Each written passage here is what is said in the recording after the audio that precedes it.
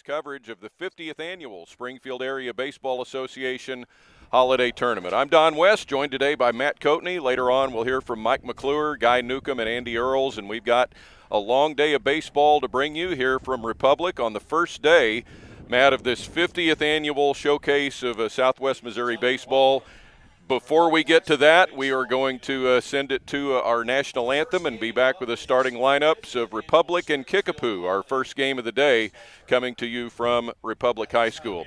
And so, to the field we go on this warm 80-degree morning in Springfield for our national anthem. Singing of our national anthem by Colton.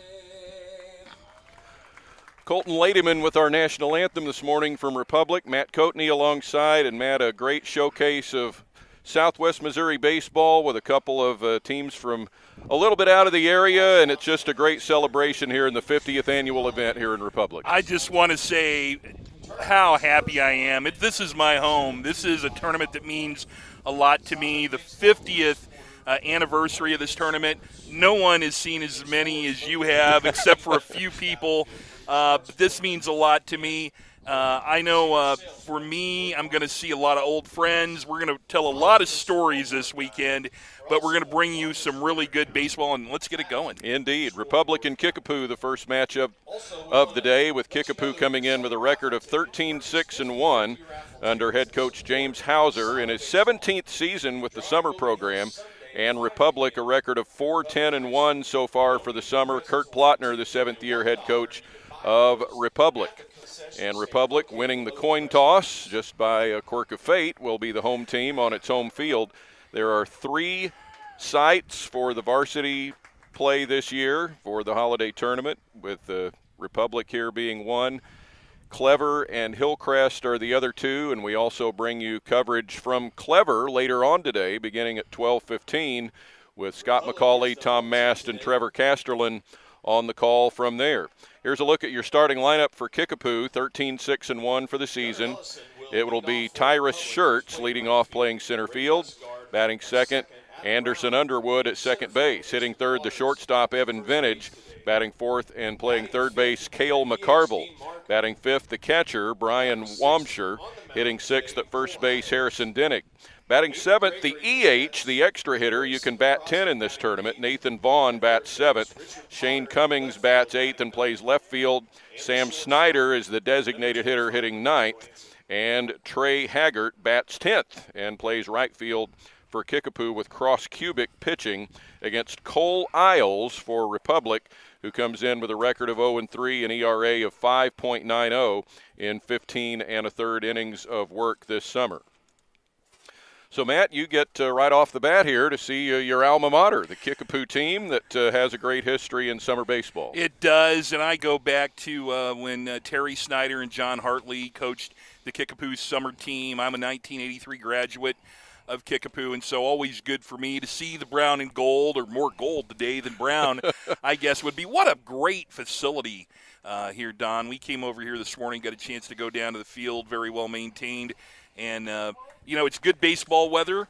It is a tremendous weekend wherever you are. More than anything, we hope you're staying safe in these strange times, but you and I don't get a chance to work together, so it is indeed a pleasure for me to bring to the microphone, working his 30th Springfield Area Holiday Tournament, the Missouri Sports Hall of Famer. Here's Don West. Matt, thank you very much. And Tyrus Schertz leads it off for Kickapoo, and the first pitch of the Holiday Tournament is in for a strike from plate umpire Rodney Cobb with Mike Hunter on the bases, a crew that probably has, 70 years or so of umpiring experience. The 0-1 pitch is low and away for ball one. Defensively for the Republic program, it's Richard Potter in left field, Adam Brown in center, Gunnar Ellison in right. Around the infield, Brayson McCroskey is at third, Mackay Blancett at short, Brady Usgard at second, and Ace McWaters at first. Next one swung on and missed, and it's 1-2. Aiden Gregory is the catcher for Cole Isles on the mound. You want to have your pitchers start off well because they're going to need a lot of arms this weekend. And a swing and a miss, and Schertz goes down on strikes to get this one underway. That's a great start for a pitcher. As I said, there's going to be a lot of arms throwing a lot of innings this weekend. You want to be efficient. And, boy, he took something off of that one, had Schertz fooled on that breaking pitch. Anderson Underwood comes to the plate, left-handed hitting second baseman, and he takes ball one low from Cole Isles. Well, these teams played each other just Wednesday night here at Republic, and Kickapoo won 5-4. Ball hit foul past third base. Past coach Jason Hauser, the veteran of 17 years of summer ball at Kickapoo, and an Ozark High School graduate. His brother James Hauser will be one of the umpires here later on today in Republic.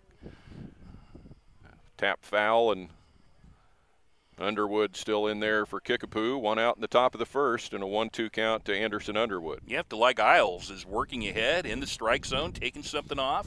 He looks good early. Tap foul at the plate. Now, windy day. I was going to say, let's talk about it. The wind is coming right out of left field, so it's going to take a poke to get it out of here today. 1-2 pitch. Hit that way, foul and out of play. South wind at 14, 80-degree morning, high humidity, going up to the low 90s today. And, of course, it wouldn't be the holiday tournament without a pretty good chance of rain Saturday and Sunday. So we'll see.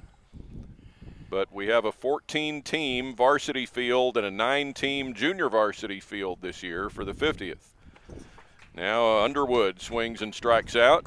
There are two gone, and Isles has struck out his first two opponents. You know, he is not throwing, a fastball by hitters, but he's throwing a big curveball that is fooling the Kickapoo hitters, and he's around the zone, and they have, not made either good contact or just flat missed that curve.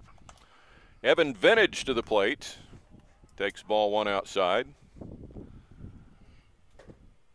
Vintage comes from a great baseball pedigree. His dad, Tony Vintage, a Glendale High School graduate. Good baseball player there 25 or 30 years ago. Yeah. 2-0 now. Vintage rips one just foul in the dust past third base. There is no one more uniquely qualified to talk about 25 or 30 years ago than you. I mean, you mesmerize me by your knowledge of not only the players and the teams, but their lineage, such as Vintage in this situation. 2-1.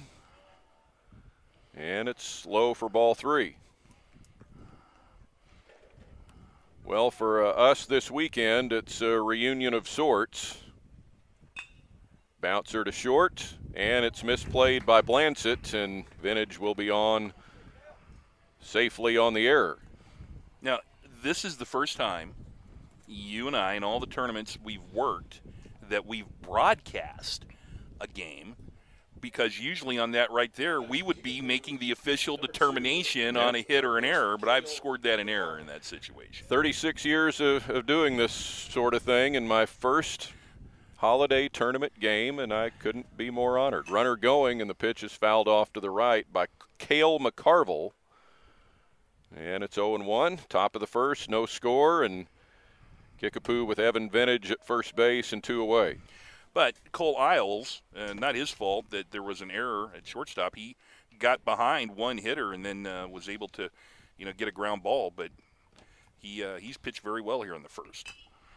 That is out of play toward the cars, and look out over in the parking lot. Now, you sort of thought I was going to park right where that foul ball. That's right. And I elected to park elsewhere. Now, it might be a bad decision later on. We'll find out.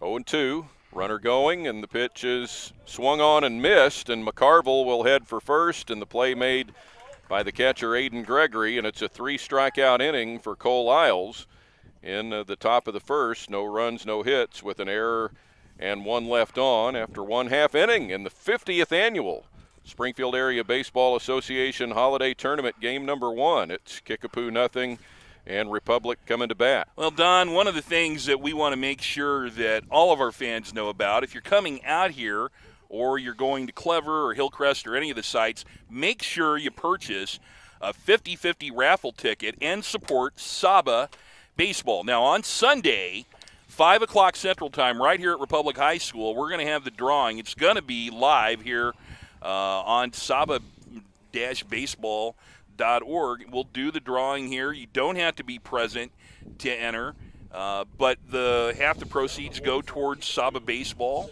and we would love to have you be part of the 50/50 drawing. It's only $1. I mean, that is 1/3 of the price of a gallon of gasoline. Just about around here. Do you buy 1 gallon of gasoline? No, you buy 10 gallons of gasoline. We're only talking about you buying the equivalent of 1/3 of 1 gallon of gasoline, and you have a chance to win the whole 50/50 pot. It goes for SABA baseball, and to do things like this, hopefully in the future, promote the athletes and also the Springfield baseball that has been going on for so long. So we really want to encourage people as you come in, make sure you buy a raffle ticket for the 50/50 pot. Indeed. Starting lineup for Republic at 4-10-1 for the year. Gunnar Ellison leads off and plays right field. Brady Usgard bats second at second base. Hitting third, the center fielder Adam Brown. Batting fourth at first base, Ace McWaters. Hitting fifth, the extra hitter EH Dean Markham. Batting sixth, the pitcher Cole Isles. Hitting seventh and catching Aiden Gregory. Batting eighth at third base, Brayson McCroskey. Batting ninth in left field, Richard Potter. And batting 10th is the shortstop, Mackay Blansett. Against Cross Cubic, who has quite a story behind him. And his first pitch is going to catch the outside corner for strike one.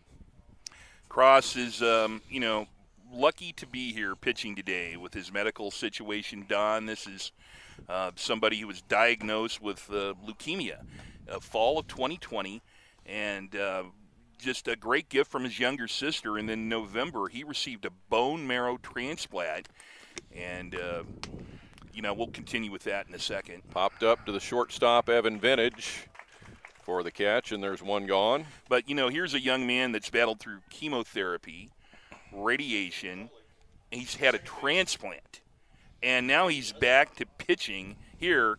The fact that he's here pitching is a medical miracle, and I know everybody in the Kickapoo program and all throughout Springfield is happy to see him back out there. Brady Usgard swings and misses. Defensively for Kickapoo, it's Shane Cummings in left field, Tyrus Schertz in center, and Trey Haggard in right. In there for strike two. Cale McCarville is at third, Evan Vintage at short, Anderson Underwood at second, and Harrison Dennig at first. Brian Wamsher, the catcher for Cross Cubic. Time called by Rodney Cobb. They call him the Cobra. One of the great veterans. 0-2. And it hits Usgard in the back. Well, you don't want to have that. We were talking about in the first inning, you want to come out, establish yourself, which Cole Isles certainly did for Republic in the top of the first inning, getting 3 strikeouts. Cross cubic, that one got away from him, way inside. Now you're going to have Adam Brown up at the plate now. And a partial swing here and fouled at the plate for strike 1 to Brown. So both teams got a runner to first base in the first inning. Usgaard is there now with 1 away and Adam Brown at the plate. Adam Brown hitting .421 coming into the tournament. Way outside.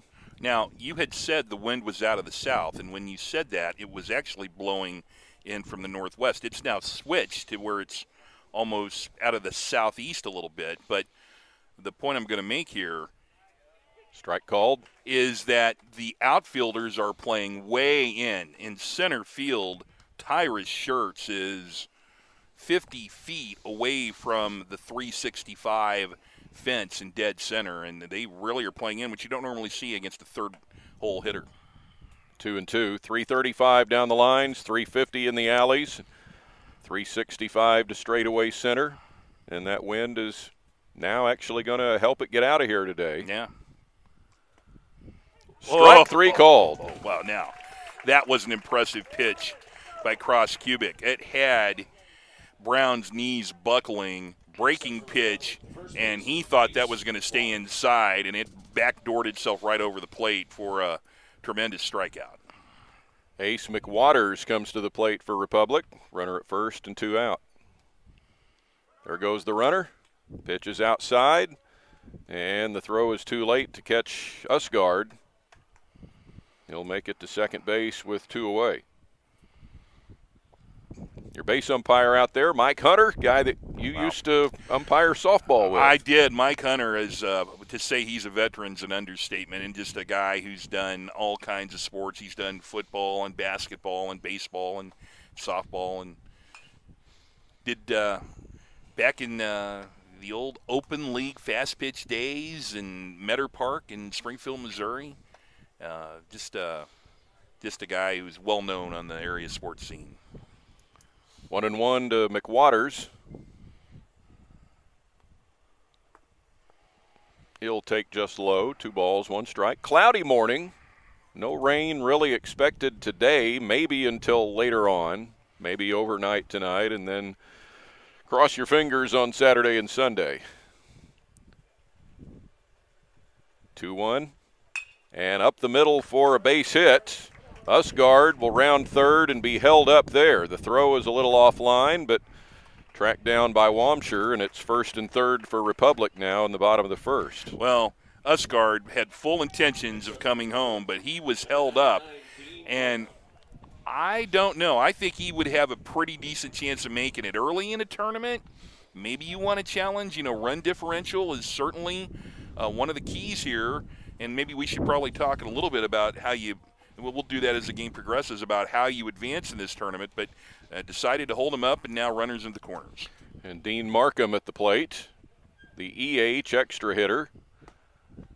And a strike call, and that's one of the tournament rules. Teams are allowed to bat 10 if they want to, don't have to.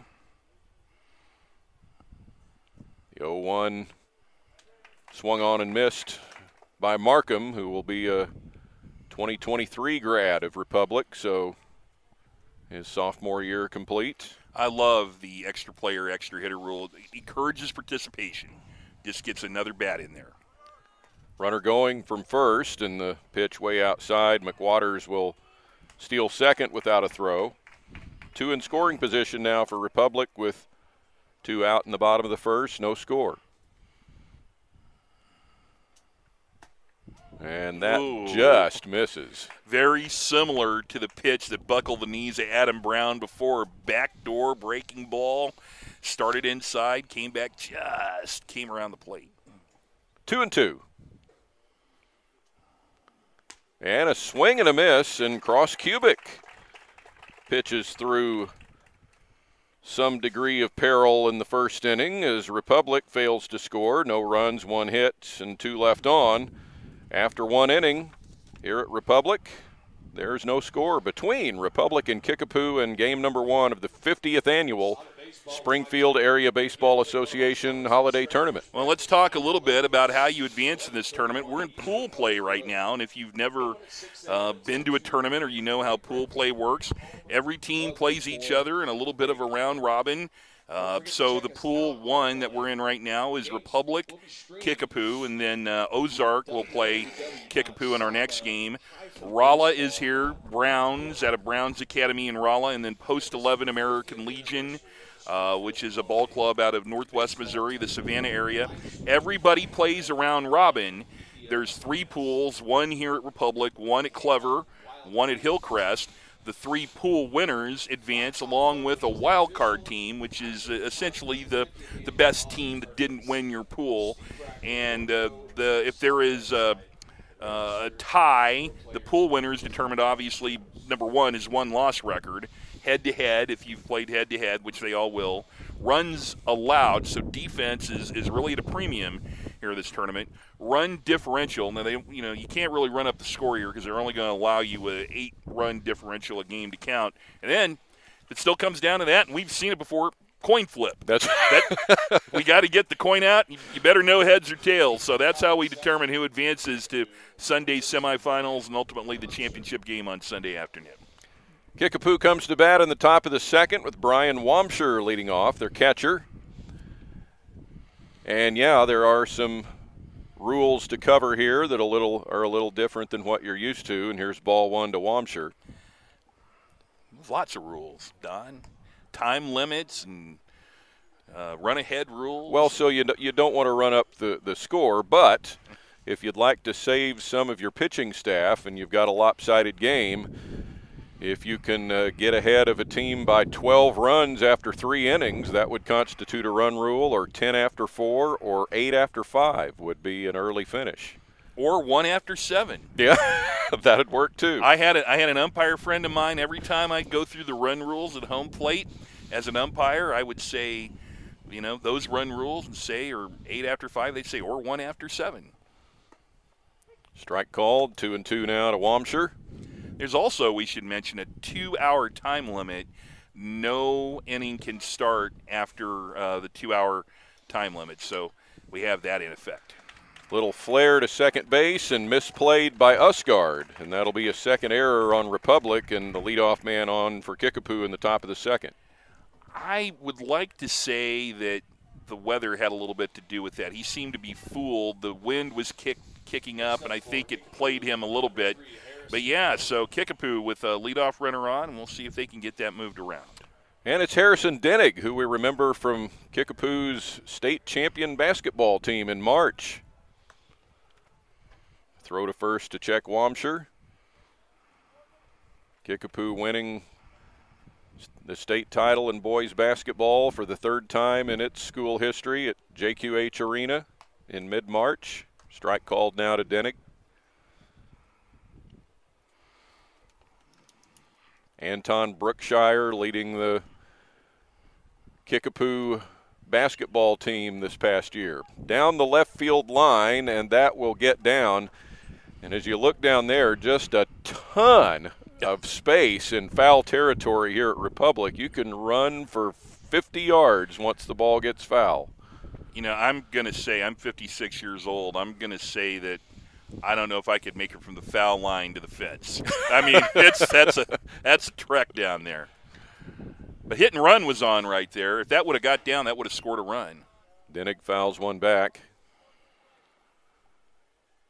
Yeah, I don't know. Maybe the Oakland Coliseum is famous for foul territory. Yeah. That's about the only place I've seen with that much foul territory. You and I have been there together. Yes, we have. High bouncer to Usgard at second base, and he will throw to first for the out as Wamsher goes to second. Boy, it hit the lip.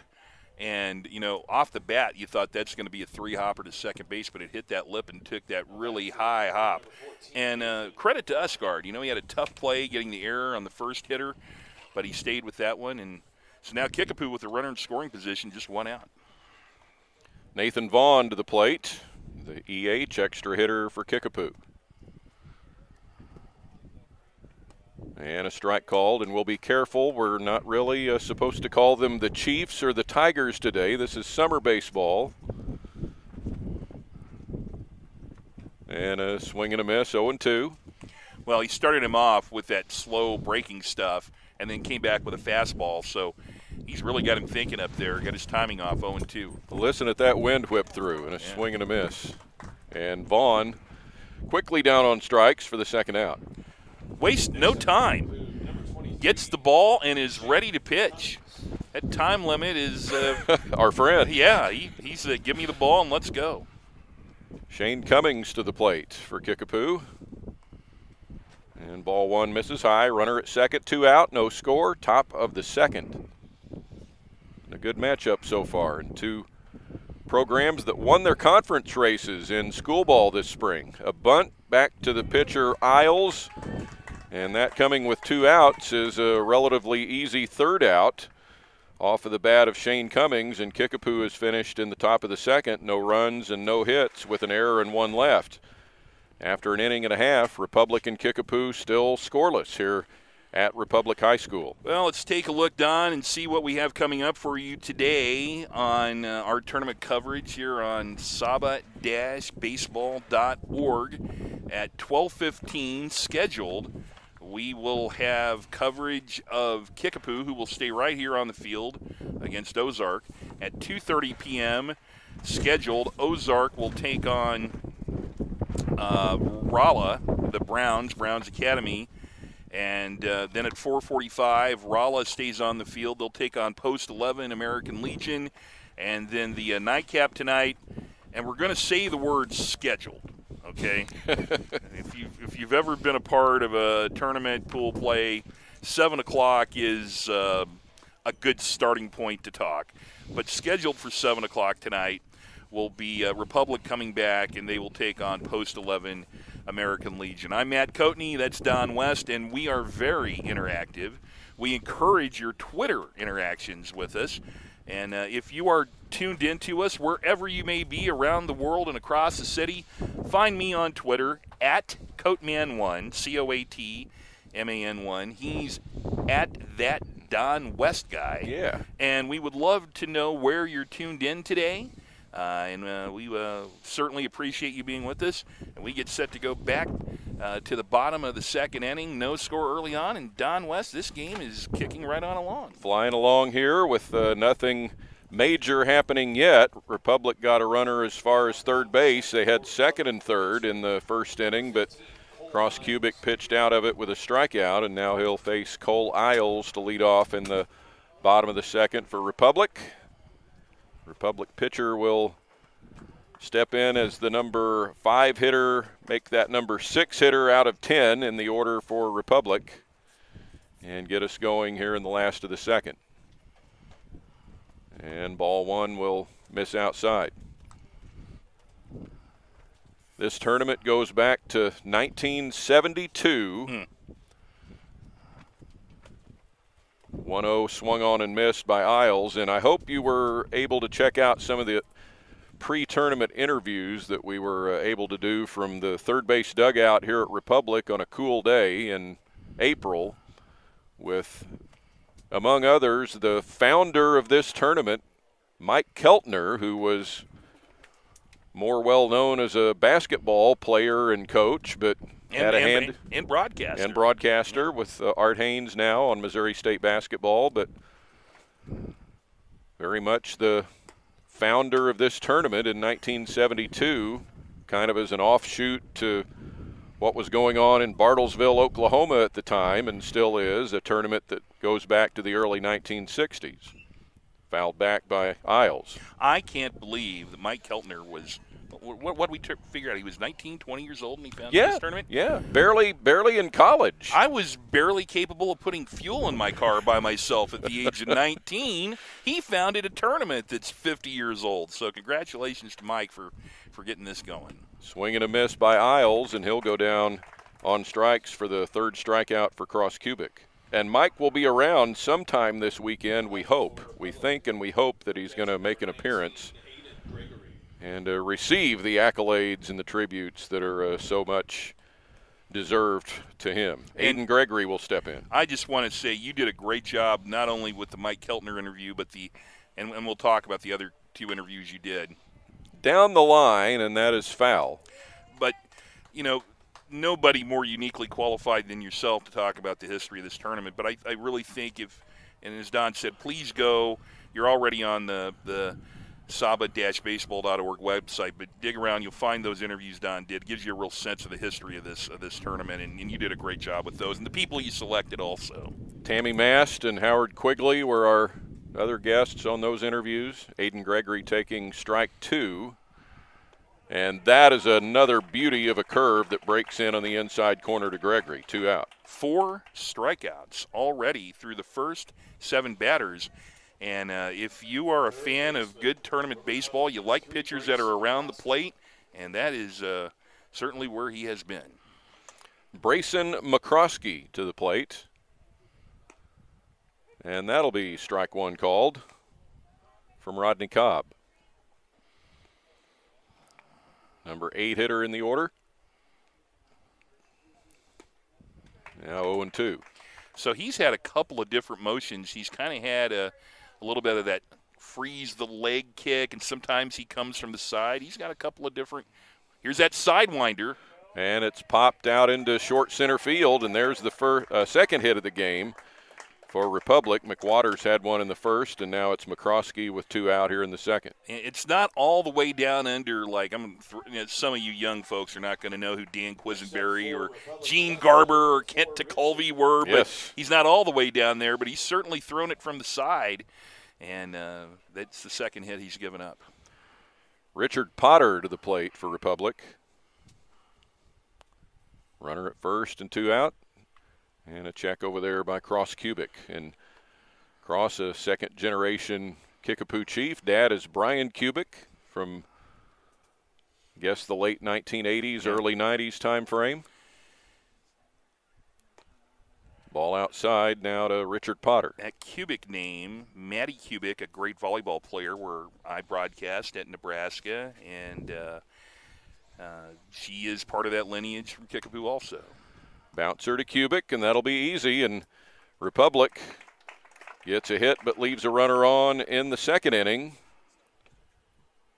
1 left. And at the end of 2, Republic and Kickapoo quietly 0-0 here on SABA-baseball.org at the 50th Annual Springfield Holiday Baseball Tournament. Now, usually on broadcasts that I do, I don't ask people to turn to other channels, but I'm going to break that rule right now, and I'm going to tell you that we have got a tremendous crew also helping us out today in the Clever Pool with coverage right now of Clever and Glendale. Our dear friends Tom Mast and Scott McCauley are over there at 12:15 for their first game. Actually, that'll be Glendale against Clever. Yep. And so switch over there. Obviously you could switch back and forth. I'd love it if you stayed here with us. I mean, you could stay here all day with me and enjoy lunch, dinner, maybe a snack. A lot of good baseball.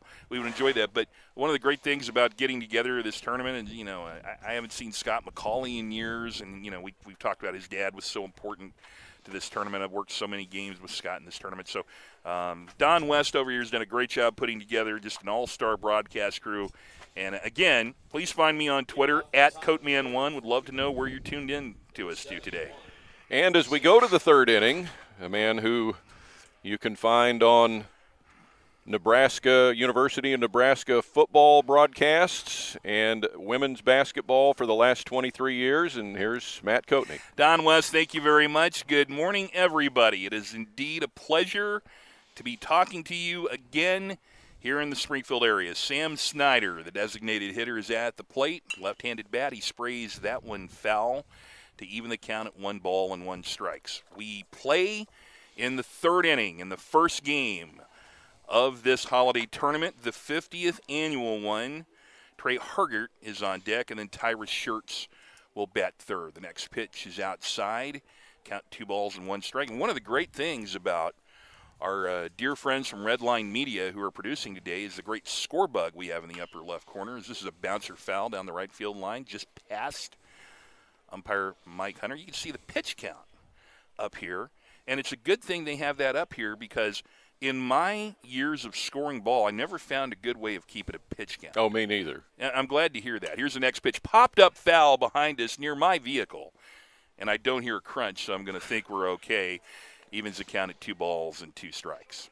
We will be with you throughout the weekend, rain or shine, with quality baseball coverage. Thank you for tuning in. Here's a breaking pitch. Strike 3 called on the outside corner. Rodney Cobb rang it up. That is strikeout number 5 for Cole Isles.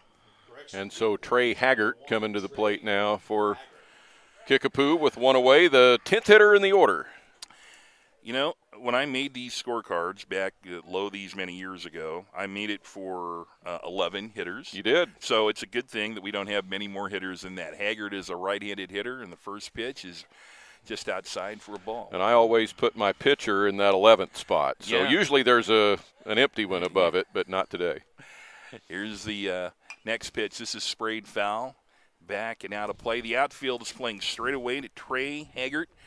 We have no score between Kickapoo and Republic and a long weekend of baseball. I am so excited to bring this to you. Here is a change-up and a big swing and a miss, almost one of those Bugs Bunny swings and a miss. You know, 1, 2, 3 swings at it.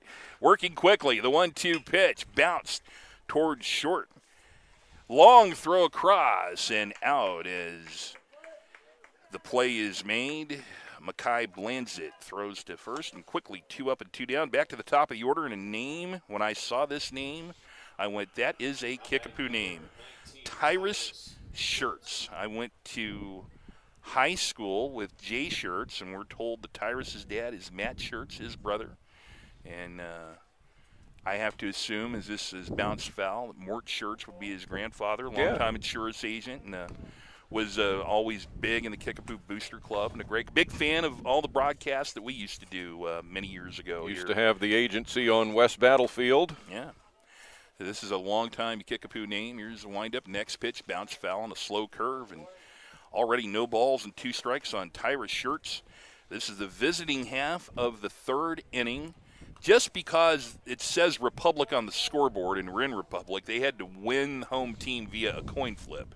All the way through the championship, home and visitor will be decided by a flip of the coin. That's another tournament rule. Here's a windup and the pitch by the right-hander. Swing and a miss, and that's about as fast as you can get through an inning. 3 up and 3 down in the top of the 3rd. We go to the bottom of the 3rd, and Republic and Kickapoo, no score. Well, friends, Springfield Area Baseball Association says thanks to its longtime supporter Play It Again Sports at 1300 East Battlefield for your sports equipment and clothing needs. And the Scoreboard Guy. Follow all his scores on his Twitter account at Scoreboard Guy. And Guy Newcomb will be around today to cover between games as we bring you the telethon of baseball today from Republic. We do. We go to the bottom of the 3rd inning, and it will be the bottom of the order, Mackay Blanzett, then back to the top of the order, Gunnar Ellison and Brady Usgard coming up. You know, one thing that we forgot to mention is Trevor Casterlin will be part of this broadcast crew across the way. And we would like to say a big, hearty holiday tournament hello to Alan Mahaffey, who has found me on Twitter. And we encourage your Twitter interactions. We're very interactive. Alan Mahaffey says he's listening, watching from Iowa. A lot of good memories with you guys, running around in the old Metter press box and then playing in the tournament. I remember Alan Mahaffey when he was – now his brother Brian, great Kickapoo player along with Alan, but his brother Brian was my chemistry lab partner. Yeah. And because of me, he became a doctor, I'm sure. Here is the first pitch way outside to Mackay Blanzett, the shortstop, who's batting in the 10 position. It'll be 10, 1, and 2 for Republic in the bottom of the 3rd, and Cross Cubic is looking good early on. Swing and a miss, and all 1 ball and 1 strike. And Brian Mahaffey, a part of the great, great legacy of Kickapoo baseball in both school ball and what used to be American Legion and now summer ball. Here is a huge breaking pitch in there for a strike.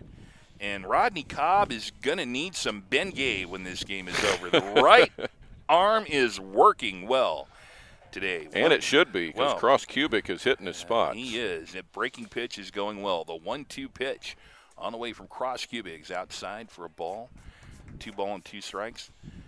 Iowa for Alan Mahaffey. Man, what a great name. I do remember he used to run around in what we used to call the Hartley box. That's right. Next to us. Always the food in the tournament was over in the Hartley box. Here's a swing and a miss. It's going to have to be handled by the catcher. It's 2-3 on the strikeout. Makai Blansett as Wamshire throws to Harrison Denig. And 5th strikeout for Cross Cubic. And in the game, that's 11 strikeouts combined. So the pitchers are getting it done early on here in this tournament, and back to the top of the order for Republic. Here's Gunnar Ellison, the right fielder. He popped up to shortstop Vintage in the first. Fastball lined into deep left center field. That'll be down for a hit. Fielded well out there by Shane Cummings to hold Gunnar Ellison to a single, or that was on its way to the fence. But tracked down well, so Ellison is on with a 1-out hit, and Republic has something shaking now in the bottom of the third. No score. Brady Usgard comes up to the plate. He was hit by a pitch in the first inning, stole second base, advanced on a base hit to center by Ace McWaters, but was held up there and was stranded. Sidewinding, first pitch just outside from Cross Cubic. Came from the side that time. He's shown several different ways. Huge lead over at first for Gunnar Ellison. They're going to keep a check on him. He had 1 foot, if you look at the cutout over there, he had 1 foot beyond the cutout, the other foot right even with the cutout. So you have to think that he has eyes and designs on second base, and he indeed is going. Slow pitch in for a strike. The throw down to second bounces in, and that's a stolen base. Gunnar Ellison, in his mind, had already stole second base 2 pitches ago. He was going to go no matter what. So now a runner in scoring position for Republic in the bottom of the third. Usgard with a chance to get the first run of the game on the board. Time is called. Well, Kickapoo, one of the programs with a great history in this tournament, going back a long, long way, just about to the beginning. And they have won it 3 times pretty recently, 2014, and then just 2 years ago in 19, Kickapoo was the champion. And then there was that year of 2007 to cover. Here's a pitch, called a strike, slow breaker on the outside corner, 2 balls, 2 strikes. And in 07, there was so much rain that we couldn't finish. And I remember it well, sitting in the what we used to call the war room at the old Clarion Hotel on South Glenstone. 2 ball, 2 strike pitch. Swing and a miss. It's in the dirt, so they're going to have to throw to first. Runner going to third. Here's a throw, and in safely is Gunnar Ellison as he takes third on the action of Usgard striking out. Wamshire had to throw it to Denig, and as soon as he committed to the throw, Ellison took off for third. But there are 2 outs. A runner at third is Ellison, and here's Adam Brown with a chance to get a 2-out hit and get the first run of the game. Brown struck out in the first inning. The first pitch to him is a breaking pitch over for a strike, and I am so impressed with these pitchers. Me too. Are around the plate. Yeah. You know, you get so used to watching major leaguers just throw it all over the place and not get the call. Oh, this is a look at that major league breaking pitch. That thing got redirected by a road construction crew halfway along. That thing took a detour at 50 feet. His best pitch of the day. 0-2 pitch. Fastball, swing and a miss. And how impressive was Cross Cubic as he did some work with a runner in scoring position in the inning. 1 hit. That runner was left stranded, and we go to the 4th. No score. Republican Kickapoo. And 7 strikeouts now for Cross Cubic through 3 innings. 2 in the first, 2 in the second, and all 3 of the outs in the third inning. He is flying along through 3.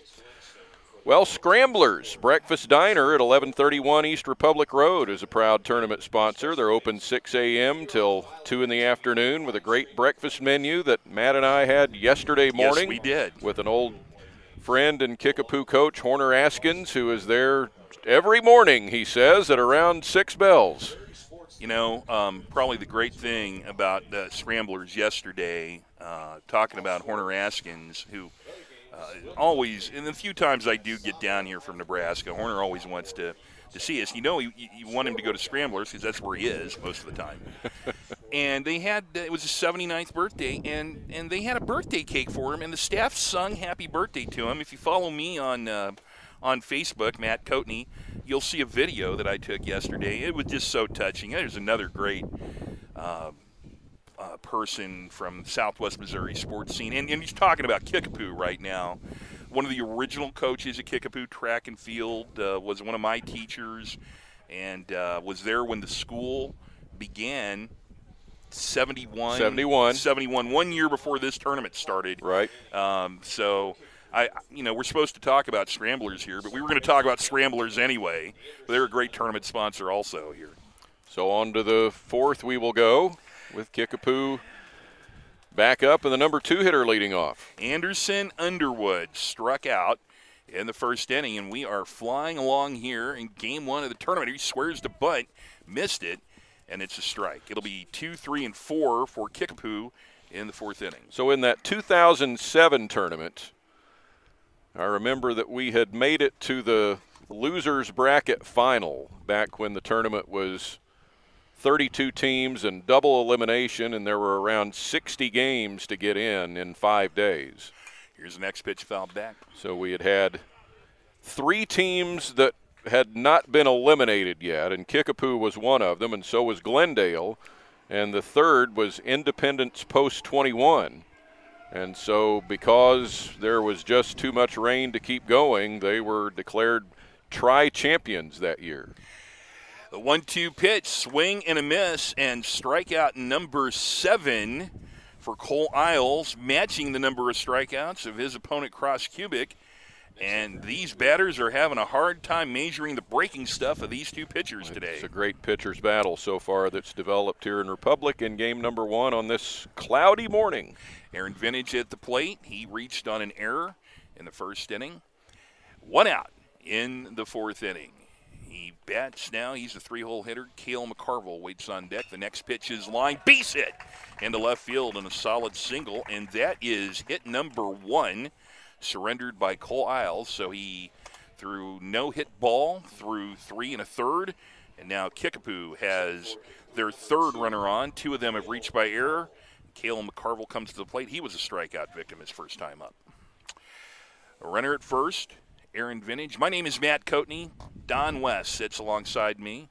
Here's the pitch, lined into left center field. This will get down for a hit. Rounding second is Vintage. He'll hold on there. And a great opportunity now for Kickapoo as they have their first 2 hits of the game on back-to-back hits to left center, Vintage and McCarville. Brian Wamsher coming up to try to move them along now. Well, you have to think, as good as these pitchers have been, 1 run looks pretty big in this so far in this tournament. So with 1 out, will Kickapoo try to move the runners along with the bunt? We'll see if something's shaking here. Here's the pitch. Not showing bunt. Takes a ball. 1 ball and no strikes. Harrison Denning waits on deck. The outfield is shading Wamsher to hit to right, and he bounces 1 foul down the first baseline. Now the format today is that every team you will see except for the host team is going to play 2 games in a row, and that means Kickapoo is staying here after this game, and they'll play Ozark in the next game. Here's a bouncer down the first base line. Fair. Oh, they called it foul. Okay. Everybody was running and looking. I didn't see a signal, and apparently the decision is foul ball, so it makes it 1 ball and 2 strikes, but not by much. Not by much at all. You saw some white dust blow up there, but next just pitch in front of the bag. Swing and a miss. First base is occupied, so no need to throw it to first. So a strikeout of Wamsher, who just missed, giving Kickapoo the lead on a line drive that was barely foul down the first base line. So now 2 out. Harrison Denning steps to the plate with runners at first and second. He's the first baseman. He grounded to second in his only plate appearance in the game back in the second. Runners are going, swing and a miss. Throw down to third, and safe at third on a stolen base is Vintage. And the trail runner, McCarville, will take second base on a double steal. Let's take a look at the replay here. Good throw, a little low, but just a bit too late. McCroskey got the tag down, handled the throw pretty well. And a swing and a miss, and already 0-2 on Harrison Denning. So Isles trying to work out of a situation with 2 outs and 2 runners in scoring position. And he gets a strikeout. They're going to have to throw it to first. Need a good throw, and scooping it out of the dirt was McWaters. And another 2-3 strikeout, and Kickapoo leaves 2 runners on. No runs, 2 hits, 2 runners were left. Isles has struck out 9 in the game, check it, and we go already to the bottom of the 4th inning. No score between Republic and Kickapoo. I would add on McWaters there at first base. Yeah, it was a great scoop. He almost came off of the first base bag a little too soon there, and that runner's coming down from third, and Aiden Gregory had to decide, okay, am I going to make a play at the plate here and a tag play, or am I going to throw to first? And he did the right thing, and I think it affected the throw a little bit, but Republic was able to get out of it again, and the biggest jam yet that the pitcher has been able to get out of, Cole Isles, and we stay scoreless. Now, I will say today has been more camera time than I've had because all I do is radio anymore in Nebraska. Well, people in Nebraska don't understand. I started in TV many years ago. That's how you first came to know me, actually. Mm-hmm.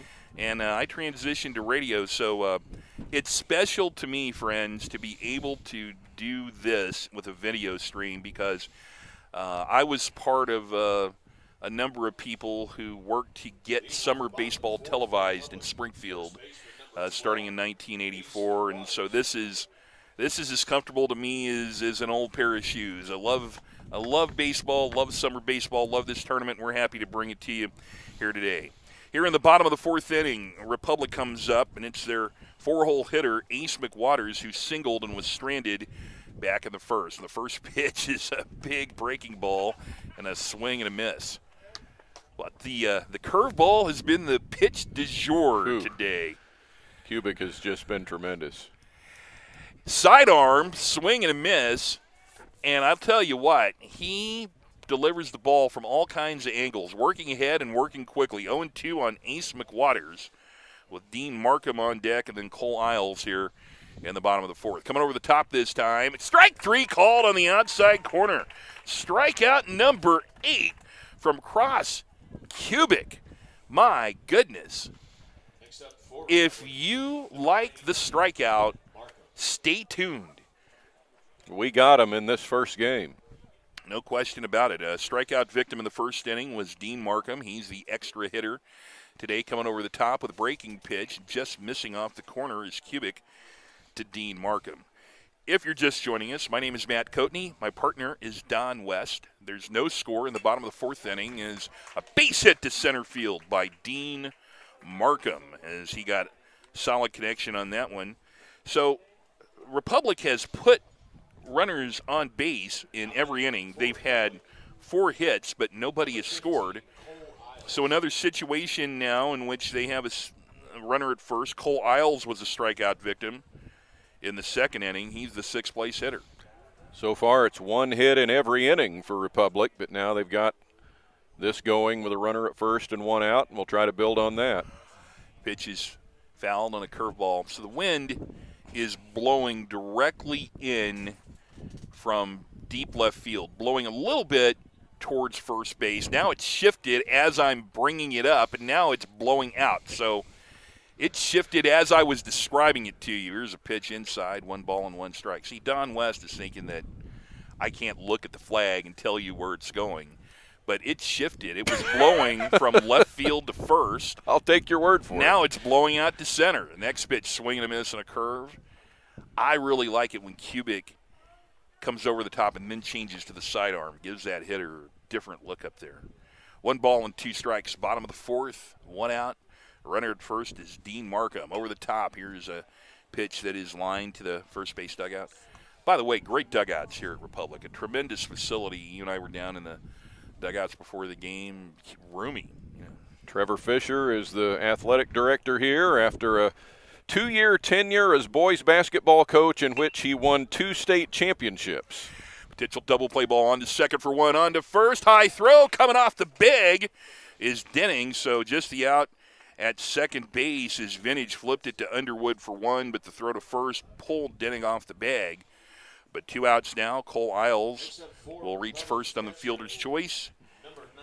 Aiden Gregory steps to the plate. He's the catcher. He bats 7th. He was a strikeout victim back in the 2nd inning. There's a 2-hour time limit in this game, and at the rate these people are going, they just give some time to the next game. Indeed. We're 49 minutes in, probably about 51 in official game time because the game time officially starts with the first warm-up pitch. Just 56 pitches in, as you can see in the top left corner of your screen, is cross cubic. 1-1 count now on Aiden Gregory's sidewinder.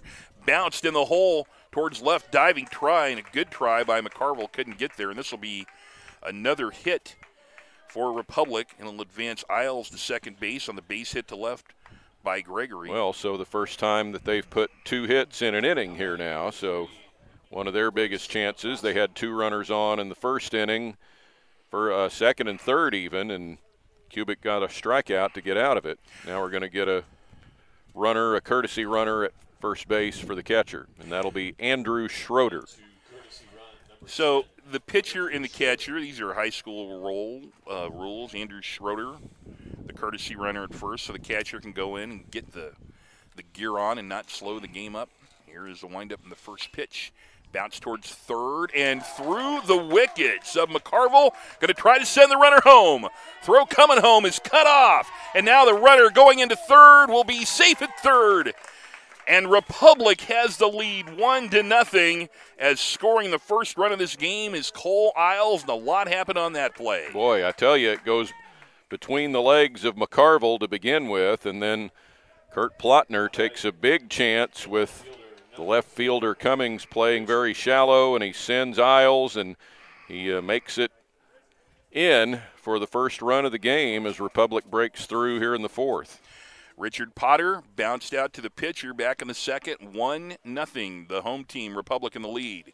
From the side, Cubic throws one way inside, and the ball bounced in. Wasn't a steal, but McCroskey is going to run down to second as the pitch bounced in there.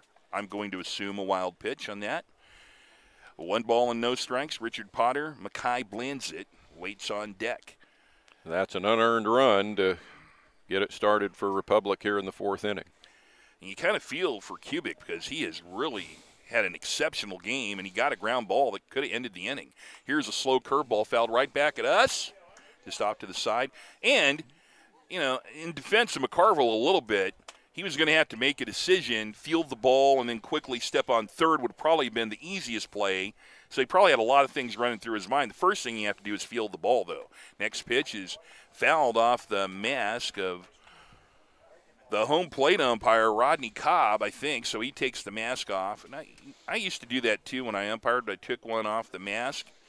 I don't know why you take it off because it's not like you need to, you know, put a Band-Aid on the mask. Or shake the cobwebs out. Yeah, you do have to shake the cobwebs out. And this is a pro move here by the catcher, Wamshire. He runs out to say anything to the pitcher to give Rodney Cobb a couple of moments to get the Tweety birds away from his face.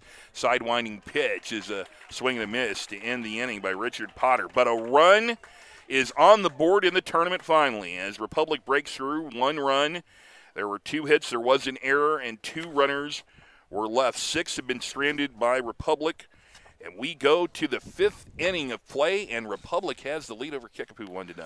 Well, the 50th holiday tournament is live streamed by Redline Media Alliance and K-Raj Wildcat TV and can be watched where you are at saba-baseball.org. That junior varsity bracket will be taking place at Rogersville today with their first game underway between Rogersville and Willard. And the JV also has a pool at Parkview. There are 9 teams total in the JV bracket. At Parkview, we'll have Kickapoo, Ozark, Republic, and the Fort Smith, Arkansas Junior Sportsmen. And at Rogersville, it is Rogersville, Willard, Billings, West Plains, and I love this name, the Pomme de Terre Muskies. Oh, goodness. Are in the JV bracket. And if you know anything about Pomme de Terre Lake, that's a great name for that team from north of Springfield. Pomme de Terre Muskies. There's not even any of these low minor league baseball teams with a name that good. I love that. In the varsity, it's action at Republic, Clever, and at Hillcrest. The Hillcrest pool is underway with Hillcrest and Willard playing there. No streaming from there today, but there will be tomorrow. And at Clever, we'll have streaming beginning at 12:15 with Clever and Glendale. Here at Republic, it'll be Kickapoo and Ozark in the next game, followed by Ozark and the Browns from Rolla. Into the 5th inning we go, and it will be Nathan Vaughn leading off for Kickapoo, and he takes ball 1. And pop foul, and Cole Isles has been solid. He's allowed just 3 hits. As we hit the 5th inning, Nathan Vaughn stepping in for the second time, a strikeout victim back in the second. And on 1-1, swing and a miss. Don, we have a score update from the JV pool at Parkview in the 4th inning. Kickapoo with a 6-0 lead over Ozark.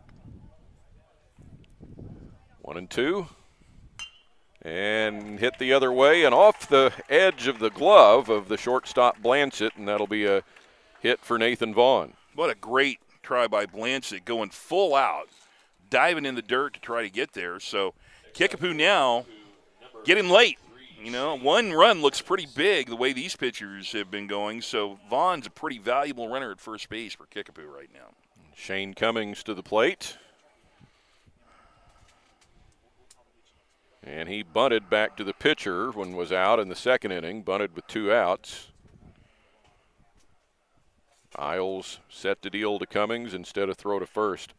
The thing I love about Republic's history in this tournament, going back into the 1980s, especially when Howard Quigley was their summer coach, their American Legion coach, bunt attempt, and that'll be a strike to Cummings.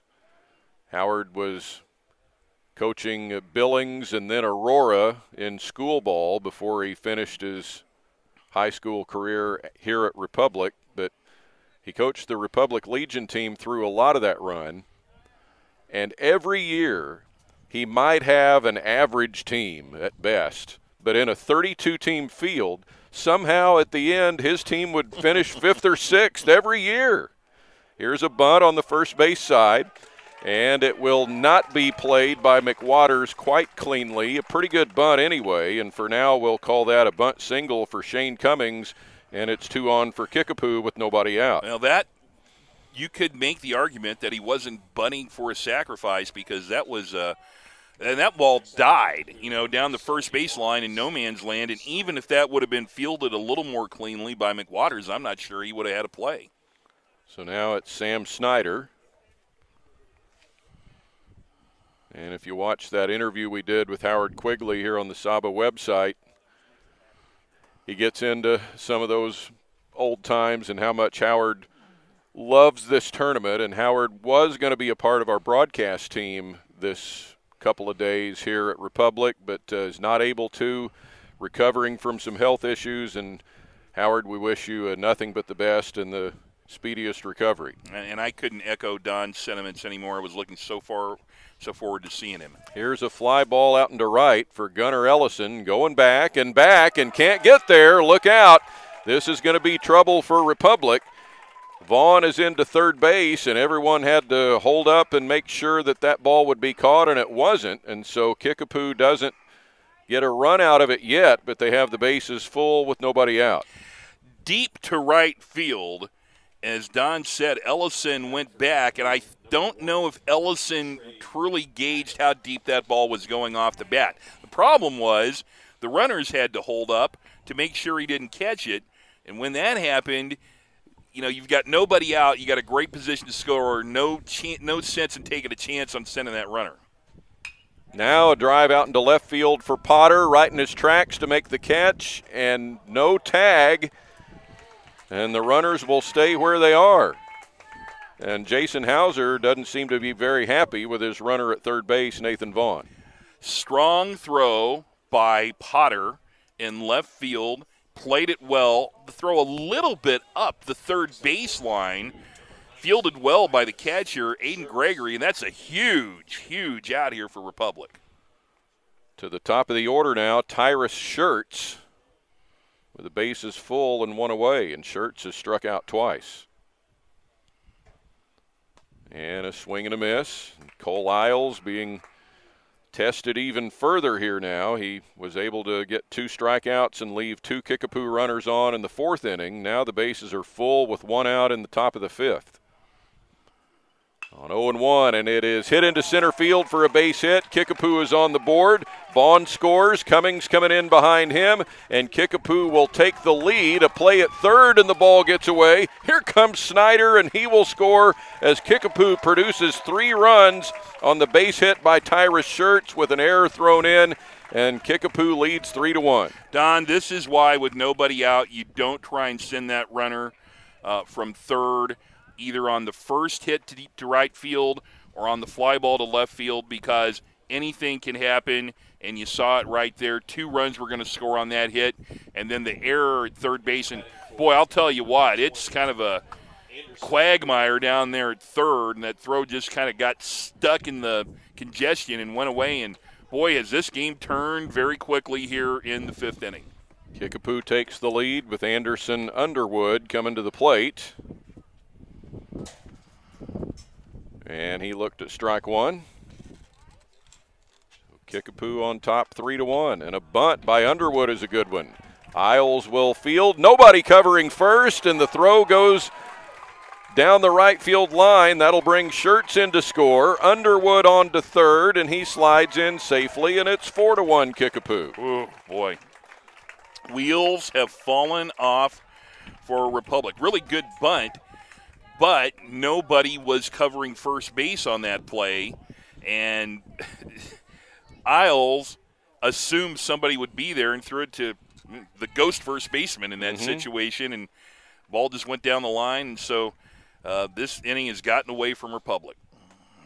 And a strike called now to Evan Vintage. So 4-1 Kickapoo here in the top of the 5th. 2 errors on Republic in this inning. The ball misses, and that's 4 for the game now in the error column for Republic. 1 ball, 1 strike to Evan Vintage. He has been on base twice, reached on one of those errors and singled. And a swing and a miss, 1-2. So after striking out 9 through 4 innings, Isles has not been able to solve Kickapoo here in the 5th.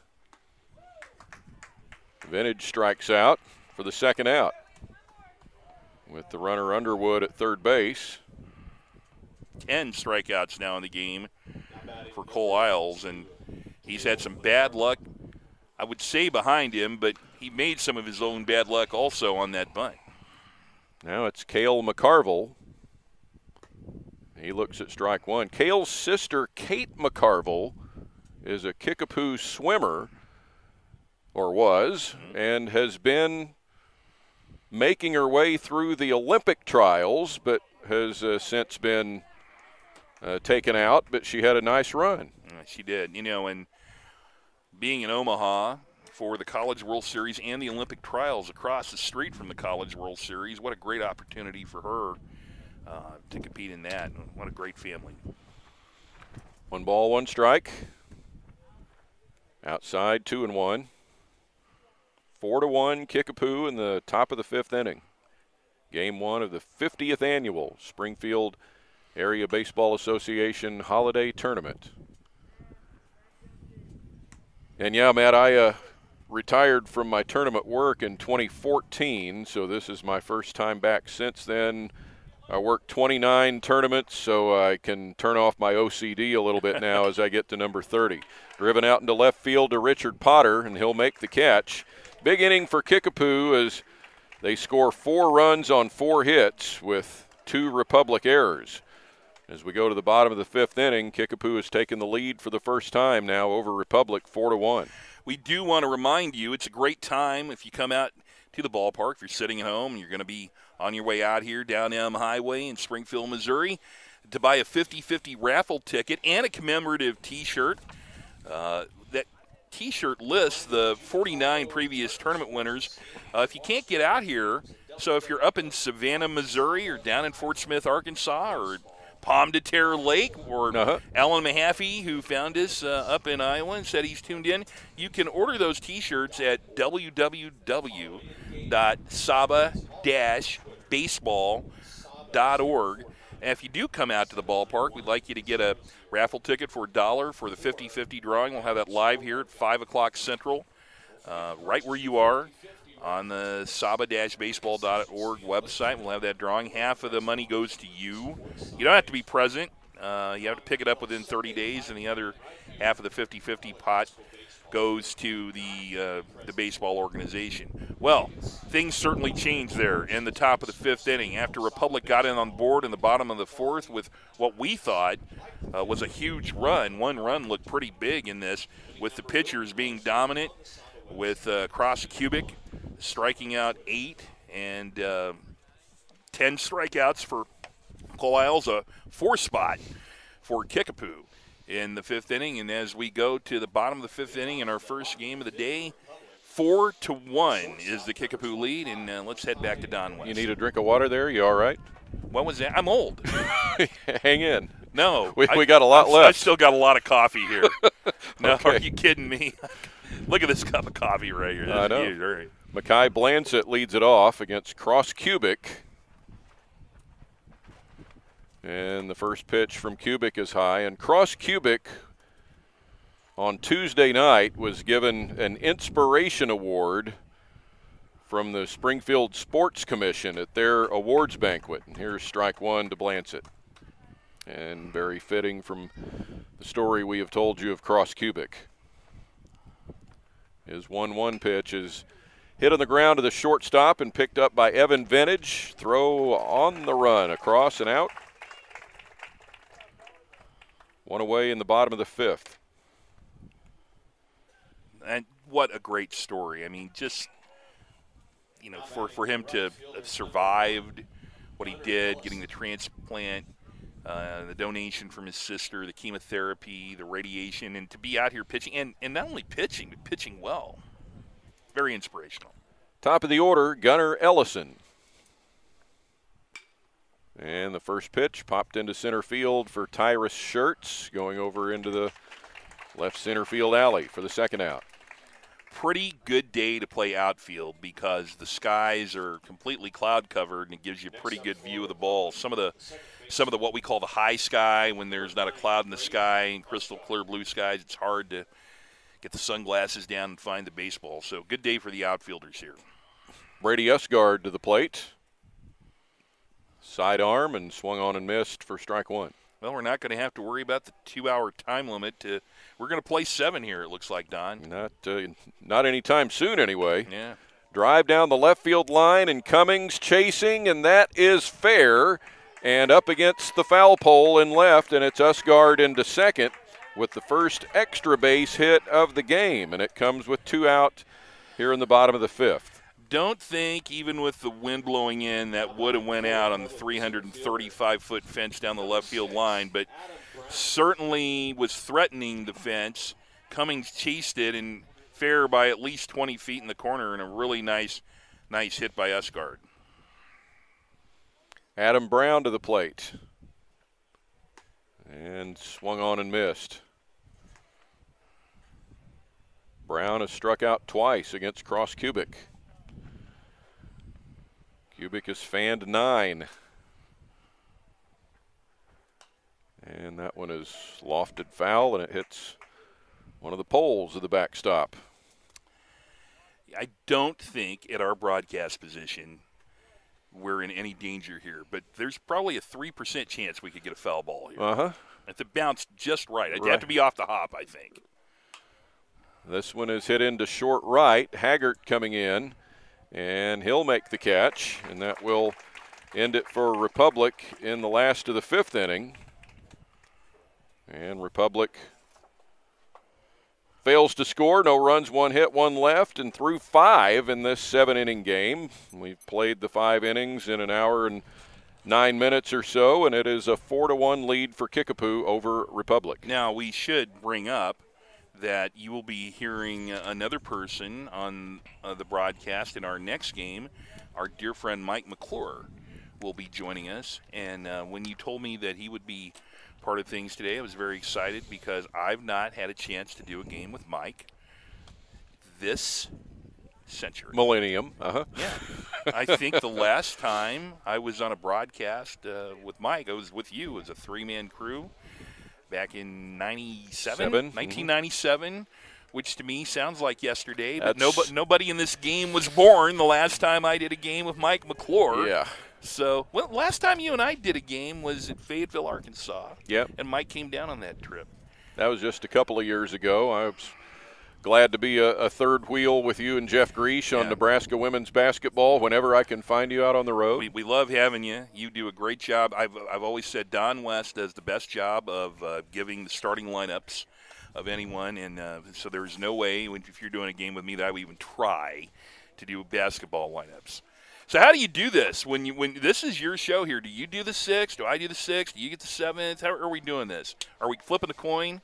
On to the 6th we go here at Republic High School, and here is Matt Coatney. Thank you very much, Don. Boy, we had a lot of time to prepare for this. As you can see, thanks to all of our amazing sponsors who are keeping us at a high level here today as Wampshire fouls one off. SFC Bank at 2006 South Glenstone is a longtime supporter of the holiday tournament. And K-Raj Wildcat TV has the live streaming of the JV tournament with pool play beginning today in Rogersville.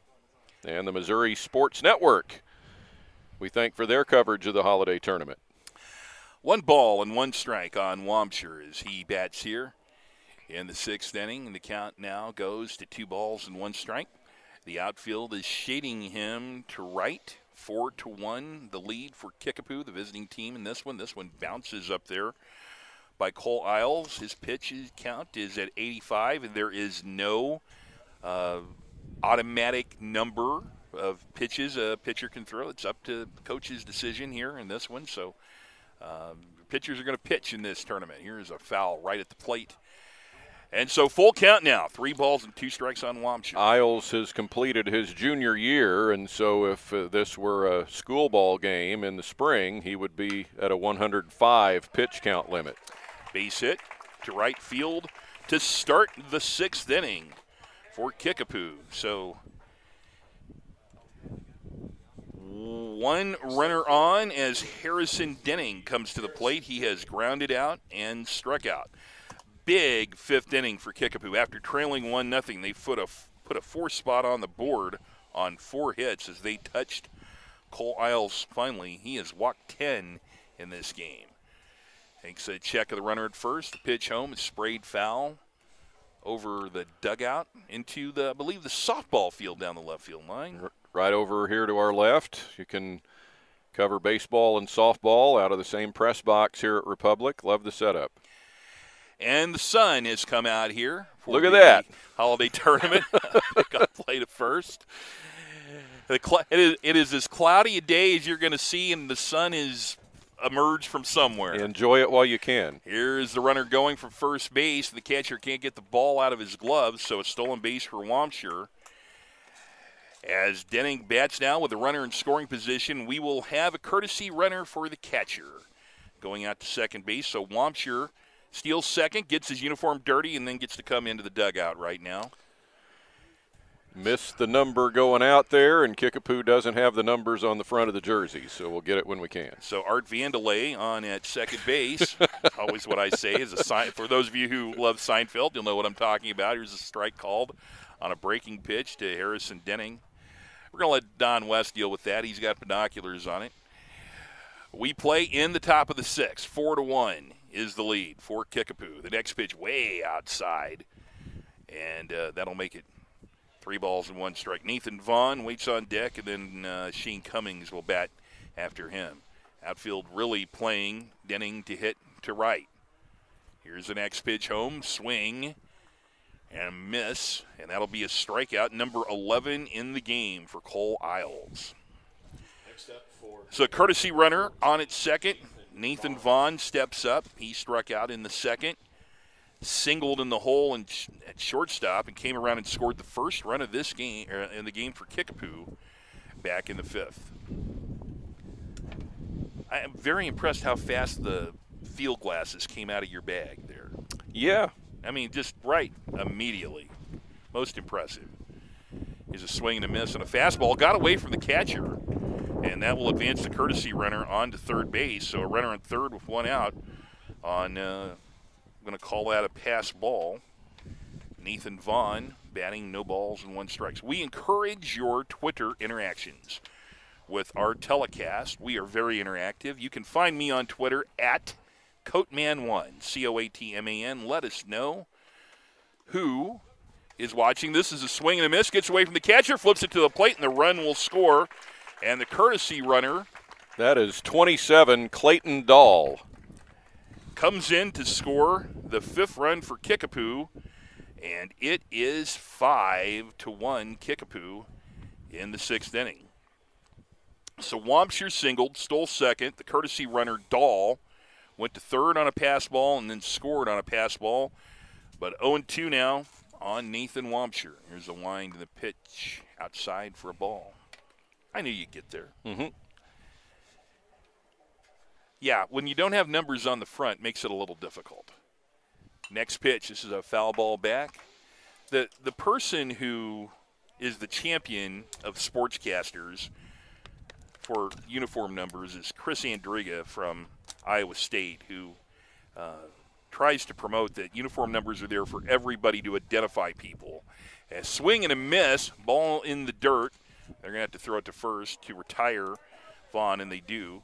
Or it gets away, so it will put him at first. So it's a strikeout, number 12 of the game for Isles. He's credited with a strikeout, but advancing to first is the runner, and I believe that Rodney Cobb, I thought he was going to send the runner to second, but he was just pointing down there. So the runner will stay at first, so he advances. It's got to be an error. Yeah, error, I'm going to say, on the throw. So that will be error number 5 against Republic. Indeed. Steve Cummings at the plate. He pops one up foul. Going to possibly be a play for the catcher, who dives.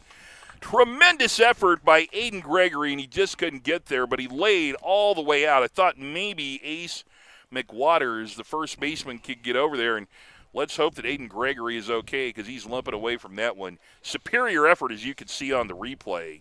Remember, just laying fully out. Just couldn't get there, so he'll need a minute to kind of collect himself. Meanwhile, 97 pitches now for Cole Isles. He closes in on the 100 mark here in the 6th inning. How about our content provider here, Redline Media, headed up by Andy Earls with the pitch count and score bug. Very attractive here in our coverage today. Here's a pitch, catches the inside corner for a strike. And 0-2 now on Shane Cummings. Outfield plays him straight away. In the 6th inning, 5-1 the lead for Kickapoo. Still batting. Here's a pitch that's fouled at the plate, and we'll do it again. Now the wind is kicked up a little bit more than it has, and it's blowing directly out from behind us. I think that's what we'll see most of the day here. Yeah. See the flag back there blowing out from the south, straight out to left and left center. Yeah, the flag is billowing and almost straight. It's been variable at times throughout the game, but this is clearly from right behind us. Here's a pitch, bounces in the dirt. 1 ball and 2 strikes. So Isles certainly has accounted well for himself today with 12 strikeouts, but Kickapoo has put up 5. Here's a breaking pitch.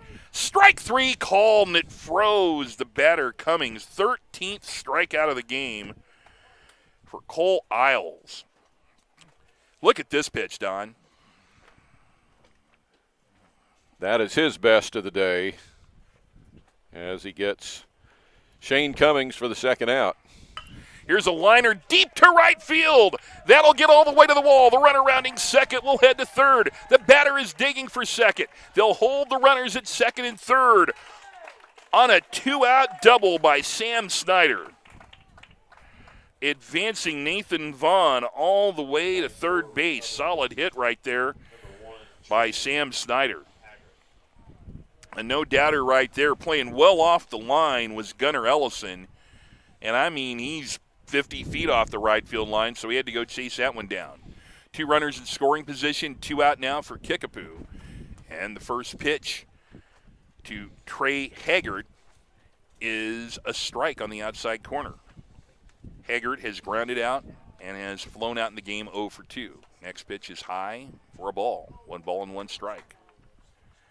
My name is Matt Coatney. Don West is my broadcast partner today, and I am delighted to be returning to my hometown for this 50th anniversary of this great tournament. Ball gets away from the catcher, will score a run, and 6-1 now is the Kickapoo lead as Vaughn comes home and scores. Been a tough inning for Republic. Gregory had that one get away from him, and Snyder will advance to third. So Kickapoo has blown this open here in the 5th and then the 6th innings.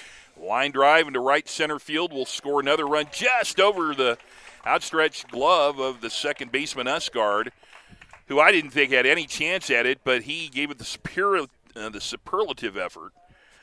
Now 7-1 the lead for Kickapoo, and 104 pitches here for Cole Isles, and that might be it for him, Don.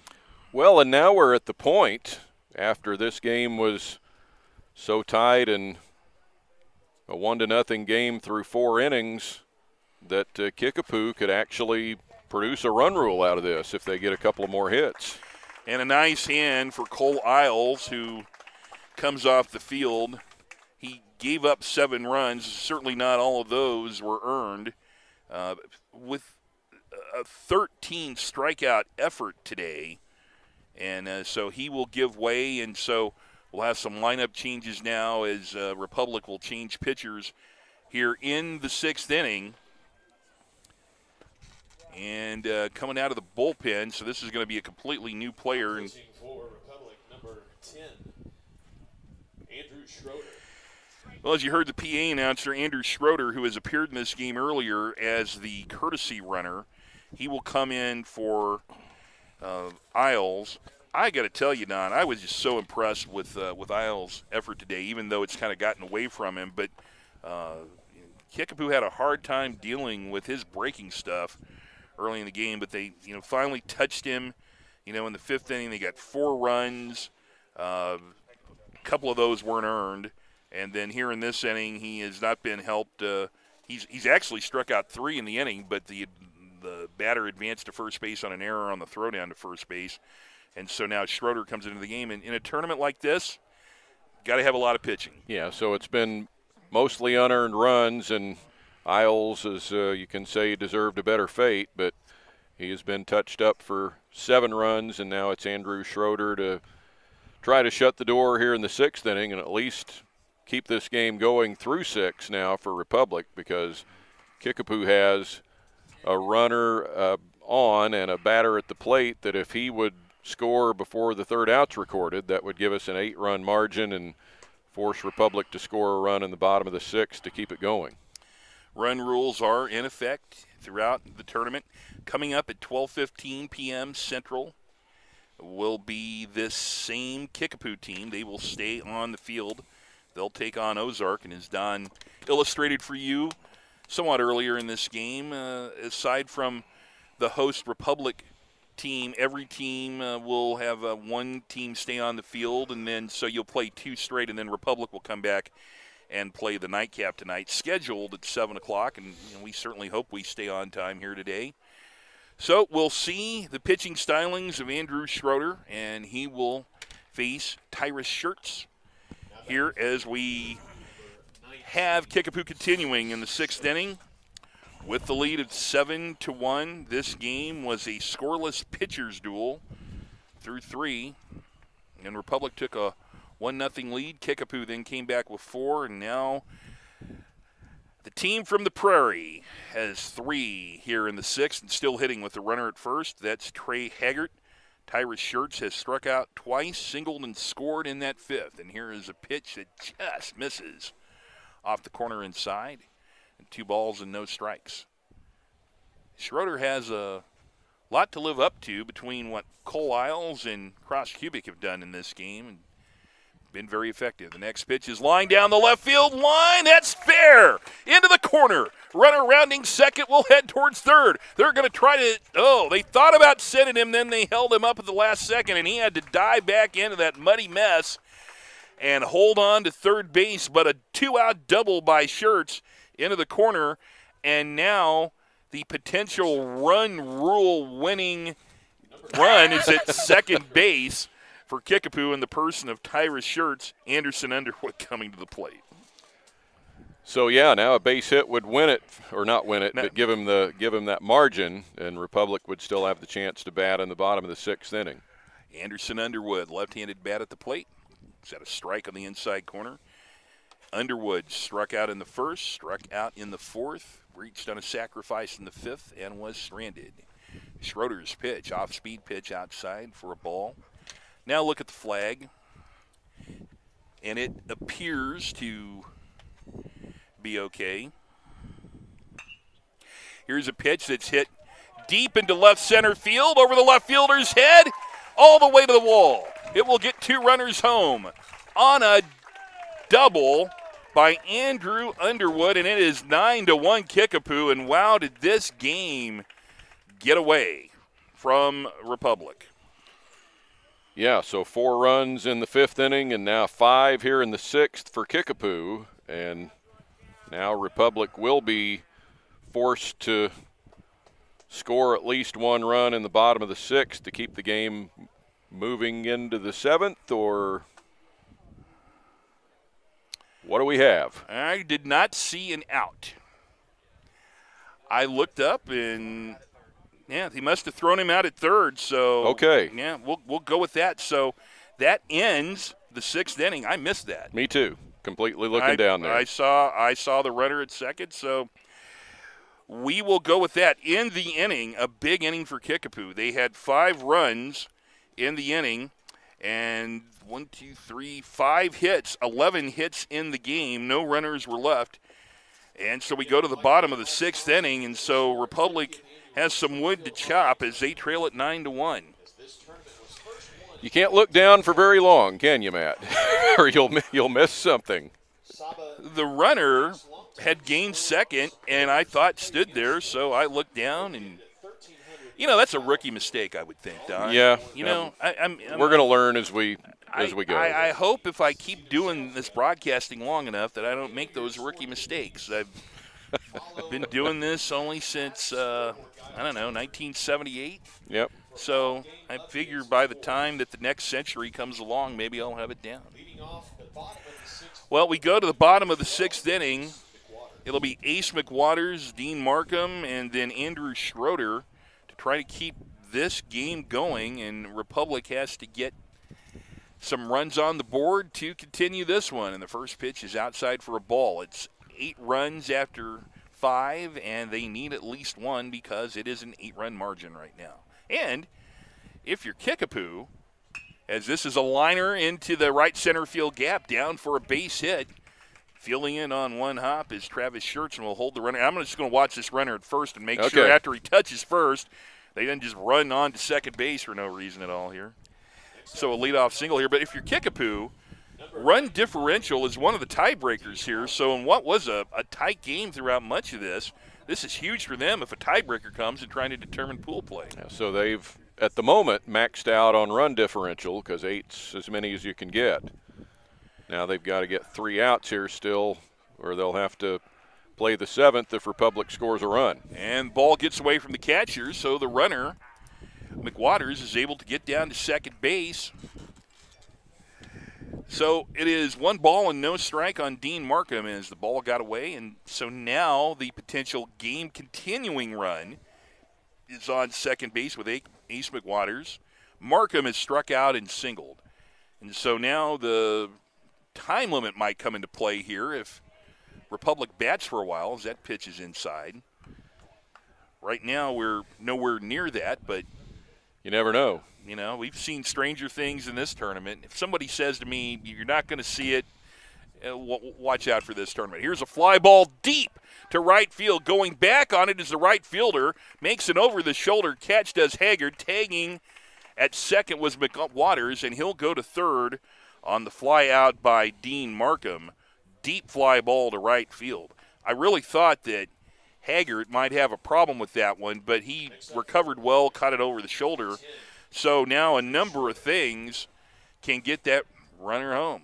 And we've got Andrew Schroeder batting for the first time in this spot in the bat. That will score McWatters, and it is 9-2. Kickapoo in the lead as Republic is able to get away from the dreaded 8-run differential, and we will play at least the 7th inning in this game. Well, we thought we were heading towards a run rule. We were there for a bit, but great work by Republic to get a run across. 75 pitches here for Kubik, which is a really good number in the 6th inning as the first pitch to Gregory. And now the second pitch makes it 1 ball and 1 strike. 9-2, Kickapoo in the lead. Game 1 of the tournament. Next pitch, swing and a miss. We will be here for you longer than the old Jerry Lewis Labor Day telethon used to be on Labor Day weekend. we will be dominating your video stream interest. Next pitch, a beautiful pitch on the outside corner. 1 ball and 2 strikes. Woo, that ball sang a song on the way up to home plate. Kubik has had great movement today. The 1-2 pitch. Runner is going. Swing and a miss for a strikeout. And a double play on a stolen base. Strikeout number 9 by Kubik. And a throw out of Andrew Schroeder at second base. But Republic stays in the game. They come up with a run on 2 hits. Nobody was left. They've stranded 7 in the game. And we go to the 7th inning. Kickapoo in command and leading Republic 9-2. And coming up at 12:15 today, we will have coverage of this same Kickapoo team as they will stay on the field and they will take on Ozark. Mike McClure will join us for a 3-man broadcast booth for that one. Also, joining for that one will be Don West and myself. And so we are happy to be here with you on Game 1 of the tournament here today. And we will be here the entire weekend, and we'll play the entire 7th inning. Not even close to coming up to the time limits. So congratulations to these teams for getting in and off the field, and especially the pitching here today, because these pitchers have combined for 22 strikeouts, the 3 pitchers have here today. Also, a good time to remind everybody about the 50-50 raffle. You don't have to be present to win. You get 50% of the pot. Saba Baseball gets the other 50%. We'll have the drawing for you right here on Sunday afternoon at 5 p.m. Also, you can get a commemorative T-shirt. You can either get it here or one of the other places that are holding the tournament, one of our venues. You can order it online here at saba-baseball.org. I saw that tournament T-shirt earlier. I am a big fan of tournament T-shirts. I probably at one time had, I want to say 5 or 6 tournament T-shirts, and I think my daughter Jill ruined all of those her first 2 weeks of life when she did not like the bottle I fed her. She doesn't do that anymore, does she? She's 28. Yeah. She regifted a lot of the formula I gave her, is a great way to say it. Here to take you through the 7th inning. Here's Don West. All right, and it's Kickapoo now with a 9-2 lead, and Evan Vintage at the plate, and he pops one down the left field line, and well foul, but a hit a long way with that wind helping it. So Evan Vintage is 1 for 3 in this game, and it's Andrew Schroeder, the second Republic pitcher of the day, to bring in ball 1 to Vintage. So we're an hour 34 into this first game of the day. So far, so good on the time limit or the start times of games, but we'll see what happens in the 7th inning here. Ozark awaits Kickapoo in the next game here. And the sun has disappeared again. This one through the legs of the catcher, Gregory. 3 balls, 1 strike to Evan Vintage. I have to tell you, Don, I live in Nebraska now, and I wasn't familiar with these facilities. What great facilities here at Republic with the softball field, and it's a beautiful, beautiful complex they have here. Great place to be kind of the anchor location for this tournament. It's ball 4 to Evan Vintage. Cale McCarville coming to the plate. For many years, Republic's former home field, Barnhouse Field at the old American Legion post right over on the extension of West Sunshine, Highway 60, was a home to this tournament. This is down the line and foul, hit by McCarville. Don, check me on this. Was that the first walk of this game? I think so. I got to thinking, have we seen a walk yet? I don't think so. Credit to both of these pitching staffs, and that's the first walk of this game. McCarville pops one into right field. Ellison misjudged it, coming way in, and he misplays it. It is down, and McCarville is into second base safely, or into first, and Vintage is into second. And we'll, for now, call that a hit for McCarville. Well, tough play for the right fielder, especially the wind played a few tricks on him right there. But, Kickapoo, you've got to play in this. 7-run lead seems comfortable, but you're also playing for run differential. Foul tap by Brian Wamsher, the catcher. The tie-breaking rules for determining the winner of the pool, of course, 1-loss record in the pool, head-to-head, runs allowed, and then the 4th one is run differential, and then they go to a coin flip. So run differential important. 0-1, and inside to Wamsher. First and second, nobody out for Kickapoo in the top of the 7th. 9-2 Kickapoo on top. This one sails high. Follow on Twitter at SABA and then 0497-9100, 9100. That's the Twitter handle for Springfield Area Baseball Association. And they do a really good job of keeping you up to date on scores. You can search on SABA Baseball, and if you see that SABA 049-79-100, that's them. Bouncer to second base. He'll go to second and out there. Ooh. A close play. Huge.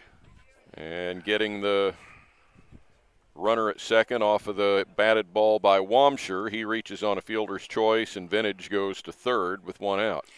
Veteran call by Mike Hunter there, who took his time, didn't make the call too early, made sure he knew what he was looking at, and we'll have a runner at first base for the catcher here, courtesy runner.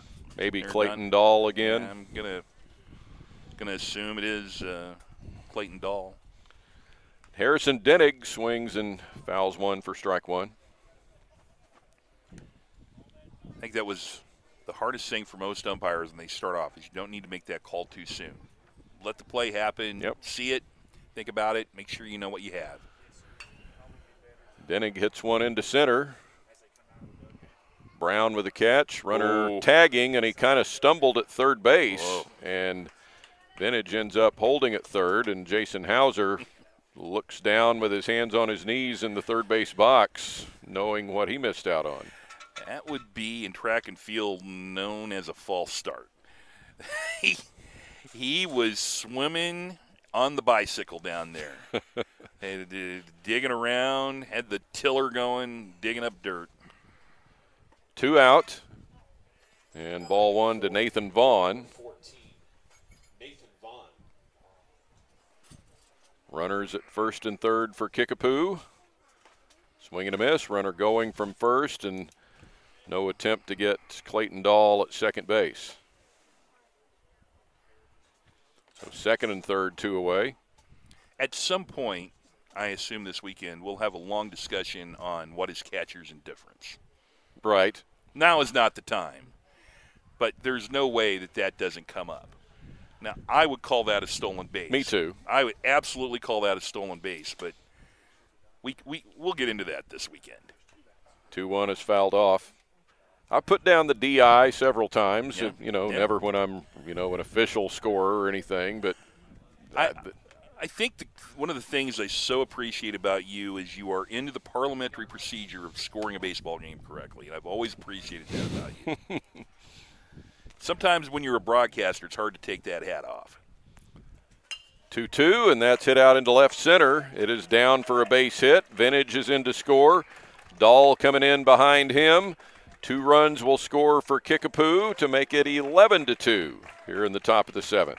We've talked a lot about the run differential, so even though Kickapoo now has a 9-run cushion here, if it stays like this, only 8 of those runs will count towards a potential tiebreaker in pool play because the run rule is 8 after 5. So that kind of prevents teams from trying to, I hate to say run up the score, but, only 8 of those runs will be, of the 9, will be helping them if it comes down to that. Wild pitch here sends Vaughn to second. He is there with 2 away, and Shane Cummings taking ball 1 from Andrew Schroeder. What a beautiful day it's turned into out here, Don. Humid but windy to kind of give you some sense of coolness, I guess. 2-0. And a strike called. Expected to go up to about 91 today. And the humidity expected to be about 2,000%. So the wind chill will be pretty high here today. Fouled back into the top of the netting. 2 balls, 2 strikes to Shane Cummings. You could see the showers that are up northeast of Springfield, northeast of Stratford towards Lebanon right now, but it's moving away from this ballpark. Tapped foul. Hanging over the right center field light pole, you could almost see light rain falling from the clouds off in the distance, way down the way, but nowhere near here. That one missed, and 3-2. And over the right center field fence, the Southwest Power Plant. Yes. This is ripped foul down the left field line. One thing we never had back in the day at Meadow Park or Barnhouse, we didn't have cell phones, weather apps. I've got my computer out here looking at Can you imagine some of the stories that we wouldn't have had if we knew the rain was coming back in the day? Yeah. Can you imagine that? That would be great. Strike 3 called to Shane Cummings. Schroeder strikes Cummings out, and that will do it for Kickapoo in the top of the 7th, but Kickapoo gets 2 runs to get that margin back to 9. He put 2 hits on the board and strand a runner. And on to the bottom of the 7th we go, with Kickapoo leading now 11-2 over Republic. Now, when we finish this game, we will have a video for you that we will have between games, and then we will have coverage of Kickapoo and Ozark scheduled for 12:15. That might start a little bit earlier. We hope it does. Try and keep the tournament on time. I believe I saw Mike McClure has checked into the ballpark and was behind us here a couple of moments ago. He will join Don and I for the next game. I'd like to remind you that's the 50th anniversary of this holiday tournament, live streamed by Redline Media Alliance, and K-Rod's Wildcat TV can be watched right where you are at saba-baseball.org. Bottom of the 7th inning. Republic has some wood to chop, Don West. Indeed. Brayson McCroskey leads it off. And Cross Cubic trying to finish what he started here for the complete game. And the first pitch to McCroskey is hit to the shortstop. Charging in is Vintage, and a high throw and safe at first. That'll be an error. Pulled him off the bag, and again, Mike Hunter, veteran move, making sure he had a good angle on the swipe tag, making sure that ball didn't come out, and got him off the bag. Second error on the game on Kickapoo. Richard Potter comes to the plate. 0 for 2 against Cubic. And ball 1. Just the 80th pitch upcoming now for Cubic. If you're Kickapoo, you got to be very happy with his performance here today. 10 strikeouts. This one is popped into short left field, and that'll get down. Kind of an excuse me swing right there. It almost looked like it was going to stick on Potter's bat, and it trampolined off of that and found its way into left field for a hit. So 2 on for Republic, and it's Micah Blancett, the 10th hitter in the order. He is 0 for 2. At this stage, a triple play would end it. Wow. Holy cow. Pitch to Blancett. Swing and a miss. Did you know Jack Buck called that one time? Have you heard that? I do believe he did do that one time. You really called a triple play would end it and then got it. Oh, my goodness, do I miss Jack Buck. 0-1 is popped straight up. This will be back of the plate and caught by Wamsher. Great play. I mean, that was literally as straight back from home plate as you can get. And Rodney Cobb, the home plate umpire, this is one of the toughest jobs an umpire has because you're taught to watch the catcher's shoulders. The catcher didn't see it immediately, and then he flipped and almost ran Rodney Cobb out of the way, which is what you're supposed to do, push the umpire out of the way. Everybody did a good job there. Now Gunnar Ellison, and a double play would end it, and this one is popped up. Infield fly is called, so that'll be the second out, and McCarville squeezes it, and Republic is down to its final out.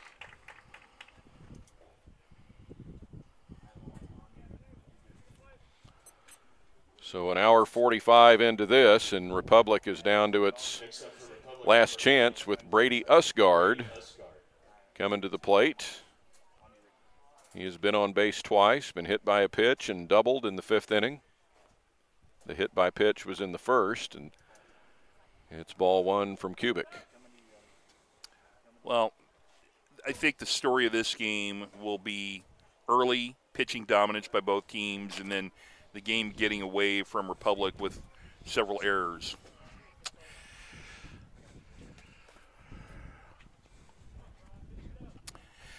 As we continue here, Matt Coatney and Don West with you. We encourage your Twitter interactions.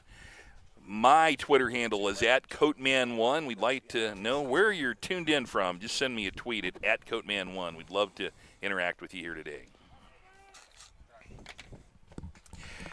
As action continues here, we will have coverage of Ozark and Kickapoo coming up, scheduled at 12:15 Central. We'll have a small video for you between games, so just keep it right here where you are all weekend long for 50th Annual Springfield Area Holiday Tournament.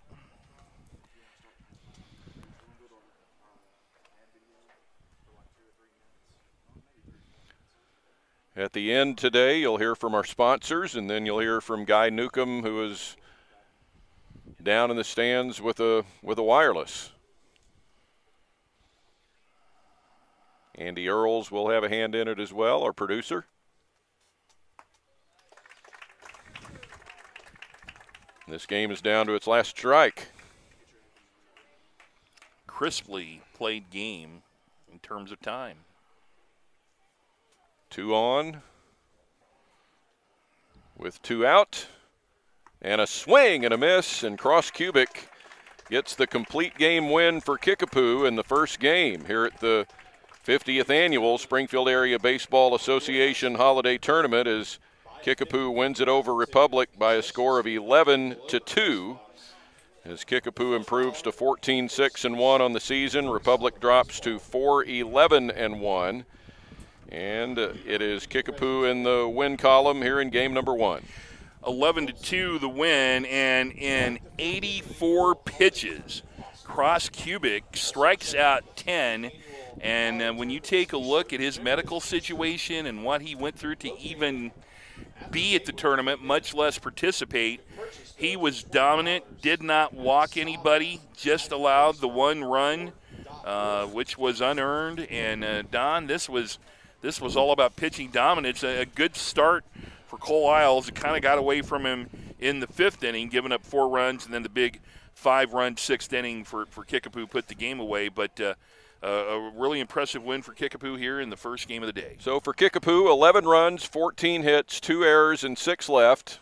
For Republic, 2 runs, 9 hits, 5 errors, 9 left. Cross Cubic gets the complete game win. Cole Isles takes the loss with a game played in 1 hour and 47 minutes. And so coming up next at around 12:15, it will be Kickapoo staying on to play Ozark in game number 2 here at Republic in this pool play at the 50th Annual Holiday Tournament. Good start to the day for us. I thought it was great, Don. You and I love working together. It's been a long time.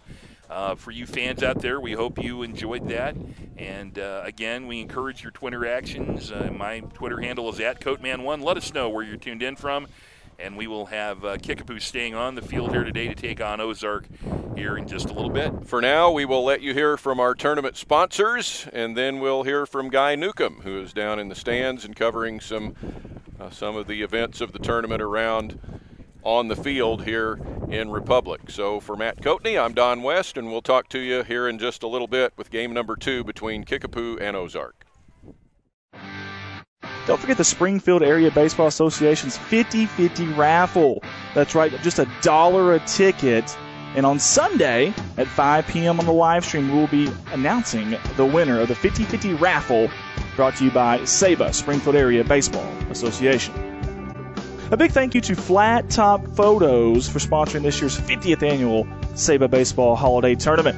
Owner, photographer Steve Rackley has been in the business for many, many years and does a fantastic job with his sports photos. You can get a hold of him at 417-425-6823. Flat Top Photos, the official photographer of the 50th Annual SABA Holiday Baseball Tournament.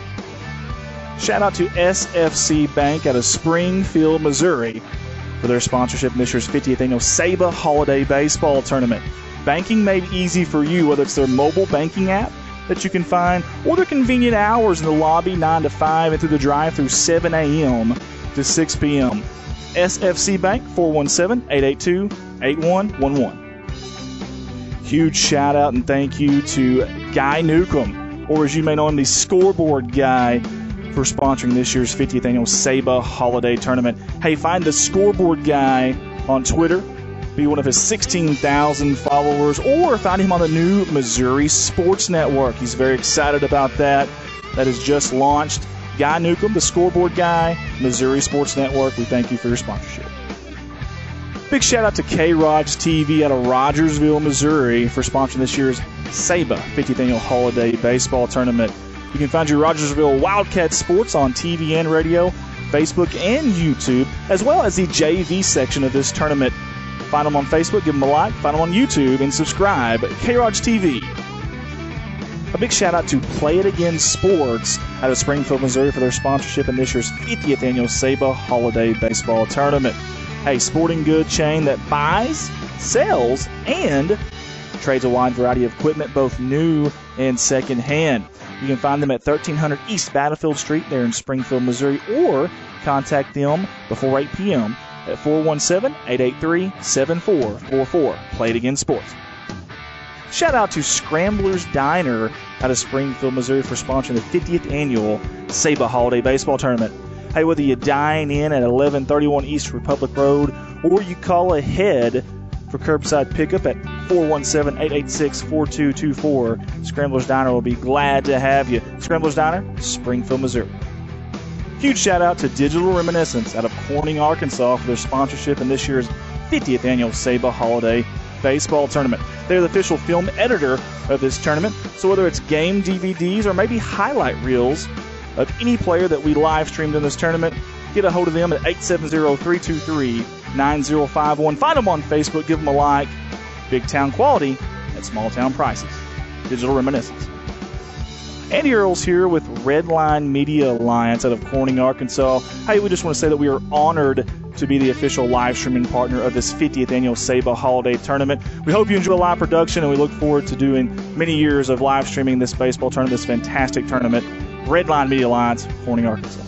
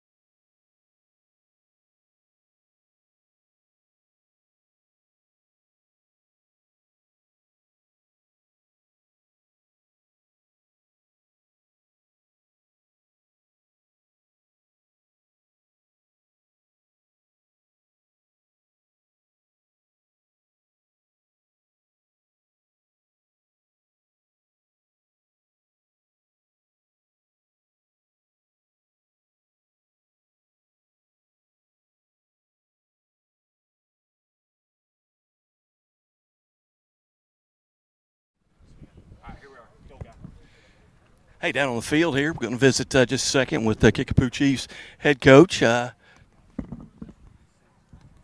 mic is on. Hey, visiting with Kickapoo head coach Jason Hauser. And, Coach, congratulations on the win. But you go back at the beginning of that game, and you're looking at a pretty pitching dominance there with both your pitcher, with Cubitt or Crofts, and with what Cole Isles did, kind of shut you down. Then you score 11 runs in 3 innings. Yeah, I thought both pitchers early were really on their game, mixing pitches well and changing location and areas. So, yeah, definitely a pitcher's duel early. And then we were able to kind of figure something out a little late in the game. And I think the ability to move runners in multiple ways kind of paid off for us to get us going on the other end of it.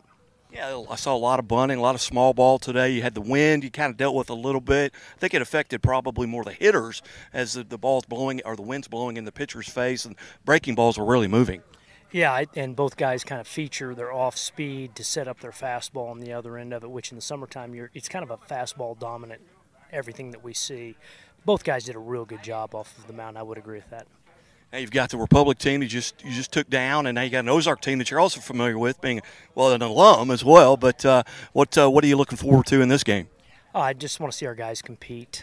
It's summertime for everybody, and I'm sure both Republic and Ozark are a lot like us. We've got multiple sport athletes. 7-on-7 was on yesterday, and a lot of our kids play football, and we've been trying to kill them in the weight room in the summertime as well. So it'll be interesting to see how they handle 14 innings of baseball today, and I say that because, you think that they should be able to, and that's kind of our expectation, but we'll see how they do. Well, Coach, again, congratulations. Hey, thanks for a few minutes here. And, hey, get to back-to-back games. You get to kind of rest a little bit, and we're just praying the rain stays away. I hear that. We want the rain. That Coach Jason Hauser here with Kickapoo as they get ready to take on a very good Ozark team. We'll send it back up to Andy, and we'll be up there in just a moment. How about that, guys? Guy Newcomb, a.k.a. the scoreboard guy out there. We got a star-studded cast here for the 50th Annual SABA Holiday Baseball Tournament live from Springfield, Missouri. Big thank you to this man beside me. He won't take much credit, but he plugged us a lot.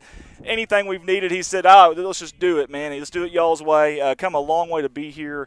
Man, very professional, did a great job. Don West, unbelievable. I see why these guys are so well regarded around this area. Obviously, we're from Arkansas. Was that fun? I had I don't know if I'm on here, but I had a great time. You might want to, thank you. There Very we go. good. I had, this tournament means so much to me. And Springfield is my hometown. I've been in Lincoln, Nebraska now since 1995. Yeah.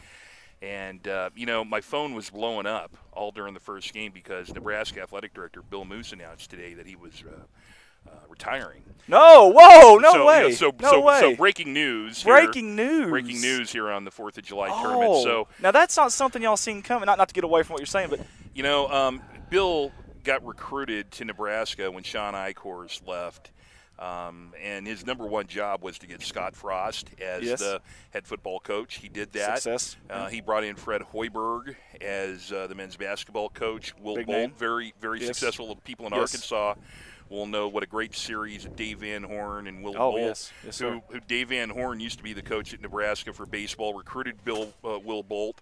And so this is big news out of Nebraska. So, I come down here and everything blew up literally as we came on the air for the 10 o'clock game this morning. So thank goodness Don West did play-by-play of the first 2 innings here because I was dealing with a number of people asking me, so I had to kind of deal with it. But Bill Moose, a great guy, a very attractive job at Nebraska. Interestingly, the Husker Sports Network as it exists, the rights, Learfield IMG College, go away next week, and the university's taking the rights in-house. So I had anticipated Bill Moose being my employer in about 72 hours. So it's going to be pretty interesting for me.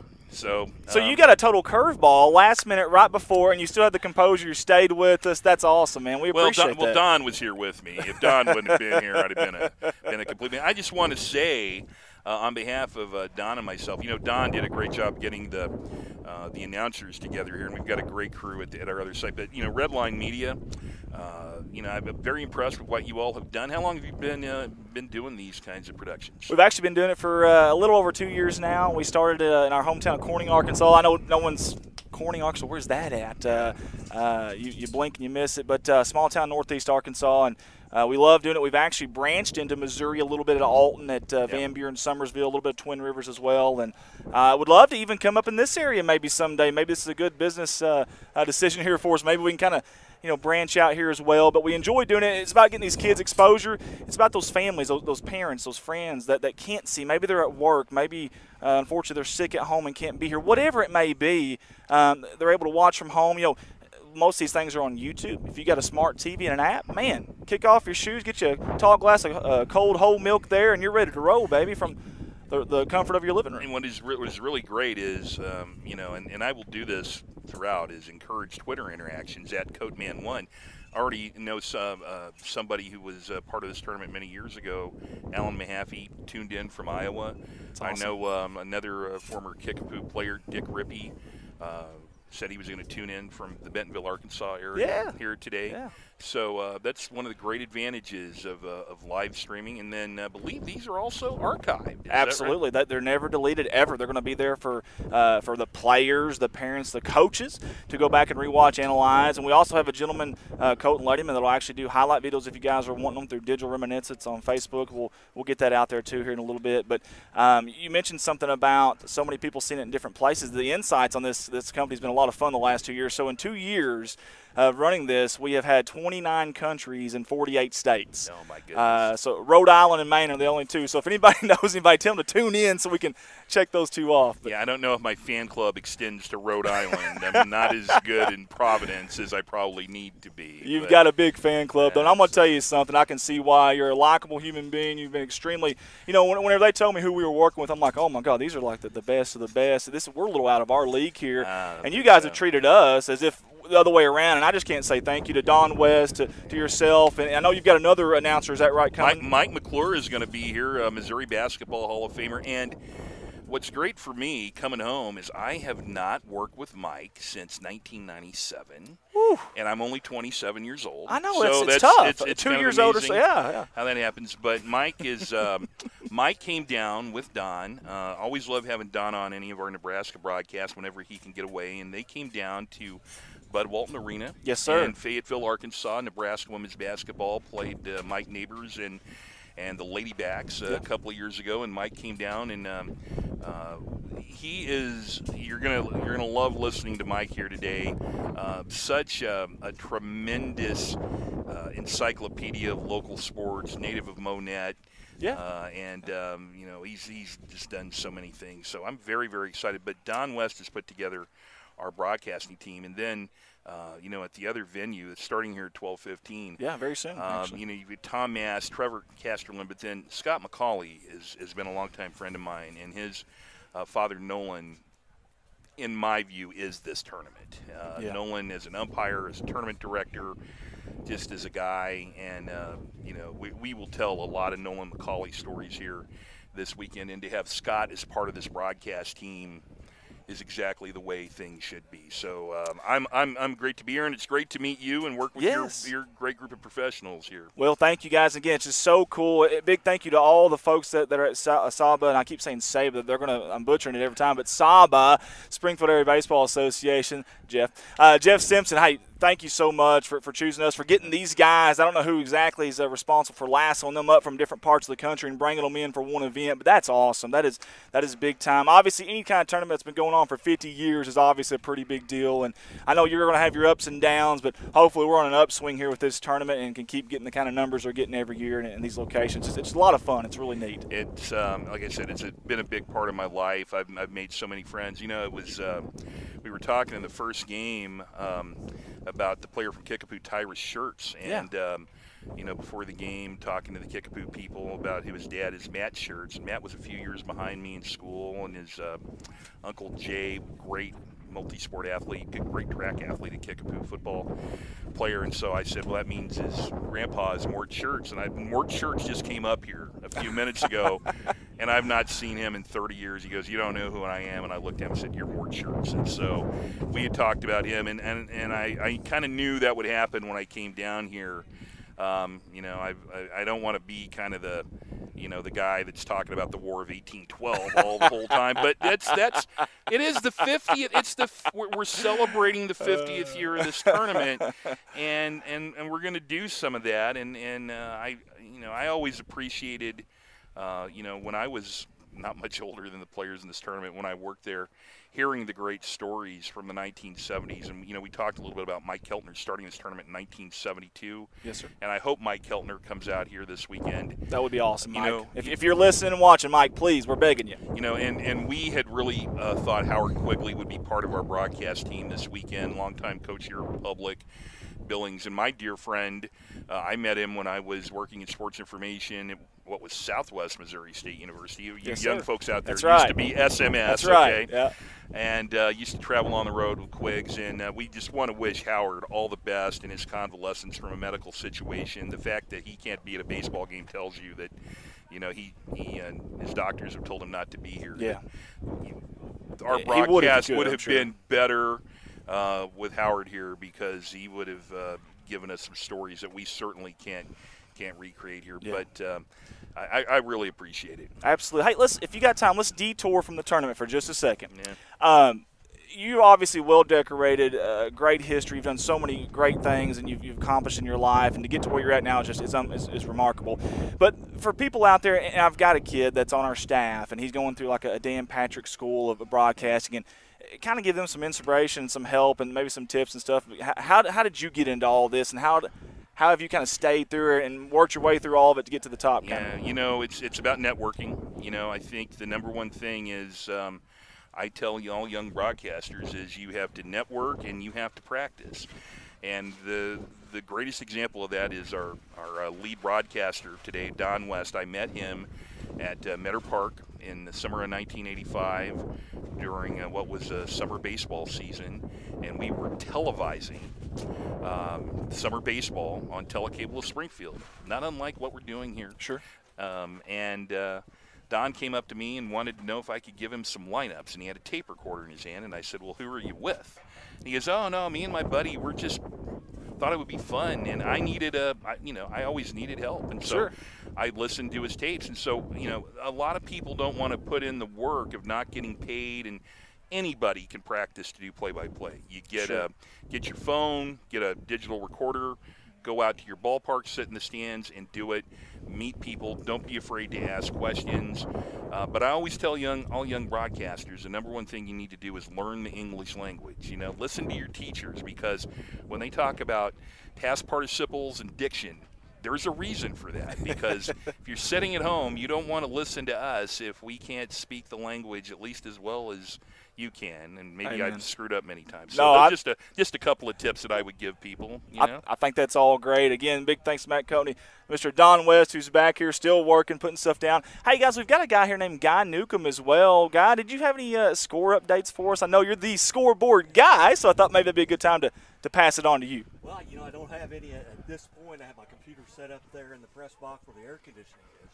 That just got done visiting a little bit with Jason Hauser on the field, but certainly glad to be a part of this. You know, every now and then you kind of get the impression, and I don't know, Matt's never felt like this, but you ever get the impression that the world is a tuxedo and you're a brown pair of shoes? There you go. I like that. But no, I've had a good time, and this, you know, I've been involved in this tournament since 1984 when I started playing in it between my 8th grade and freshman year, and actually played. You talk about, you know, Howard Quigley.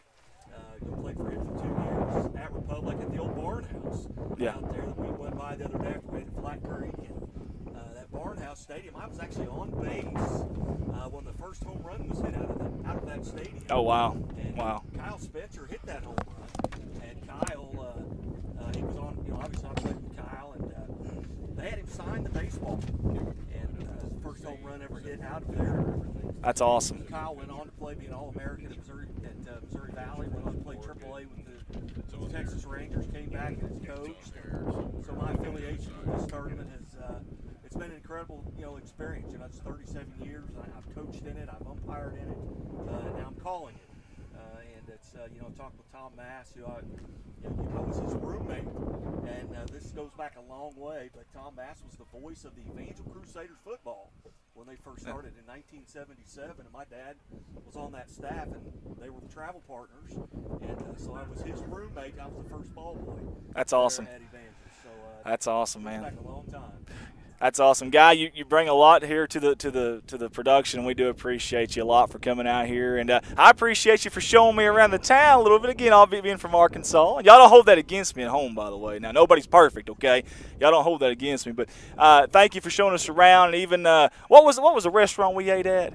Flat Creek. Oh, sweet baby, that was some good stuff. Now I'm gonna tell you what, but you better bring your appetite if you're going there. Ooh. That was good stuff. So thank you, man. We appreciate you.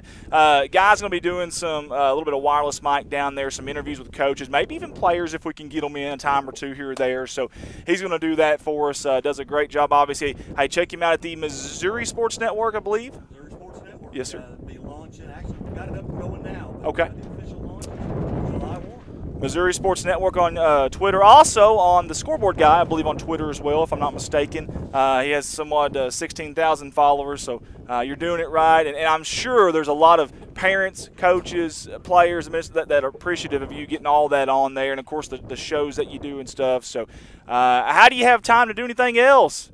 I don't. You don't? I was going to say you smelled a little wild earlier. I thought, man, yeah, time to get a shower. That's what it was. Well, I got the Irish Spring right here to keep flies away. Yeah, by the way, folks at home, we'll get some comments on this, I guarantee you.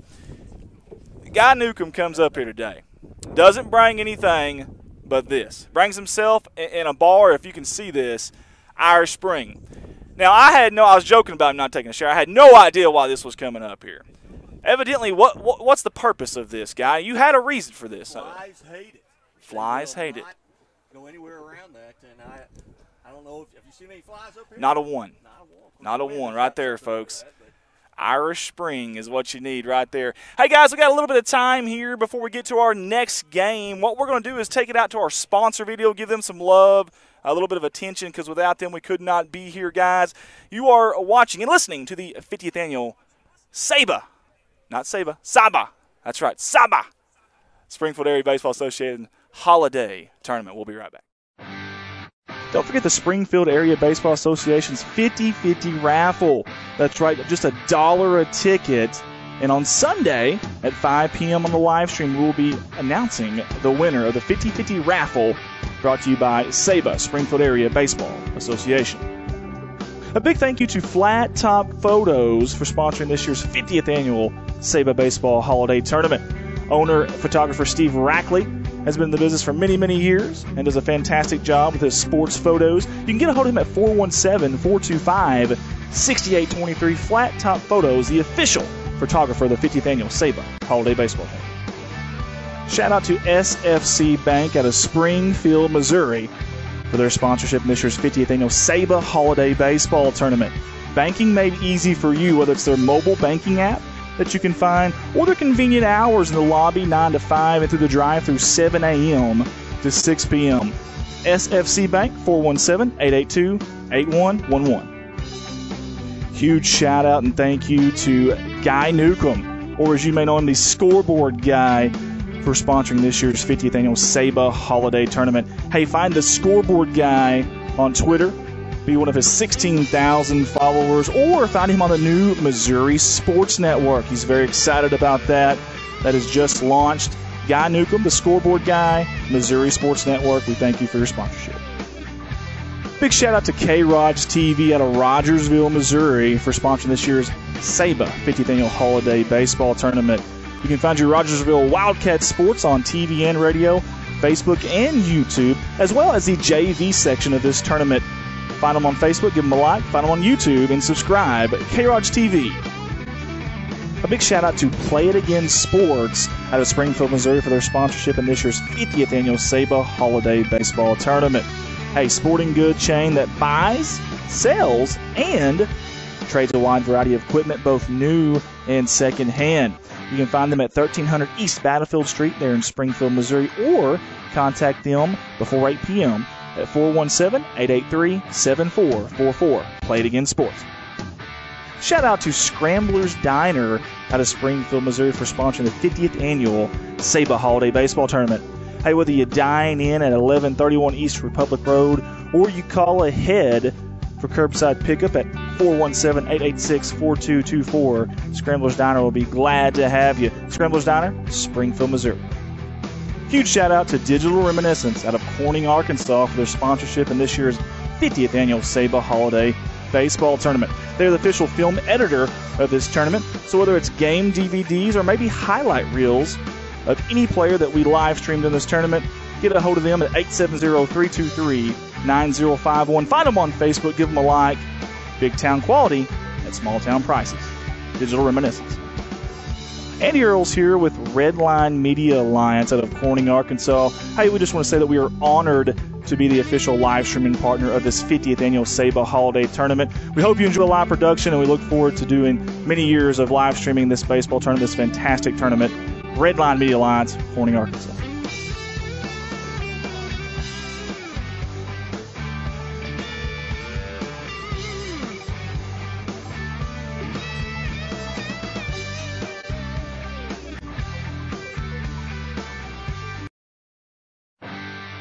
Don't forget the Springfield Area Baseball Association's 50-50 raffle. That's right, just $1 a ticket. And on Sunday at 5 p.m. on the live stream, we'll be announcing the winner of the 50-50 raffle brought to you by SABA, Springfield Area Baseball Association. A big thank you to Flat Top Photos for sponsoring this year's 50th annual SABA Baseball Holiday Tournament.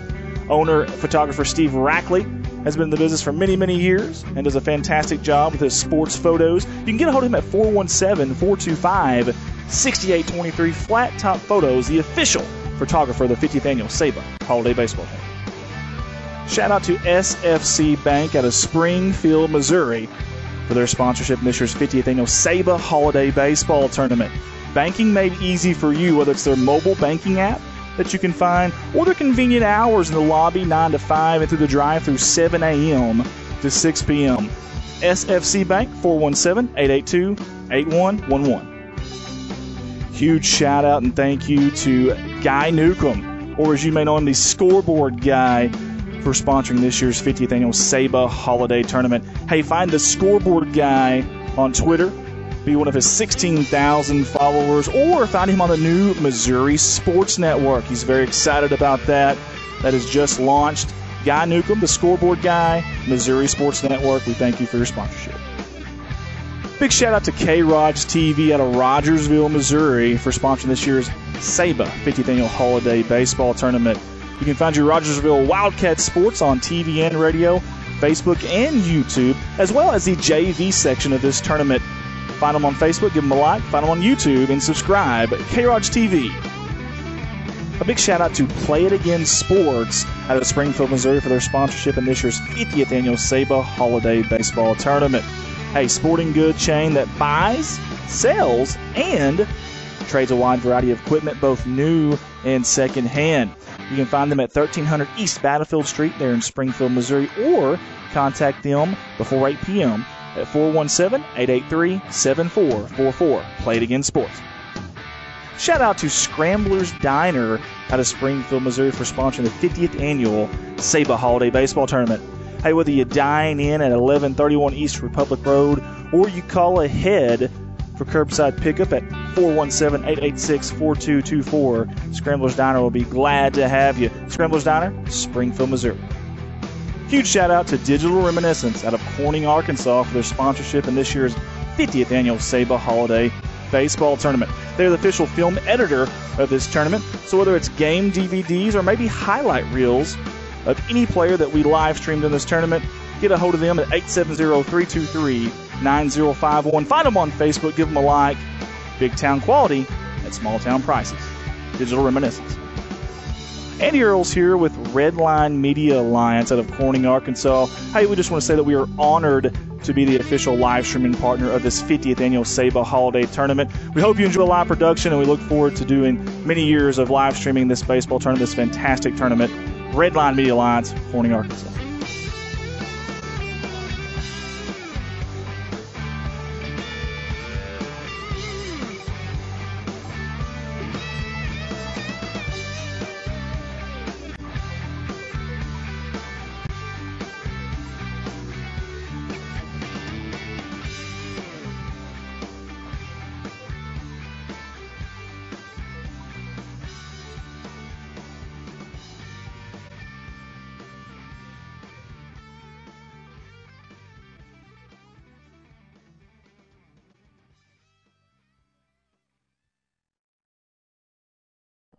They got a pitch count on. All right, very nice.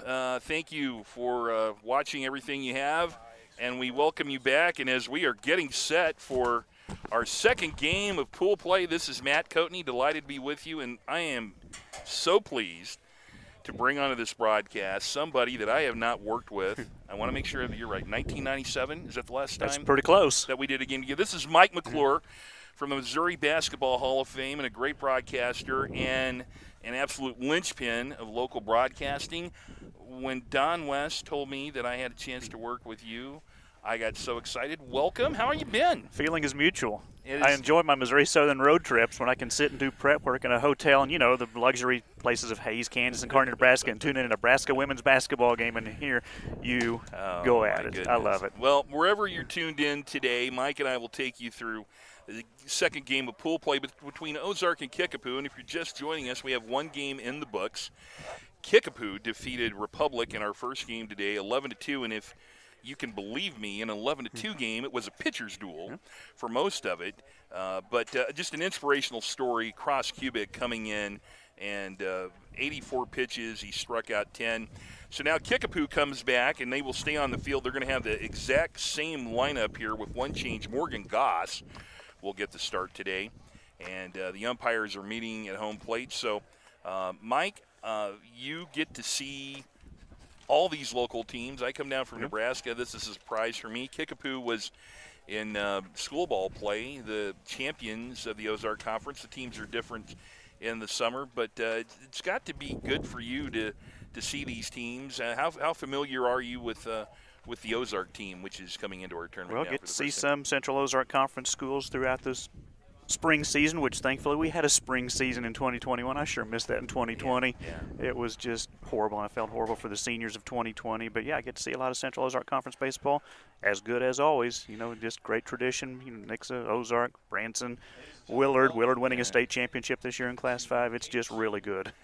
Well, the teams have taken the field, and so let's go through the lineups right now. Kickapoo won the coin toss and will be the home team. The Ozark lineup, they're 5-8 on the season. They'll be the visiting team today. Devin Wright leads off. He plays center field. Cannon Little, who is the shortstop, will bat second. Cooper Buvid is the catcher, will bat third. Brady Bauman is the pitcher, and he will bat fourth. Grayson Miller is in right field, will bat fifth. Brock Dodd, the left fielder, bats sixth. His twin brother Brady is the second baseman. He is the seventh place hitter. Jacob Kronbusch, the first baseman, bats eighth. And Gage Dupay bats ninth for Ozark with a record of 5-8. Kickapoo is out on the field. It will be the left-hander, Morgan Goss. The Kickapoo lineup has Tyrus Schertz in center field. Leading off, Anderson Underwood at second base, bats second. Evan Vintage at shortstop will hit third. Cale McCarville, the third baseman, will hit fourth again in this game. Brian Wamsher, the catcher, hits fifth. Batting sixth, the first baseman, Harrison Denning. Nathan Vaughn, the extra hitter, will hit seventh. Shane Cummings hits eighth. Sam Snyder, the designated hitter, hits ninth. Trey Haggard in right field, his 10th. And Morgan Goss will toe the rubber. 2-hour time limit, and the time limit is already begun with the first warm-up pitch. We're going to assume it's 12:28. Game two of pool play. We hope you enjoy it this afternoon. The windup of the first pitch is a strike. Devin White will lead it off. Left-handed bat. The outfield plays him to hit towards right, but a big gap in right center. And the next pitch is fouled off down the left field line. We had clouds during the first game. Mike McClure shows up and the sun comes out. It's amazing. It's just that fast. He is like a ray of sunshine. Wright, Little, and Buvid to lead it off here for Ozark in the first inning. The wind up in the next pitch. This one is fouled down the left field line.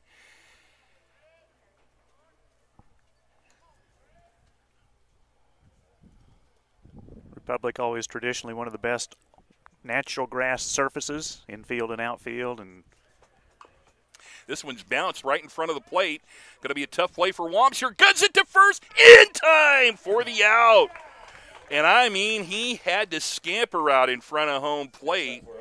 Wamsher got out there and threw a strike to first base. So 1 out now. And at the plate will be Cannon Little, right-handed hitter, the shortstop. And whenever I see the name Little in Southwest Missouri sports, I go back to someone who was very important to me early on as he fouls that one back. Jim Little was his grandfather. We lost many years ago when we first started televising summer high school baseball on telecable in Springfield. We had just stopped televising AAA fast pitch softball, which Jim Little was our color analyst here in Springfield as that pitch is a ball. And I learned more about softball from Jim Little in the years that I sat in the booth with him and Rob Evans, Stu Dunlop, some of them, from Parkview, great player.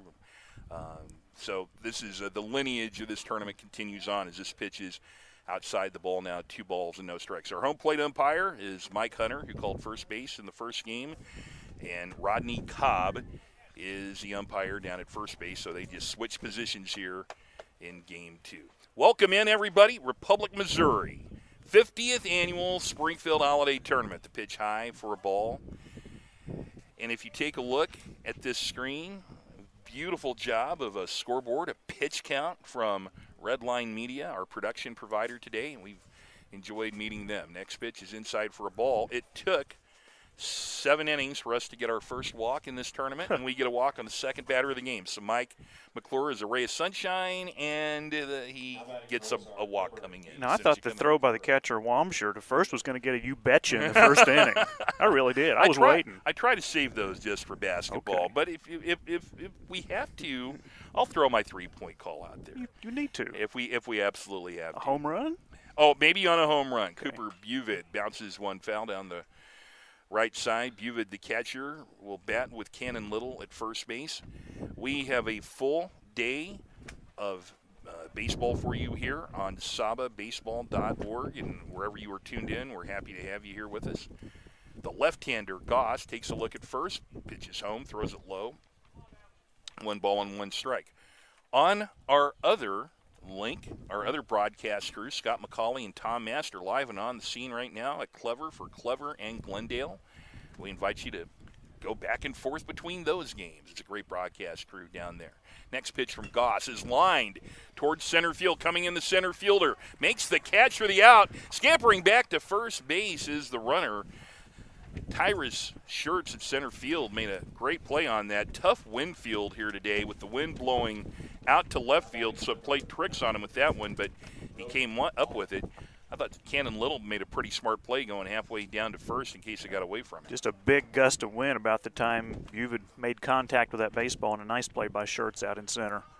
First pitch to Bauman is high. Running is the runner from first, and he's out at second base. Caught stealing is Cannon Little, so that will end the first inning. Bauman will be our first batter in the second inning. So no runs, a walk, no hits, nobody was stranded, and at the end of a half inning of play, Ozark nothing and Kickapoo coming to bat.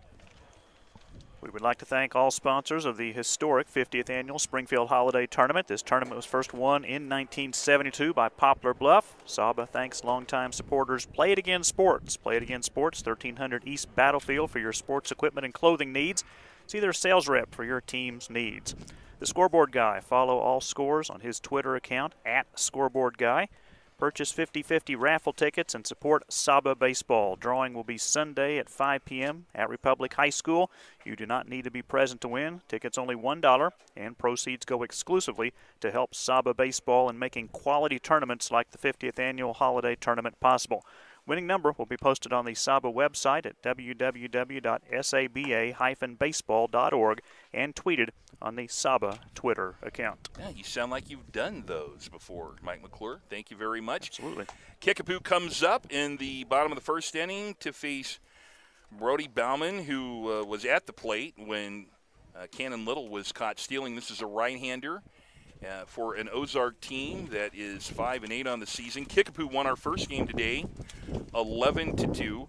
We'll tell you about some of the rules in this tournament. There is a 2-hour time limit. No inning can start after 2 hours. The run-ahead rules are 12 after 3, 10 after 4, 8 after 5, And you can have an extra hitter, which Kickapoo is having. That's somebody who hits and is not in the field, and they encourage participation in this. And every team will play every other team in the pool in a round robin, and the team with the best one-loss record advances to the semifinals on Sunday afternoon, and one wild-card team will advance from the 3 pools played at Republic, which is where we are right now, Clever, and Hillcrest, and we will have coverage from Republic today, tomorrow, and all day Sunday with the 2 semifinals, the JV championship, and then the varsity championship late in the afternoon. We'll also have some special things. As Mike mentioned, we'll also have the 50-50 raffle giveaway at 5 o'clock on Sunday afternoon, and there's going to be a ceremony before the championship game honoring some of the great dignitaries who have been a part of the 50 years of this tournament. Here's Tyrus Schertz to lead it off for Kickapoo in the bottom of the first inning. He was 2 for 4 in game number 1, and the first pitch on the way from Bauman is high. Schertz struck out twice, singled and scored in the 5th, doubled and scored in the 6th inning in an 11-2 win over Republic. He has fouled the ball back. I was told driving in today with your good friend Don West that you would have parked somewhere way over there when I asked Don where to park. Yeah. He left it up to me. Where did you park, sir? Springfield. There's the next pitch way outside. So Don was right then. There's no chance your insurance company is going to be on speed dial today, Mr. McClure. You want to come to North Park in Monette, I will definitely show you where to park there and where not to park. 3-0 is, or 2-1 now, I should say, is the count now. Brody Bauman pitching to Tyrus Schertz as Kickapoo bats here in the first inning. Matt Coatney, Mike McClure, Don West with you here from Republic. Next pitch is a called strike from Mike Hunter. Behind the plate, as Don said in game 1, I have known Mike Hunter for a long time. I've not seen him since, what's that? For a long time. I called some softball games with Mike back in the day. Good umpire. How many years were you a softball umpire? Just 31. Is that all? Okay. Just 31. And the leadoff walk to Tyrus Schertz puts him at first base. Anderson Underwood, the second baseman, comes up. Underwood was 1 for 3 in the first game today with a sacrifice and a double. Schertz, it's a decent lead from first base. Bauman, the right-hander, takes his time, pitches home outside for a ball. And Don told me before this tournament started, he said, you're going to have people coming up here tapping you on the shoulder. Quick throw to first. Schertz back in there. And I had mentioned before the game, we had found out that Tyrus Schertz's father, Matt, was a few years behind me when I went to Kickapoo. I went to high school with his Uncle Jay, and I said that means his grandfather is Mort Schertz, who appeared behind me just a few moments ago. Mort Schertz, there's a line drive to right field, just in front of the right fielder, base hit. Runner going from first to third on the single, base hit by Anderson Underwood. The ball gets away as it gets to the left side of the infield, and that error will allow Anderson Underwood to get all the way to second, and 2 runners in scoring position for Kickapoo in the bottom of the first. Ball didn't quite carry all the way out to the right fielder, Graydon Miller. Good base running by Schertz to get to third, and heads up base running by Underwood to scamper to second on that throwing error. Yeah, got to be a throwing error there, so something shaking now for the Prairie. In the bottom of the first inning for Evan Vintage, the shortstop, the 3-hole hitter. 2 runners in scoring position. And the first pitch to him is roped down the deep left field line. Now, Mike, you are an expert of Southwest Missouri facilities. Where in Southwest Missouri is there more foul room than there is here at Republic? That's a good question. Is there anywhere? May not. Especially on, I said, just from our vantage point, just to look down both foul lines, it's I mentioned huge in the first game that I'm 56 years old, and if I had to sprint from the left field foul line to the left field fence, I'm not sure I could do it without having to walk some of it. There's some foul line down there. Vintage bats with runners at second and third. And this is a fly ball to left. This will get at least 1 run home, and it might get more deep, and that one is off the fence for a double. They're going to send the second runner. And no throw, and it is 2-0 Kickapoo on a 2-run double by Evan Vintage. Not much chance for the left fielder Brock Dodd as the wind just blew it over his head. Schertz and Underwood easily score, and Kickapoo with the early 2-0 lead here in the first. You know, you always try and look at the fielder when the ball is hit because they're going to tell you where they think the ball went. And based on that, I thought we had a sacrifice fly. But as you so correctly illustrated, the wind blew it over its head. And the wind is a factor here today. So 2-0 Kickapoo. They continue to bat with nobody out. Bottom of the first, and McCarville with a swing and a miss.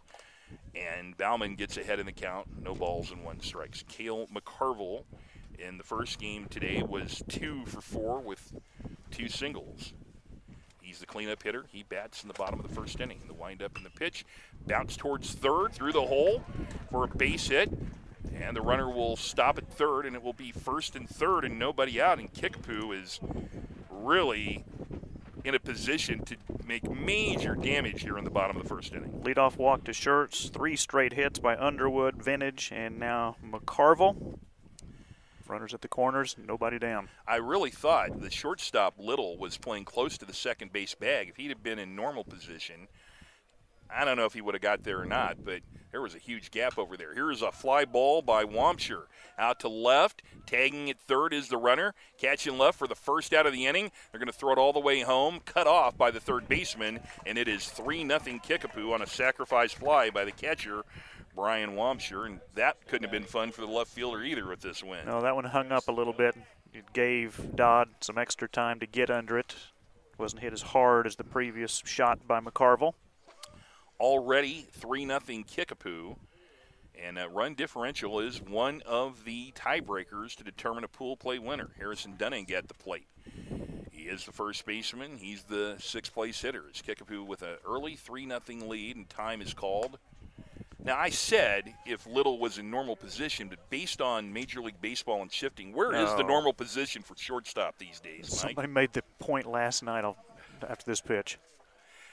And a called strike. The third baseman had moved over to play basically between first and second. The second baseman just about at his normal spot. It was the third baseman at the time that got the ground ball and threw the guy out. So do you record that as 5-3 when it was actually? But if you're looking back at your scoreboard and you want to know what the guy did in the previous at, you can't say he grounded out to third because he grounded out to the right side of the infield. So how do you score that on the score sheet? It's a great question.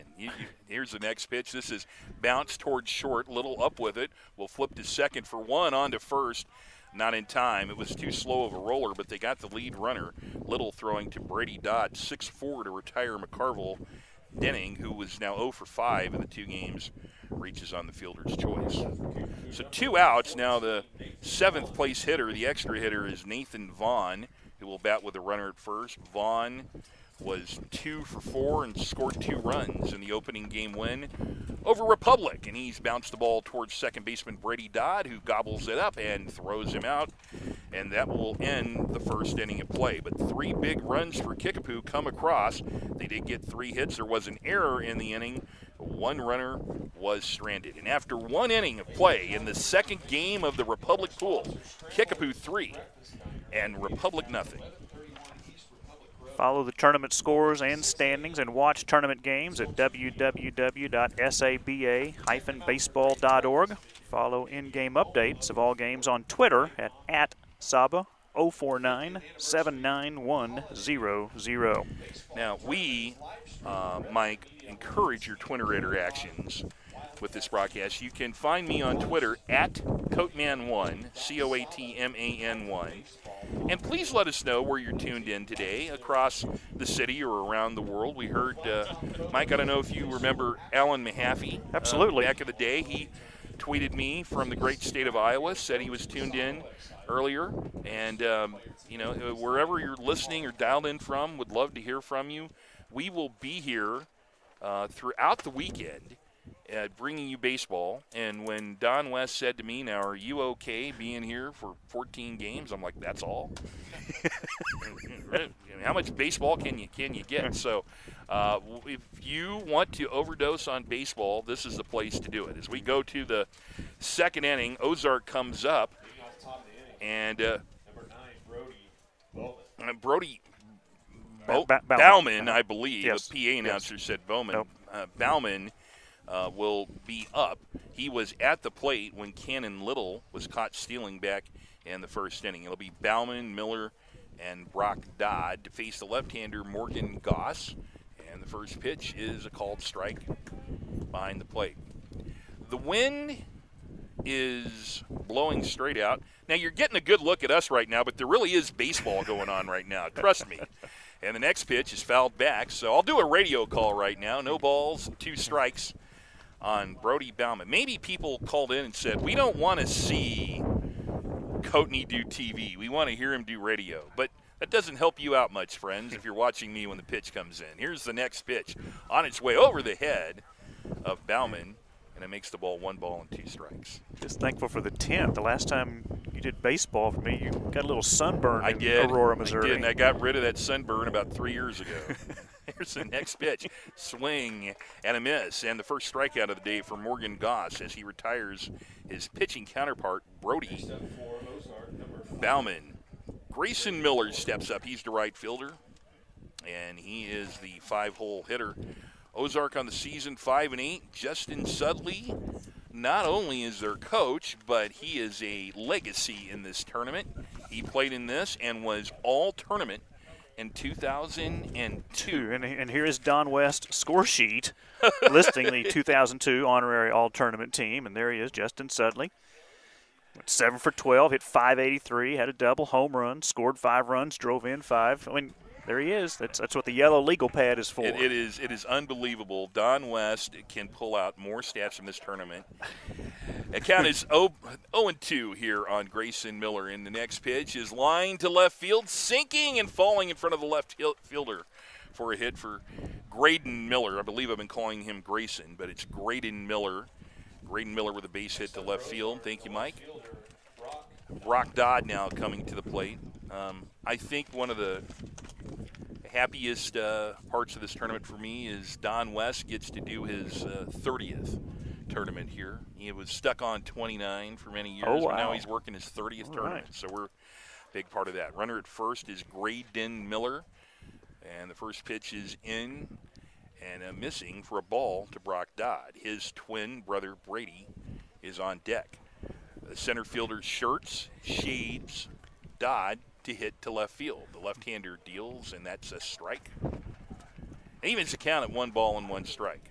Coming up after this one, scheduled at 2:30, and I say scheduled because we'll see. Ozark stays on the field, and they'll take on Rolla. Here's a foul ball, hit out of play down the first base line. Very interested to see the Rolla team. I know they played at a tournament in St. Louis earlier this year. They've got an academy. Former major leaguer is running that program there. So it's a great tournament, great stories throughout. Next pitch high for a ball. Count now is 2 balls and 2 strikes. Our first game today, Kickapoo got a great pitching performance from Cross Cubic, who struck out 10. Here's a bouncer, potential double play ball to short for 1, on to first. 2, well, a double play, and 1, 2, 3 goes Ozark on the 4-6-3 double play. No runs, 1 hit. He was erased on a double play, and nobody has been stranded in this one so far. After an inning and a half from Republic, 3-0, Kickapoo leads Ozark. Scramblers Breakfast Diner, 1131 East Republic Road, open 6 a.m. until 2 p.m. Great breakfast menu, home of the 4-egg omelet. The 50th anniversary of the holiday is live streamed by Redline Media Alliance and K-Raj, Wildcat TV, and can be watched at www.saba-baseball.org. And Flat Top Photos is the official action photographer of the 50th annual holiday tournament. See Steve Rackley, or go to the SABA website and register your player today for these high-quality photos. So we encourage your Twitter interactions with this broadcast. You can follow me at Coatman1. Just like Corey Riggs has found us here, our good friend. Says he was watching earlier the Republic versus Kickapoo game. And we call this Tweety Your Seat when I'm calling racing up in Wheatland. And he's got a nice photo of what he's doing. And we appreciate Corey reaching out here today. You're talking about Scramblers, Mike. You had a great...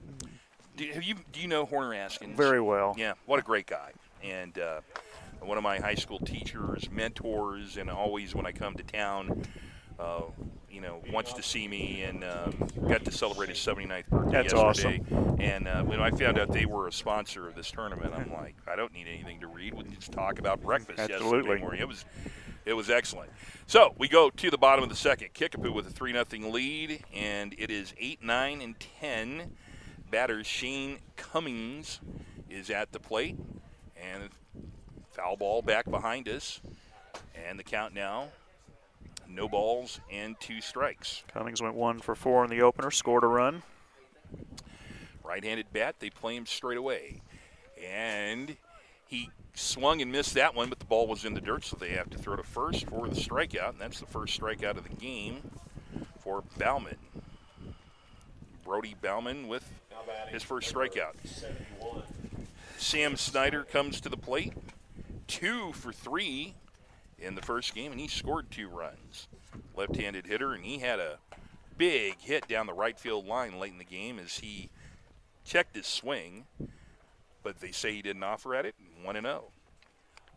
They shade him to hit to right field. The next pitch, he checked his swing again, and he has twice checked his swing, and twice it's been called a ball. Number 71's got to mean something. There's got to be a family number behind that. It's I'm always been big as a strike is called. I've always been big on good baseball numbers, and I'm sure it means something, but that's a good lineman number. Here's a sky-high ball, can of corn, into right center field. Center fielder and right fielder come over, and the center fielder, Devin Wright, will track that down for the second out. As they would say in the movies, I think it's got the height, but I don't think it has the distance on that one. Trey Haggart in the first game, as he comes to bat now, scored a run, was 1 for 3. He bats from the right side. He's the right fielder. He's the 10th place hitter. Buckles his knees on a breaking pitch from Bauman, but called a ball. Bottom of the second inning. Here's the windup. Here's the next pitch. This one is fouled back over the first base line, and that evens the count now at 1 ball and 1 strike. Kickapoo got 3 runs in their half of the first inning. The next pitch is lined towards center fielder Devin Wright, who moves to his right, and he takes it. And that completes the first 2 innings of play. No runs, no hits, no errors, nobody left. We have completed 2. We have completed 2, and Kickapoo leads it 3-0 now.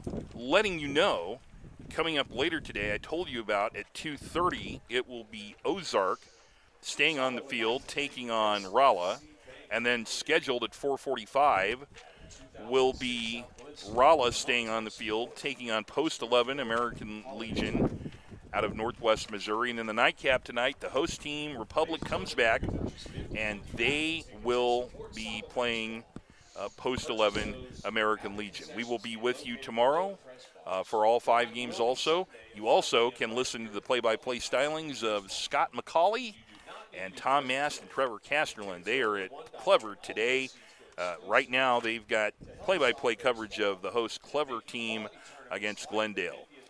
Matt Coatney, along with Mike McClure, Don West, Guy Newcomb, the scoreboard guy, is with us. Don West is hanging on in the back. He will be joining Mike here momentarily.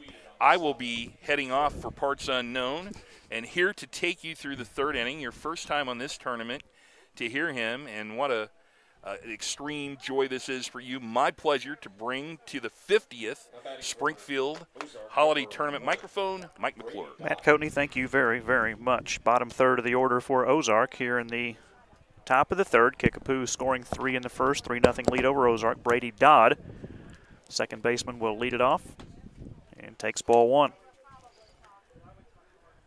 The defense for Kickapoo, Cale McCarville at 3rd, Evan Vintage at shortstop, Anderson Underwood at 2nd, Harrison Denning at 1st.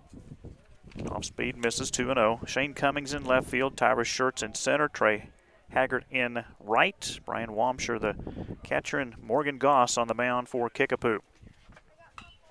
That one's popped up. Second baseman Underwood back on the grass, makes the catch to retire Brady Dodd for the first out here in the 3rd. Batting for Ozark, number 26. 1 away. And here is Jacob Kronbusch. He is the Ozark first baseman. Right-handed batter to face the lefty, Morgan Goss.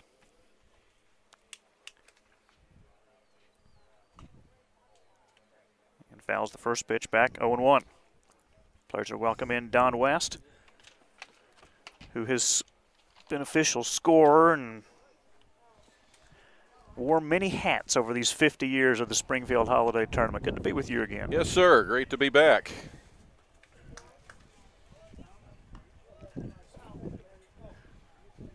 Oh and 2 on Kronbusch. Gage DePay in the on-deck circle for Ozark. They're down 3-0 here in the third. And strike 3 swinging. Second strikeout for Morgan Goss. You know, Kronbusch went up for one in his eyes and couldn't quite climb the ladder high enough for that one. Third baseman Gage DePay. His father, Chad DePay, the head football coach for the Ozark Tigers. Came to Ozark from Monette. And looks at ball one. Devin Wright in the on-deck circle. Ozark's just batting 9 with the opportunity to bat 10, but they chose not to. The 32nd pitch by Morgan Goss. 1-1 count to DePay.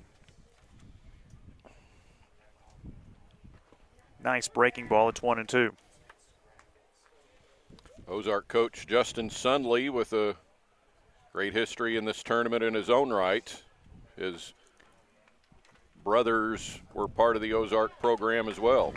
Strike 3 swinging DePay down on strikes, and Goss retires Ozark in order in the top of the third. No runs, no hits, no errors, nobody left on base. After 2.5, Kickapoo leading Ozark 3-0. So remember, it's a good time to get a 50-50 raffle ticket when you come out to the holiday tournament and help support this event and keep it going the way it is. And you can also get a commemorative T-shirt, which lists the 49 previous tournament winners, or you can order your T-shirt at saba-baseball.org. That 50-50 raffle will be here for you, and you'll have a chance to take home half of the pot on Sunday at 5 when the drawing is made. We're going to do it live on the air right here on our broadcast. And support the Springfield Area Baseball Association and the 50th Annual Holiday Tournament. Day 1 of 3. Looking forward to crowning a champion on Sunday. Just hope the weather will let us get there. It's going to let you. You think so? Okay. It's going to let you. I believe you. So, yeah, Justin Sundley, the Ozark coach, was actually a member of the 2002 All-Tournament team for his play at Ozark, and that was a great era of Ozark summer baseball, a time when they won 3 in a row in the holiday tournament and 4 in a 5-year stretch. They won in 2000, 01, 02, and then 04 after Mulgee, Oklahoma won in 2003. And in 02, Justin Sundley was the all-tournament catcher, and he went 7 for 12 in the tournament, hit .583 with 2 doubles, a home run, and 5 RBIs. Recognized another name on that list, Bill Voris, as a football coach in the area, and had a pretty good tournament as well back then in the day. Playing for Republic. Yep. Strike 1 to Tyrus Schertz, who walked and scored back in the first. So part of that all-tournament team was the Mr. Hustle Award and the Kent Keeper Most Valuable Player. And Bill Voris was the Hustle Award winner, and that was kind of emblematic of the best player on the team that was not the champion, or on any team that was not the champion. 2-1. Joe Skiles of Ozark was the MVP in 02, and he had a pitching win and a save and hit .462 in the holiday tournament that year. Curveball evens the count at 2-2. Bauman facing Tyrus Schertz here, leading off the bottom of the third. Chop to the shortstop, Little. And a nice scoop by the first baseman Kronbusch to record the out. Well done all around there for Ozark in the field. Scoop by Little, a scoop by Kronbusch. It's 5 in a row set down by Bauman. Here is Anderson Underwood. He singled and scored back in the first inning. Called strike on the outside corner. Mike Hunter calling the balls and strikes. Rodney Cobb working the bases.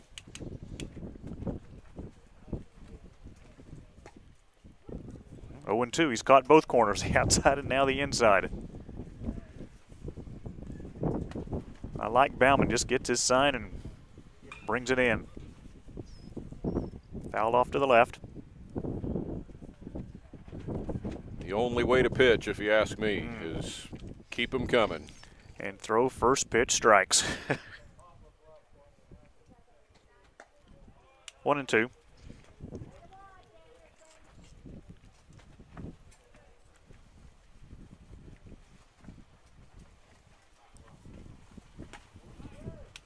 Nearly hit him. 2 and 2. Big news from a former Central Ozark Conference athlete late last night in Eugene, Oregon. Yes. That is chopped high in the air. Dodd, the second baseman, no chance. Unbelievably high. That was an artificial turf bounce, but there's no artificial turf out there. Like it was a Super Ball or something that he hit, not a baseball. But yeah, late last night, Courtney Frericks, a Nixa alum, qualified for the United States Olympic team once again in the 3,000-meter steeplechase. Evan Vintage had the 2-run double back in the first. Takes strike 1. Commentators made a really good point on the race last night. When she basically jumps into the water, she's almost jumping all the way out of the water. I mean, stepping on that bar and just leaping. She doesn't get much water and it doesn't slow her down. And that's a product of being either in like first or second place and not having to avoid other runners when you go over that barrier. 0 and 2. And it's a huge advantage to be able to push out that far and not hit that deep end of the water, the hazard, if you will. Short lead at first by Underwood. There he goes, and that is lined into left field for a base hit by Vintage. Underwood into third, and down to second goes Vintage.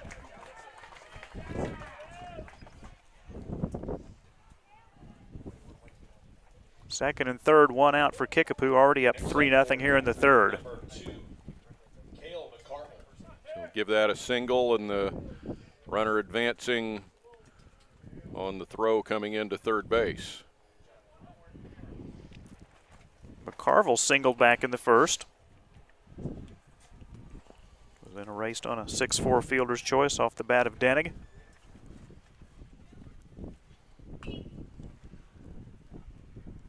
And that will get out of play behind the first base dugout for strike 1. McCarville 2 for 4 in Kickapoo's first game. The 11-2 victory over Republic.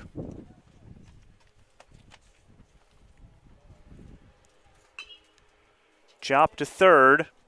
He looks home, but it decides to throw to first, and they do say out at first. They may appeal that because it was tough to tell whether McCarville actually got tagged. Watching it live, I didn't think he did. Now the umpires are going to get together. Rodney Cobb will ask for help from Mike Hunter. But would they rule him out of the baseline as well? They do say out at first. So infield ground out, but an RBI driving in Underwood, and it's now 4-0 Kickapoo. I'm adding for Kickapoo number 13, Brian. Here's Brian Wamsher. And all that Vintage stayed at second. Wamsher had a sacrifice fly and an RBI back in the first. This one gets past the catcher, Buvid. And Vintage will advance to third.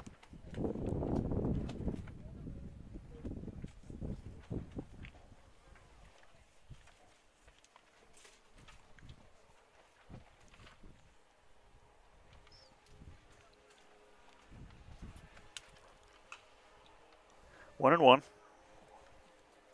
So a couple of hits here in the inning for Kickapoo. get another run across.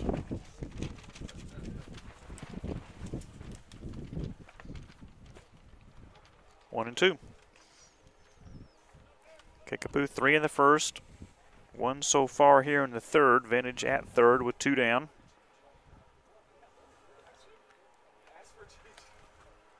And that'll get past Buvett, and here comes Vintage. It's 5-0 Kickapoo.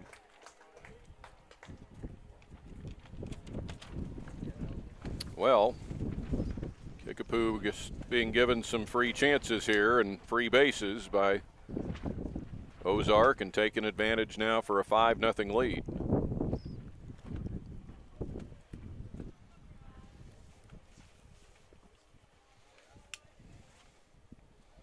Full count to Wampshire. A little more on that 2002 Ozark team that had Justin Sunley on the all-tournament team. Alex Valdivia was also on the all-tournament team as a utility player, and he was 9 for 13 in the 02 holiday tournament.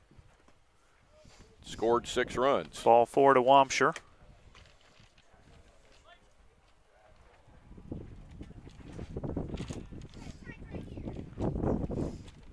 Second walk given up by Bauman. Be a runner at first for him. Next up for Kickapoo, number 3, Harrison Doning. Here's Harrison Denning, hit into a fielder's choice back in the first.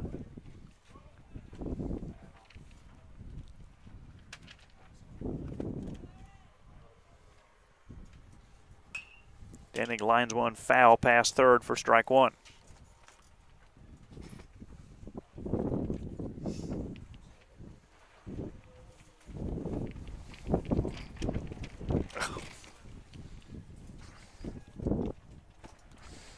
Now the wind is playing havoc up here, no doubt. It's a joke. Feels good, but a little too much of a good thing. 0-2.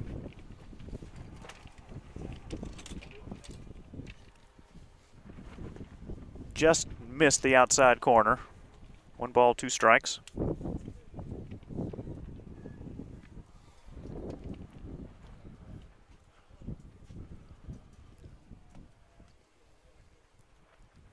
That is ripped to right field. The wind's going to knock it down, and nice play by Graydon Miller to retire Denning and Kickapoo here in the third inning. Kickapoo gets 2 runs on 2 hits, and they strand 1 base runner. So after 3, it is Kickapoo on top of Ozark, 5-0. Follow the tournament scores and standings and watch the tournament games online at saba-baseball.org. And you can follow in-game updates on Twitter at SABA, S-A-B-A, and then 049799100. Look for that on Twitter. If you just key in SABA, it'll direct you to it.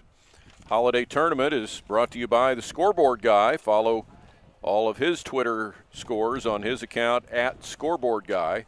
Play It Again Sports at 1300 East Battlefield for your sports equipment and clothing needs. We thank all the sponsors of the historic 50th Annual Springfield Holiday Baseball Tournament. Started in 1972. The first champion was Poplar Bluff. And on we go to year 50 here. This year, the defending champion is Nixa. They are in the field this year in a different pool. They are playing at Clever. And, in fact, they've got the doubleheader beginning at 2:30. They'll play Glendale at 2:30, and then they'll play Herrick Memorial out of Liberty, Missouri at 4:45 for their 2 games today. So we move to the 4th. Kickapoo a 5-0 lead over Ozark. Devin Wright, who is 0 for 1, grounded out back in the first, will lead things off. Lefty-lefty matchup and takes ball 1.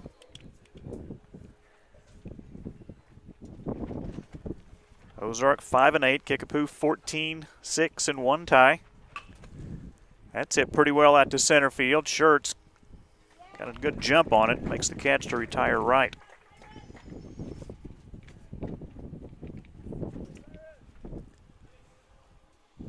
Well, just 1 hit in the game so far off of Morgan Goss for these Ozark hitters now a full time through the order, and the second time through with Cannon Little. And I know Matt ran through his lineage his first time up, and I love the history of him and his dad, Yancey Little, Grandpa Jim Little, who was so instrumental in fast pitch softball and was a good friend to my dad when they were both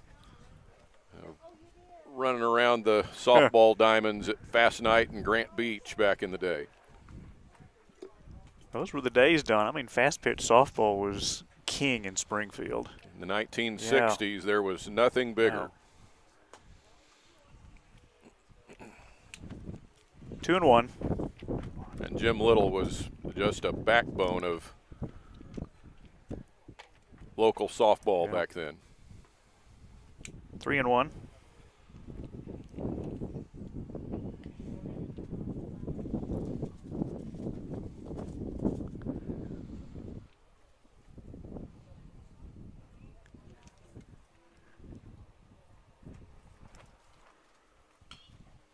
Little flare to the second baseman Underwood for the second out. Now batting for Ozark, number 8. So Goss has retired 6 in a row. Here is Cooper Buvid. Flight out to center field back in the first. Not the former Kickapoo football coach, Cooper Krell. No. Had to think about that one for a minute. I think Coop retired at the end of this last school year.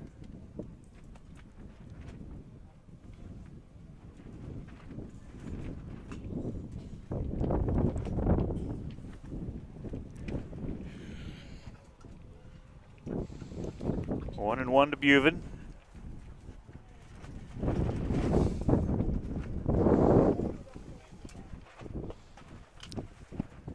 Foul back 1-2.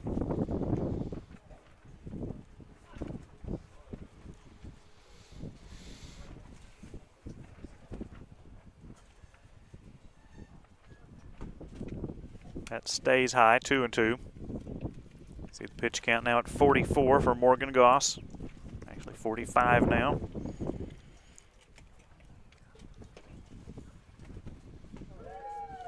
Curve is in for a called strike 3.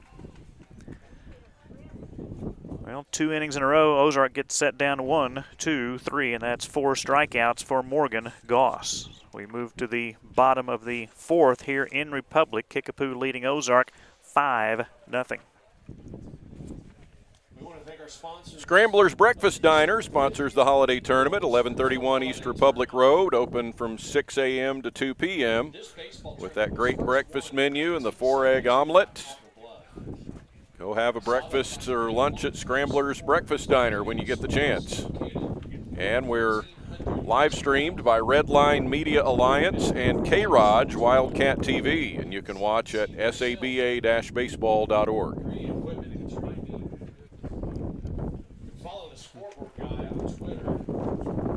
So on to the bottom of the fourth inning here in Republic.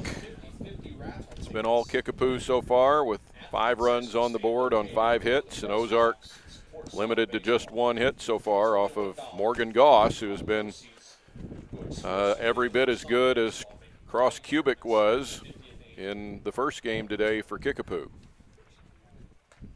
Do you have this much wind in your 10 a.m. game, or was it pretty? No. It just kind of appeared. It's picking up, and now the chance of rain today is increasing as we move along. But nothing around here yet. It was raining up in the city in Springfield during our first game today. We were getting word. But nothing out here in the far southwest edge of Greater Springfield. Batting for Kickapoo, number 14, Nathan Vaughn. Nathan Vaughn will lead it off for Kickapoo here in the bottom of the fourth. They have a 5-0 lead over Ozark. If you just joined us, Kickapoo 3 runs in the first, got 2 more in the third.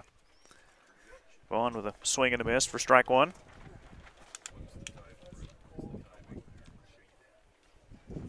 Vaughn 0 for 1, grounded out back in the first. 0-2.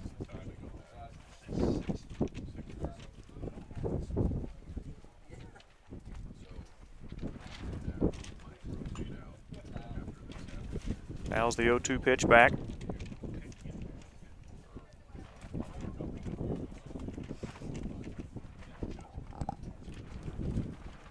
And swung at one down low for strike 3, dropped by the catcher, but the throw down to first to record the out. Second strikeout for Bauman. Next up for Kickapoo. One away for Shane Cummings. Cummings struck out leading off the second.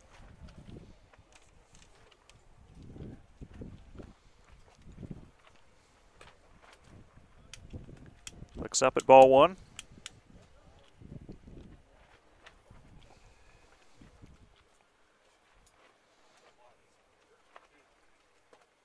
I'm glad you brought Matt Cody down from Lincoln. You know, it wasn't a class reunion or somebody getting inducted into a Hall of Fame, just to get him down here on a kind of a regular event, although a special event. Needs to see his sister once in a while. Oh.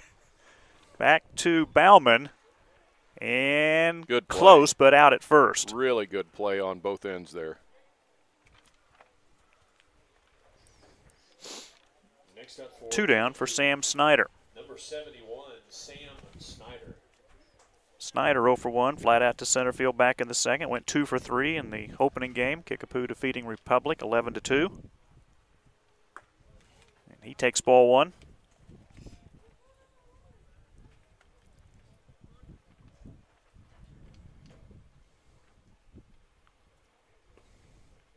Tried to check his swing, went around, 1-1.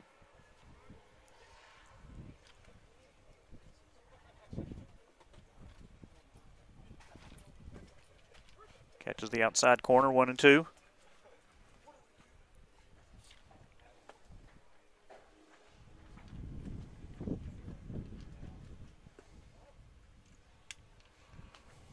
Downstairs, 2-2.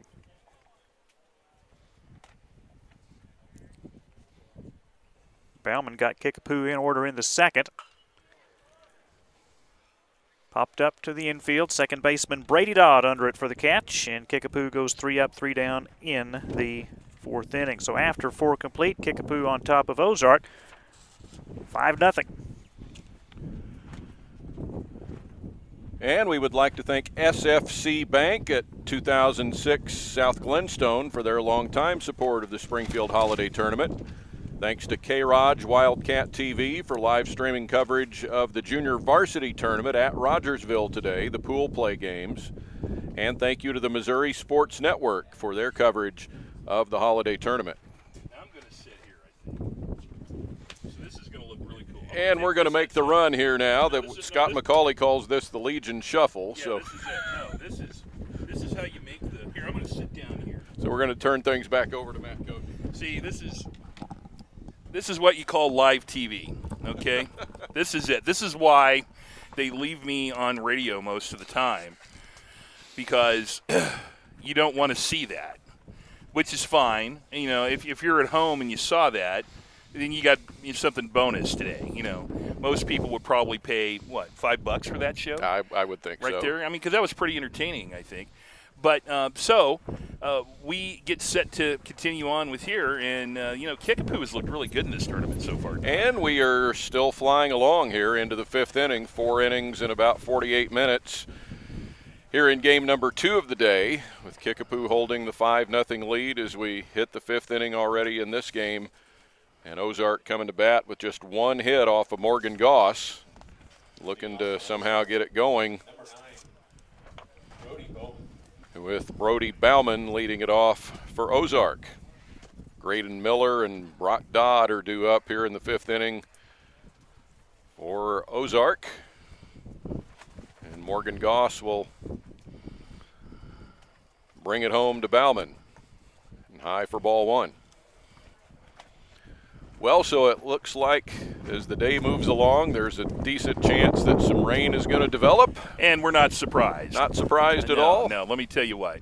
These people who get degrees in meteorology and they do forecasts and they stand in front of green screens, I could have told you the forecast was going to change this afternoon, and it has. 1 ball, 1 strike.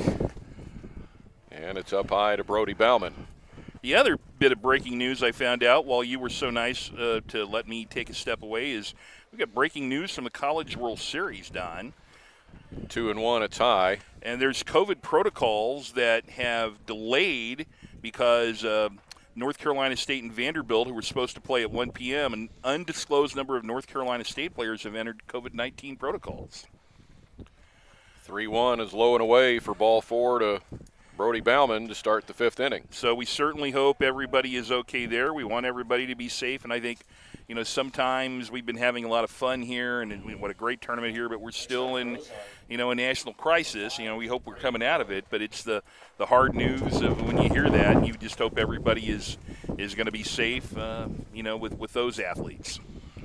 Graydon Miller comes to the plate for Ozark. He has Ozark's only hit in this game so far. And there's ball 1 inside. And in the College World Series, there is Kickapoo representation as Tristan Stevens pitches for the Texas Longhorns and has been pretty good. Yeah, really good in the opener, which was a Texas loss, but he was kind of unfortunate in that one. Miller with a swing and a miss.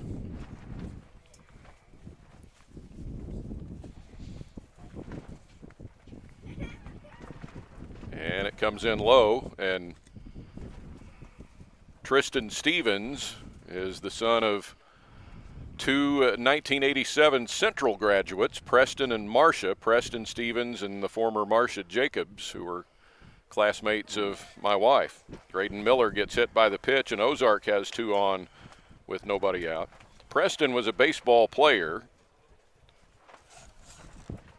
and Marcia was one of my kids' teachers at Wilson's Creek Intermediate School. Is that right? Going to get a meeting at the mound now with 2 on, nobody out after the batter, Graydon Miller, was hit by a pitch. I'm looking forward, Don, to our next game here with Ozark against Rolla, a team that I'm going to guess that you have not seen a lot of Rolla maybe this year. Well, saw him in the district tournament against Willard, and Willard beat him 7-3 out at Hillcrest in the district semifinals, but they held their own for a good part of that game before Willard won that game, then won district, and then won the state title in Class 5 this past spring. Yeah, and of course the summer teams can be completely different than what you would have, but pretty interested to see what they bring to the table. We'll have them coming up at a scheduled 2:30 start, and then they stay on the field to take on Post 11 American Legion at 4:45. That's the Savannah, Missouri team. Yep. From far northwest Missouri. I drove right by the exit for Savannah on my way down here on Wednesday. It was great. Brock Dodd to the plate now for Ozark. And he takes up and in for ball 1. 5-0 Kickapoo, top of the 5th inning. Here at Republic High School. Thank you for bringing Mike McClure into this. Oh, I wouldn't have done it without him. Morgan Goss takes high, up and in. Mike is in the Missouri Basketball Coaches Association Hall of Fame as a contributor to the game, and has another honor coming his way this fall. 2-0 pitch is hit foul. Mike will be in the inaugural class of the Monette High School Athletics Hall of Fame, again as a contributor to high school sports. Yeah. Just somebody who, between the two of you, if you guys don't know a backstory on somebody in this area, nobody knows it. and I mean that. That is tremendous. Dodd swings and misses, and it's 2-2. But what's been great for me coming back to this tournament is, it's been 30 years, basically, since I've been – had any involvement, but to still have some connection with this and, still know some people here. Yeah. I mean, this is what's great about this tournament in this area. Strike 3 to Dodd, and there's 1 out. Big strikeout for Morgan Goss with those 2 runners out there. Kickapoo protecting a 5-0 lead. Well, now the reason that's such a huge out is situation of double play can get you right out of this inning right now. And Kickapoo, the run differential could come into play here, and they've got a plus 13 run differential right now. Brady Dodd takes strike 1, a check of the runner at first, and an advancement of the runner from second to third. Brody Bauman Takes the move from second to third on that throw to first base. And that takes away the double play, the potential double play in that situation. So that's that leads to third base. Yeah. It's interesting. Brady Dodd swings, and it's a base hit to left field, and that'll score Brody Bauman. And Ozark is on the board here in the top of the fifth inning. Second hit of the game for Ozark produces their first run. Well, and I think that was just all set up by the throw to first base and then heady play by Bauman to take third base on the throw to first. You know, down 5 runs, taking a chance right there, but it helped produce a run. Out of the plate, Jacob Kronbusch, and he hits one up the middle, taken by the second baseman Underwood, and on to first and safe there. That will advance Graydon Miller on to third on that play. 4-6 is how that's scored, with Miller heading over to third base, and I thought it might have been able to sneak through. Thought it might have been able to sneak through there. So first and third with 2 outs. Gage DePay to the plate for Ozark. A run home here in the top of the fifth inning, and runners at the corners with 2 outs. The pitch is low for ball 1. DePay struck out back in the third inning.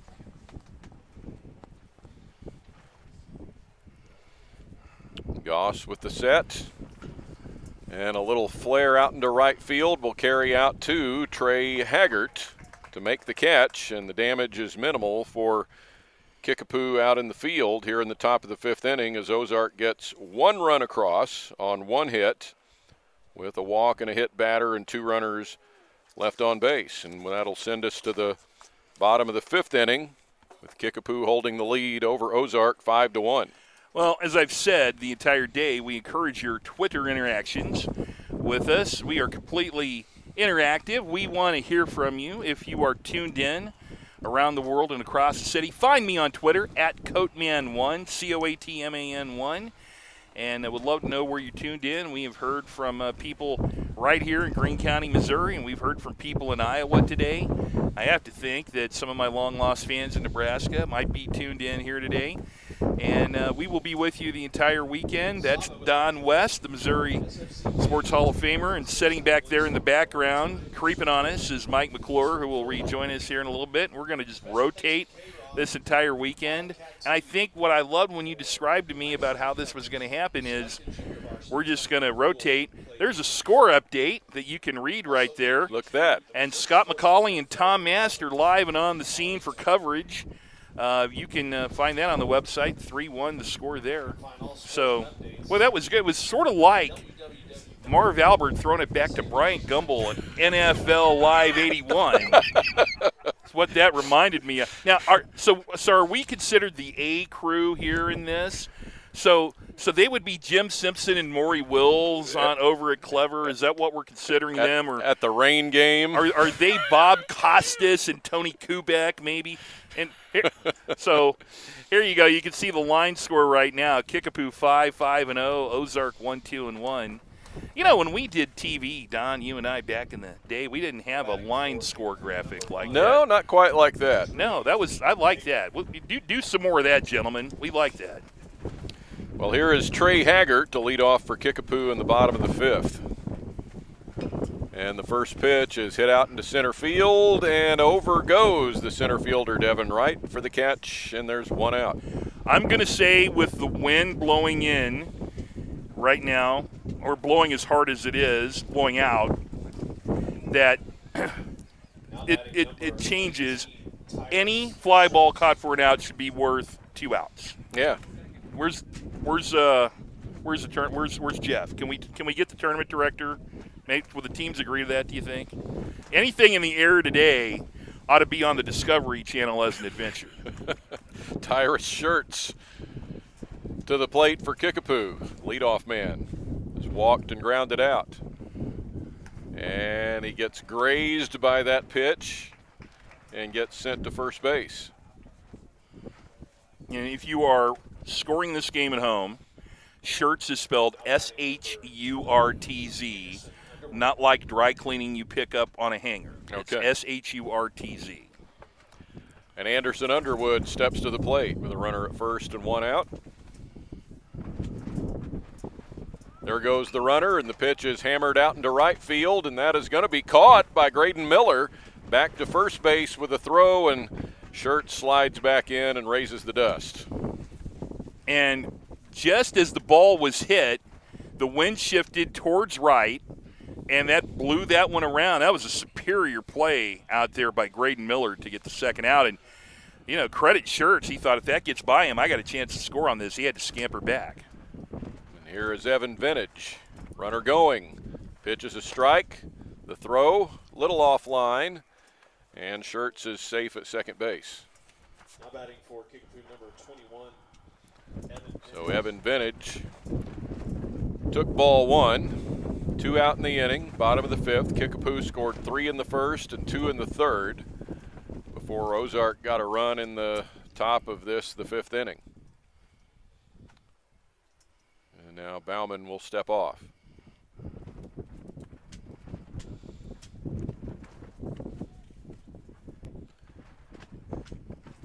Vintage pops one up, and this will be fun, carrying out to Devin Wright, and he thinks he has it measured, and these guys are playing the wind very well. They are. Here in this game today, as Kickapoo is turned away in the fifth inning, no runs, no hits with a hit batter, and a man left on. We played 5 out of this 7-inning game here at Republic, and it's a 5-1 lead for Kickapoo over Ozark. Now, there's a lot of ways that you can keep up to date on this tournament. Obviously, you can just stay with us, and we'll help you out. You can follow the tournament scores and standings along with it at saba-baseball.org. You can follow in-game updates on Saba's Twitter account. Just search on Saba Baseball, and when you find at Saba 049-79100, that's it. That's what you follow. And I also want to tell you about the 50-50 raffle. The 50-50 raffle, your chance to score money in a 50-50 pot. 50% goes to Saba to help down the road with league expenses and things like this, and 50% goes to you. You just have to spend $1 at the gate, and we will have the drawing at 5 o'clock right where you are tuned in, and you do not have to be present. You do have to pick it up within 30 days. Also get a commemorative T-shirt, has the 49 previous tournament winners.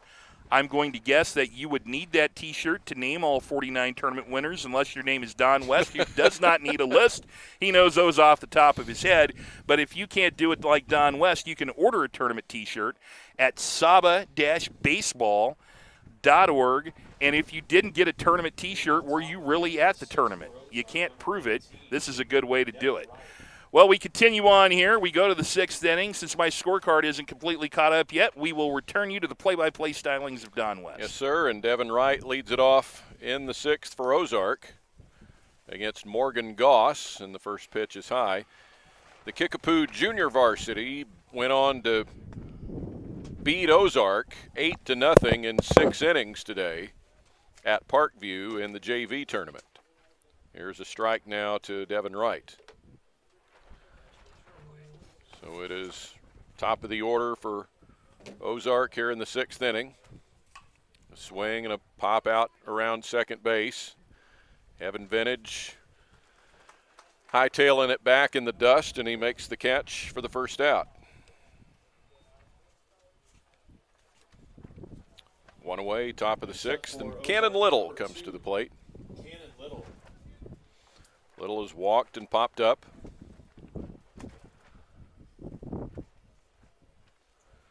0 for 1 officially in this game. And the first one is off of Wamsher's glove and away for ball 1.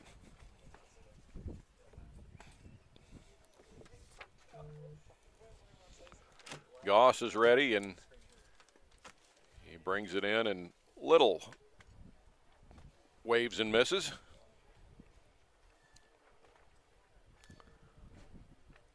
One ball, one strike. And this one gets away, 2-1.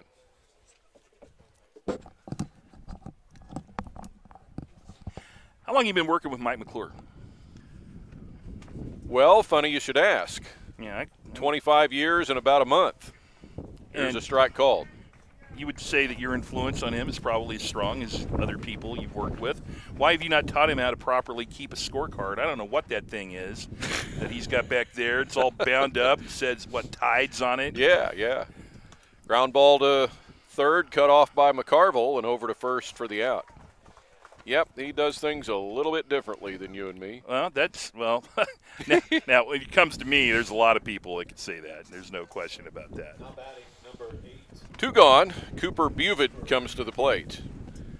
In fact, the night of our most recent Springfield Area Sports Hall of Fame induction ceremony, May 11th, was the 25th anniversary of the first game I worked with Mike. And since then, we've done about 940-some games together. What a great team you guys are. Whenever and it's rare that I get a chance to tune in, but you guys just work so well together. Buvid takes outside. 1 ball, 1 strike. He is 0 for 2, is lined out to center and been called out on strikes. Waves through it, and it's 1-2. I've often wondered if you hadn't met me, what you would do to score a baseball game or a basketball game, how that would have evolved, you know? No idea. Up high, 2-2. I may not even have been scoring baseball and basketball games if I hadn't stumbled into you at Metter Park in '85. But that first game, that tape you did, what did you use to score that game? Do you remember? No. Swing and a miss. Sorry, but no. 3 up, 3 down for Ozark in the top of the 6th inning. I wish I had it, and I wish I had the tape, but I don't think I do. We'll go to the bottom of the 6th with Kickapoo leading over Ozark by a count of 5-1.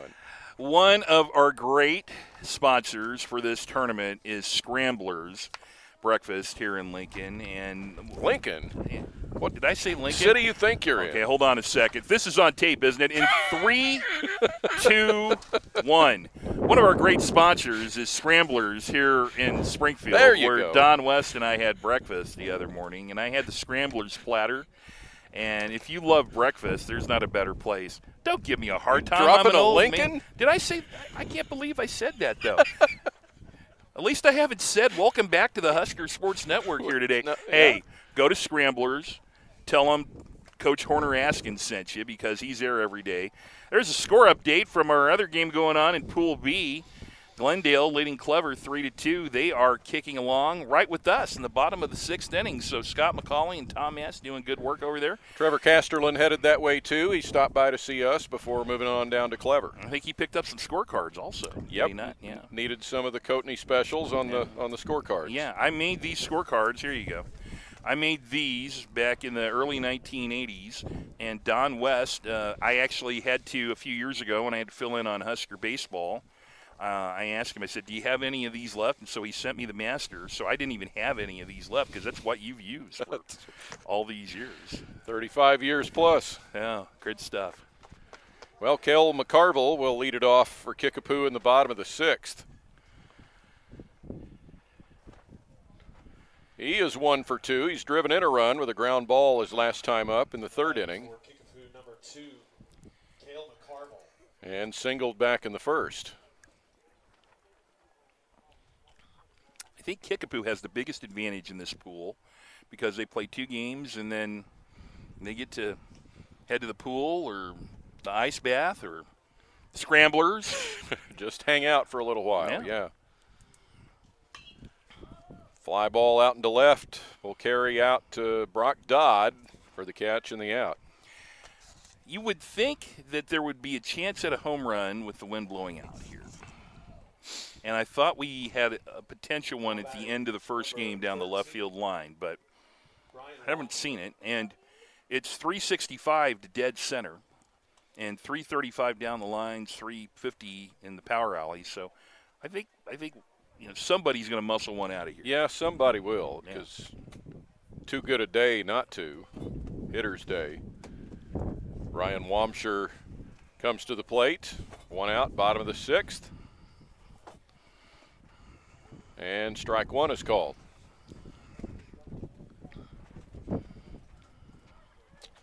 Wamshire doesn't have an official at bat yet in this game. Sacrifice fly for an RBI and a walk. Waves through, and it's 0-2.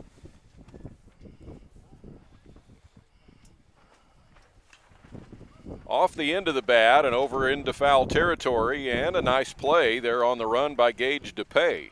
And all that space there is in foul territory here at Republic. Were you downstairs when Mike McClure was doing the early part of the game when I asked him if he could think of any place in Southwest Missouri and the places he generally covers that has more foul territory? Right, I was here, and I can't name you one that's even close. Yeah.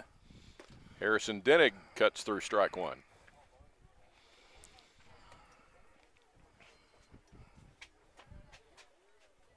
Dennig 0 for 2 so far.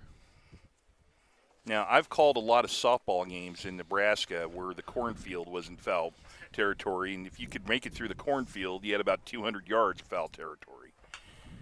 Ground ball, and it is knocked down by the third baseman DePay, but Dennig safe at first base with an infield hit. Just a great effort by DePay. I don't think even if he comes up with that, he could Nolan Arenado that over to first base in time. Very few people could have made that play, but he's trying to get the dirt out of his glove right now and all over his pants. I always like it when ball players look like DePay does right now. Look at that. I mean, you get dirt all over the pants, you get dirt all over the shirt right now, knocking dirt out of the glove. He's had a pretty good day here today of knocking stuff down.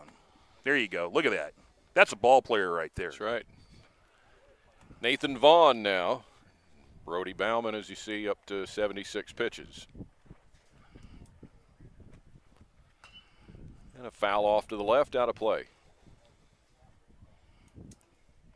I had some time during my couple of innings off. I went over and took a look at the softball field. This is a great complex here that they've got at Republic. A semi-truck just moved through the roundabout out there, and it said Class A CDL training. Mm-hmm. Is that something you do? Most people think all I do is broadcast sports, but I'm the CDL program manager for the Nebraska DMV. That is everything that I'm involved with. Right there. In the state of Nebraska. On Absolutely. the side of a semi, no yeah, less. Absolutely. That's a good training school down here. 0-1 to Nathan Vaughn, and a strike called. Runner at first, 2 outs. Bottom of the 6th inning, and Kickapoo with a 5-1 lead over Ozark, and Kickapoo looking to run the doubleheader here and go to 2-0 in their pool. 0-2, and it's just outside. Well, and the one thing that we've been impressed by Kickapoo today is their pitching. Cross Cubic in game 1, and then Morgan Goss here they've just shut both of these teams, Republic and Ozark, down. Pretty close at first. Looked like Dennig was leaning the other way. There were some Gosses I went to high school with at Kickapoo back in the day. I just wonder, Morgan, if he's got any relatives who went to Kickapoo back many years ago. 1-2 pitch is low. It's got to be hard for you two guys when you see a last name. You immediately start thinking about, who are their relatives or where'd they come from. I mean, it's got to be everything. You guys have been doing this so long down here. Yeah, just about every game you come across some kind of second-generation guy that you've been a part of. 2-2 pitch driven out into center field for Devin Wright. He is there and makes the catch, and that will get us clear of 6 innings in this second game of the day here at Republic High School, with our score still Kickapoo 5 and Ozark 1. And we will send things back now to Matt Coatney and bring in Mike McClure for the end of this one. Don, thank you very much. And wherever you are tuned in today, this is our Red Line quiz of the day. And this has been the question that you at home have been trying to answer for a long time. Who is taller, Matt Coatney or Don West? And if you take a look at it right now, I look taller than you, but this is an optical illusion because I'm sitting closer to the camera. All right. But if you take away, you're cheating because you've got the seat cushion, and I don't. Okay. Right here. So I've got 4 kids. You have 2, so that puts I get an advantage of 2 inches for having more kids than you have. So, I don't know, McClure, who's taller? Do you know? Don is taller. Is that right? I'm going 6 foot 1/4 of an inch. I used to be a half inch, but I'm shrinking now. I'm at that age. Now hold on. Are we measuring this in centimeters? Or are we using? Because there's a difference if we do it in centimeters. I think I win it if we're going metric system here. Fair enough. Yeah, no, now the answer to the red line trivia question, Don West, and just to let you know, if our production crew brings up another Matt Coatney versus Don West trivia question in this, the answer is always Don West. Just letting you know. Always. Have fun with the rest of this one, my friend. Very good. We go to the 7th inning. Ozark needing to get some runs here to keep this one alive. And Brody Bauman, the pitcher, is up there. He's walked and scored and struck out. And Morgan Goss has had a very effective game here. The Kickapoo pitching has been most impressive here today. Top of the 7th inning. Here's a ground ball hit to second. Underwood will throw it to first, 1 out. The sands of the hourglass are quickly falling through for Ozark. Graydon Miller will try to change things around. He's been on base twice today with a single hit by pitch in the 5th inning. Ozark will stay on the field, and we will have coverage of Ozark against Browns of Rolla coming up scheduled at 2:30, and that time looks pretty good the way things are going right now. Goss sends one inside for a ball. There was a Wendell Goss who was the Kickapoo mascot for many years at Kickapoo, and his sister Vicky was one of my classmates. I have no idea if they have anything to do at all with this pitcher, but whenever you see a name, He became a blue and gold referee. yeah, Wendell Goss, a blue and gold official for many years, absolutely. Here's the next pitch. This is bounced foul down the left field line. 2 balls and 1 strike. Brock Dodd waits on deck. Can't believe you didn't bring wedding cake with you. Congratulations, your daughter was Thank you recently very much. married. How about that? I'm the luckiest guy in the world. Hannah Coatney married Devin Schroeder back on May 15th. We had a great wedding. We had a great party. Devin has felt like a part of my family for many years. Former member of the Cornhusker Marching Band, where he met my daughter and knew my son Ben before that. We're very lucky. Thank you. I appreciate that. The wedding cake was all gone. It was too good. Here's a swing and a miss. 3 balls and 2 strikes. I'm a lucky man, Mike. I added a great young man to my family. Here's a pitch hit deep to left field. The left fielder came in and now has to chase it all the way to the fence. The runner rounding first, on his way to 2, takes a look, and he will stay there with a stand-up double. Graydon Miller with a good poke to left field that really fooled Cummings in left field, and Ozark has a runner in scoring position. Probably on a normal day, Cummings makes that catch, but the ball just got caught up in the wind. Oh, It was just howling out to left field, and he had no chance. Yeah, I tell you right now, if you play outfield today successfully, you should go home and get an extra slice of pizza at dinner because you've got something done. Brock Dodd at the plate, 0 for 2 today. We'll try to help extend the game for Ozark. The left-hander Goss throws a strike on his 85th pitch of this game. Love the graphics that we have here from Redline Media, the pitch count, the base bug, the box score. You almost don't need me. Here's the swing and a miss. For young people who don't remember before score bugs were a thing, it's hard to watch a game anymore if you don't get those graphics. Yeah. It really is. So we appreciate that. When Don West and I started doing summer baseball back in the 1980s, we were lucky to get a replay, and it was kind of interesting how we did that. Hey, but at least it was in color and not black and white. Well, I still owned a black and white TV the first year I did baseball on TV. No balls and 2 strikes. Here's the pitch. This one's bounced down the third baseline. Gloving it was McCarville, but it was in foul territory. So again, we will do it on 0-2 with 1 out. In the top of the 7th, Ozark trying to stay alive with this one. If you are just tuned in, welcome in to Republic, Missouri. This one is pop foul down the right field line. Giving chase was Denning, but he couldn't get there. This tournament celebrating its 50th anniversary, 49 previous winners, and we will have a lot of stories this weekend. We will honor people who have been important to this tournament on Sunday before the championship game, and the people who are bringing this to you. We love being here. This is very important to us. 0-2. The next pitch, curveball, just a bit inside. Good idea, though, on that one. As Art Haynes used to say, well thrown. Yeah. A great guy to have who is just as great on baseball as he is on every other sport. Here's a pitch high. You know, I rarely get a chance to do baseball. We have a great baseball team on the Husker Sports Network, Greg Sharp and Ben McLaughlin, and they rarely miss games. I've filled in on some baseball and some softball, so this is a labor of love for me here. Pitch outside. So Goss now in danger of losing Dodd after getting ahead in the count 0-2. Now it's 3 balls and 2 strikes. The runner at second is Graydon Miller. Kickapoo with the 4-run lead, trying to close it out. And this pitch hits Dodd. So at this point, Kickapoo's still with a comfortable lead, but Ozark has the tying run on deck. So the infield's going to come in, and they're going to talk about this one. 90 pitches in this humidity. Mike, it's, you know, you would like to be able to see your pitcher finish it out because, you know, Kickapoo right now in a good position, but we're going to see a pitching change, and the fans are going to give Morgan Goss a really nice hand, and he deserves that. Allowed just 3 hits in his 6 1/3 innings of work. Now, that was a superlative effort. So we'll have a pitching change, and we will tell you who that is momentarily after we get a number. There's no number on the front of the jerseys. That doesn't help you out much, friends, but we will try and get that figured out for you. 2.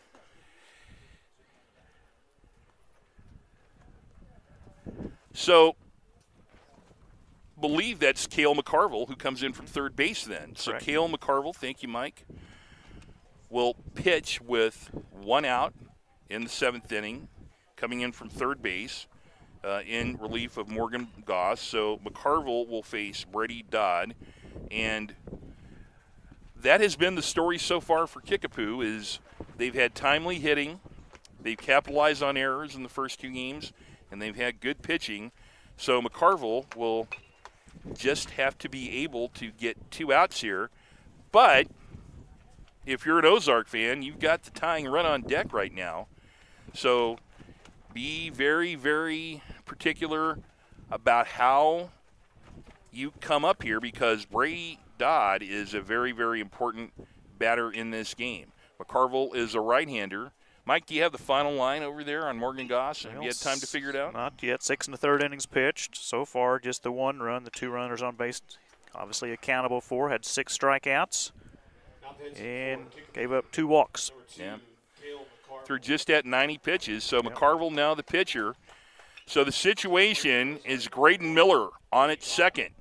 Brock Dodd on at first. His twin brother Brady at the plate, 1 for 2 in this game. So a little bit of drama now.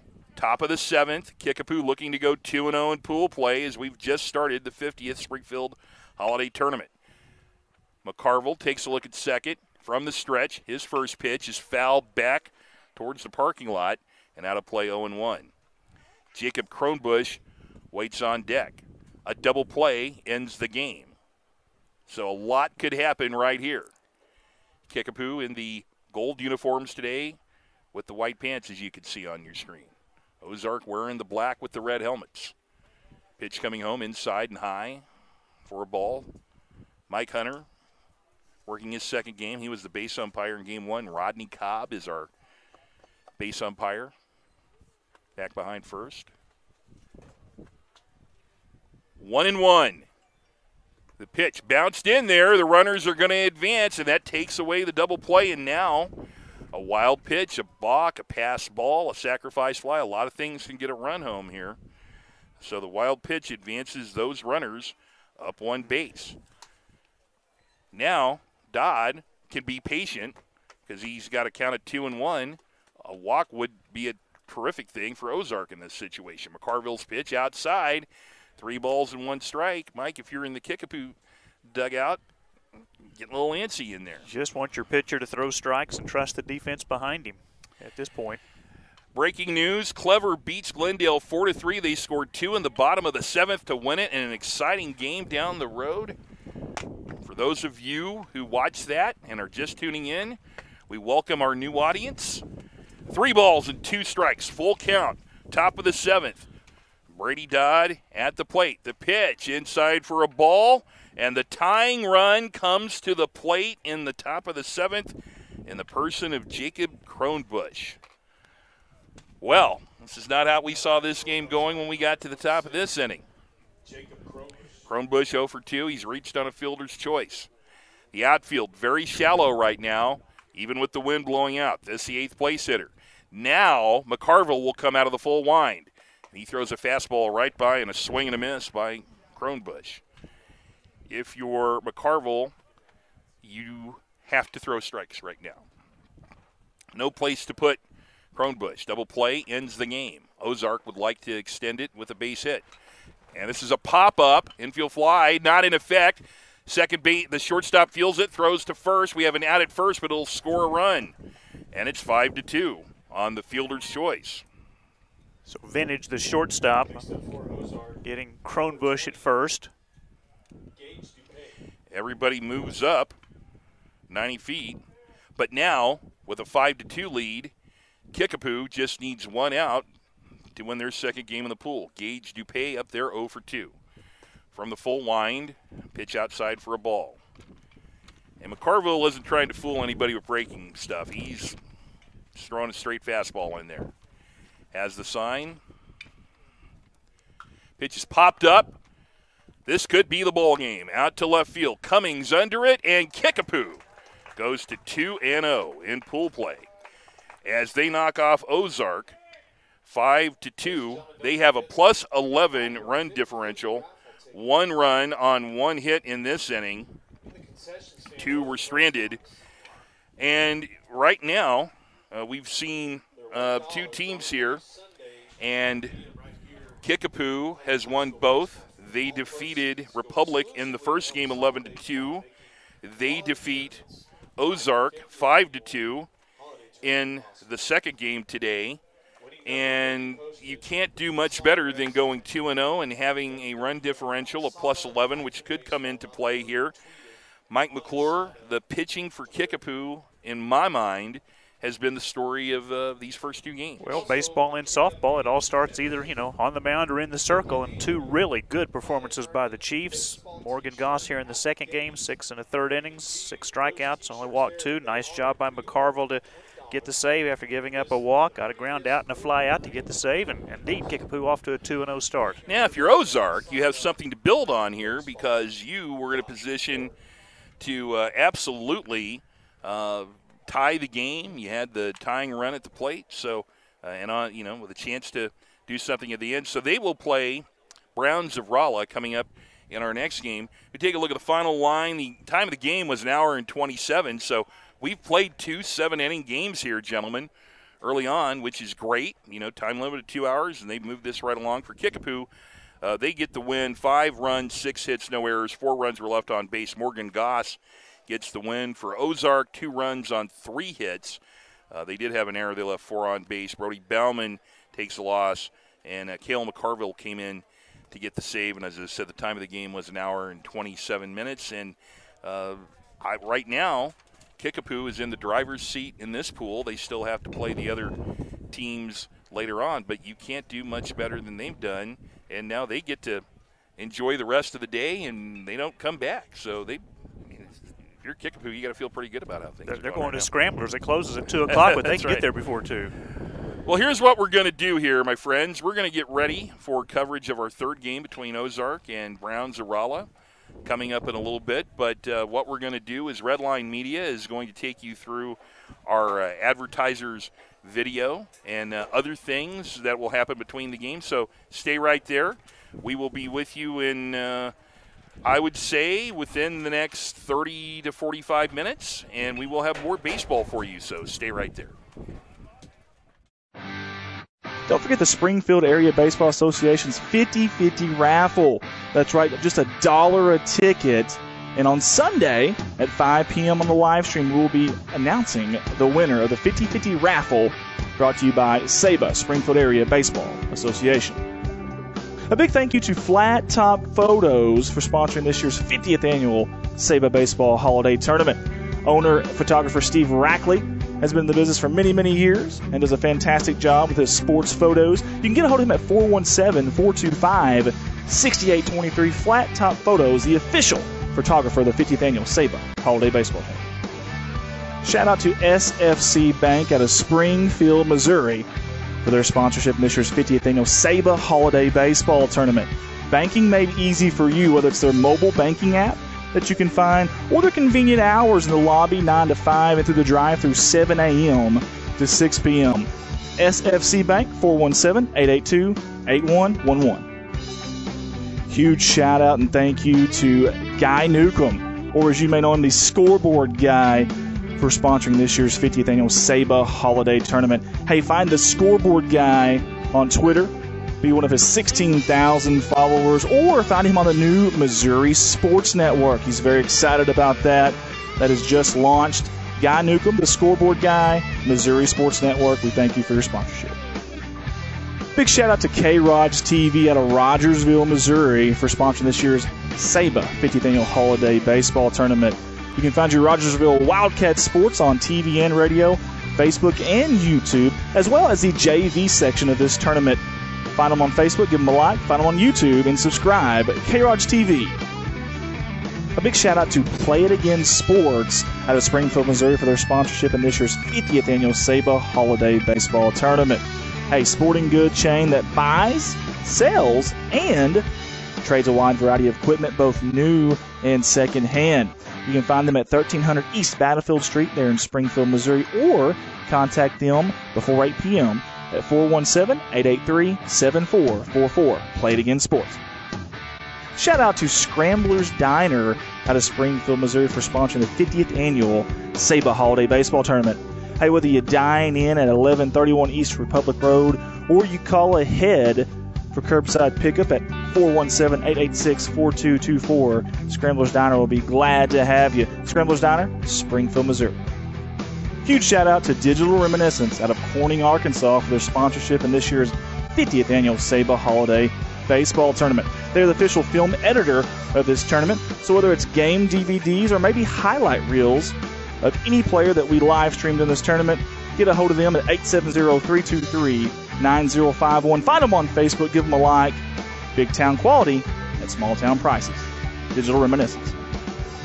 Andy Earls here with Redline Media Alliance out of Corning, Arkansas. Hey, we just want to say that we are honored to be the official live streaming partner of this 50th Annual SABA Holiday Tournament. We hope you enjoy live production, and we look forward to doing many years of live streaming this baseball tournament, this fantastic tournament.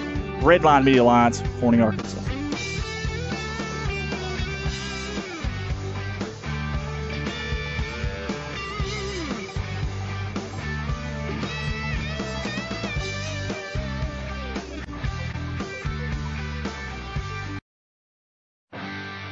Don't forget the Springfield Area Baseball Association's 50-50 raffle. That's right, just $1 a ticket. And on Sunday at 5 p.m. on the live stream, we'll be announcing the winner of the 50-50 raffle brought to you by SABA, Springfield Area Baseball Association. A big thank you to Flat Top Photos for sponsoring this year's 50th Annual SABA Baseball Holiday Tournament. Owner, photographer Steve Rackley has been in the business for many, many years and does a fantastic job with his sports photos. You can get a hold of him at 417-425-6823. Flat Top Photos, the official photographer of the 50th Annual SABA Holiday Baseball Tournament. Shout out to SFC Bank out of Springfield, Missouri for their sponsorship in this year's 50th Annual SABA Holiday Baseball Tournament. Banking made easy for you, whether it's their mobile banking app that you can find or their convenient hours in the lobby 9 to 5 and through the drive-through 7 a.m. to 6 p.m. SFC Bank, 417-882-8111.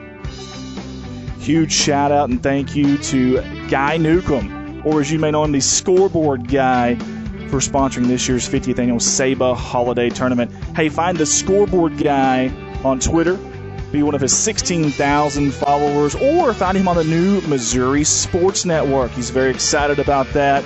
That has just launched. Guy Newcomb, the scoreboard guy, Missouri Sports Network. We thank you for your sponsorship. Big shout out to K-Rod's TV out of Rogersville, Missouri for sponsoring this year's SABA 50th Annual Holiday Baseball Tournament. You can find your Rogersville Wildcat Sports on TV and radio, Facebook and YouTube, as well as the JV section of this tournament. Find them on Facebook, give them a like, find them on YouTube, and subscribe. K-Rod's TV. A big shout out to Play It Again Sports out of Springfield, Missouri for their sponsorship in this year's 50th Annual SABA Holiday Baseball Tournament. A sporting good chain that buys, sells, and trades a wide variety of equipment, both new and secondhand. You can find them at 1300 East Battlefield Street there in Springfield, Missouri, or contact them before 8 p.m. at 417-883-7444. Play It Again Sports. Shout out to Scrambler's Diner out of Springfield, Missouri for sponsoring the 50th Annual SABA Holiday Baseball Tournament. Hey, whether you dine in at 1131 East Republic Road or you call ahead for curbside pickup at 417-886-4224, Scrambler's Diner will be glad to have you. Scrambler's Diner, Springfield, Missouri. Huge shout out to Digital Reminiscence out of Corning, Arkansas for their sponsorship in this year's 50th Annual SABA Holiday Baseball Tournament. They're the official film editor of this tournament, so whether it's game DVDs or maybe highlight reels of any player that we live streamed in this tournament, get a hold of them at 870-323-9051. Find them on Facebook, give them a like. Big town quality at small town prices. Digital Reminiscence. Andy Earls here with Redline Media Alliance out of Corning, Arkansas. Hey, we just want to say that we are honored to be the official live streaming partner of this 50th Annual SABA Holiday Tournament. We hope you enjoy the live production, and we look forward to doing many years of live streaming this baseball tournament, this fantastic tournament. Redline Media Alliance, Corning, Arkansas.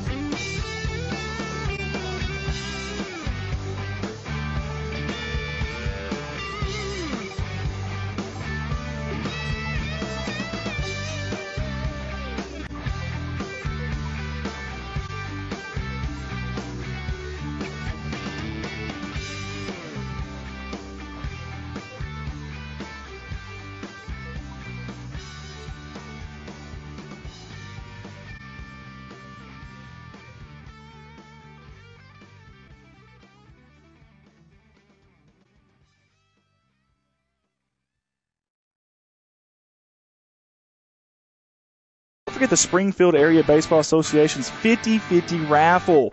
That's right, just $1 a ticket.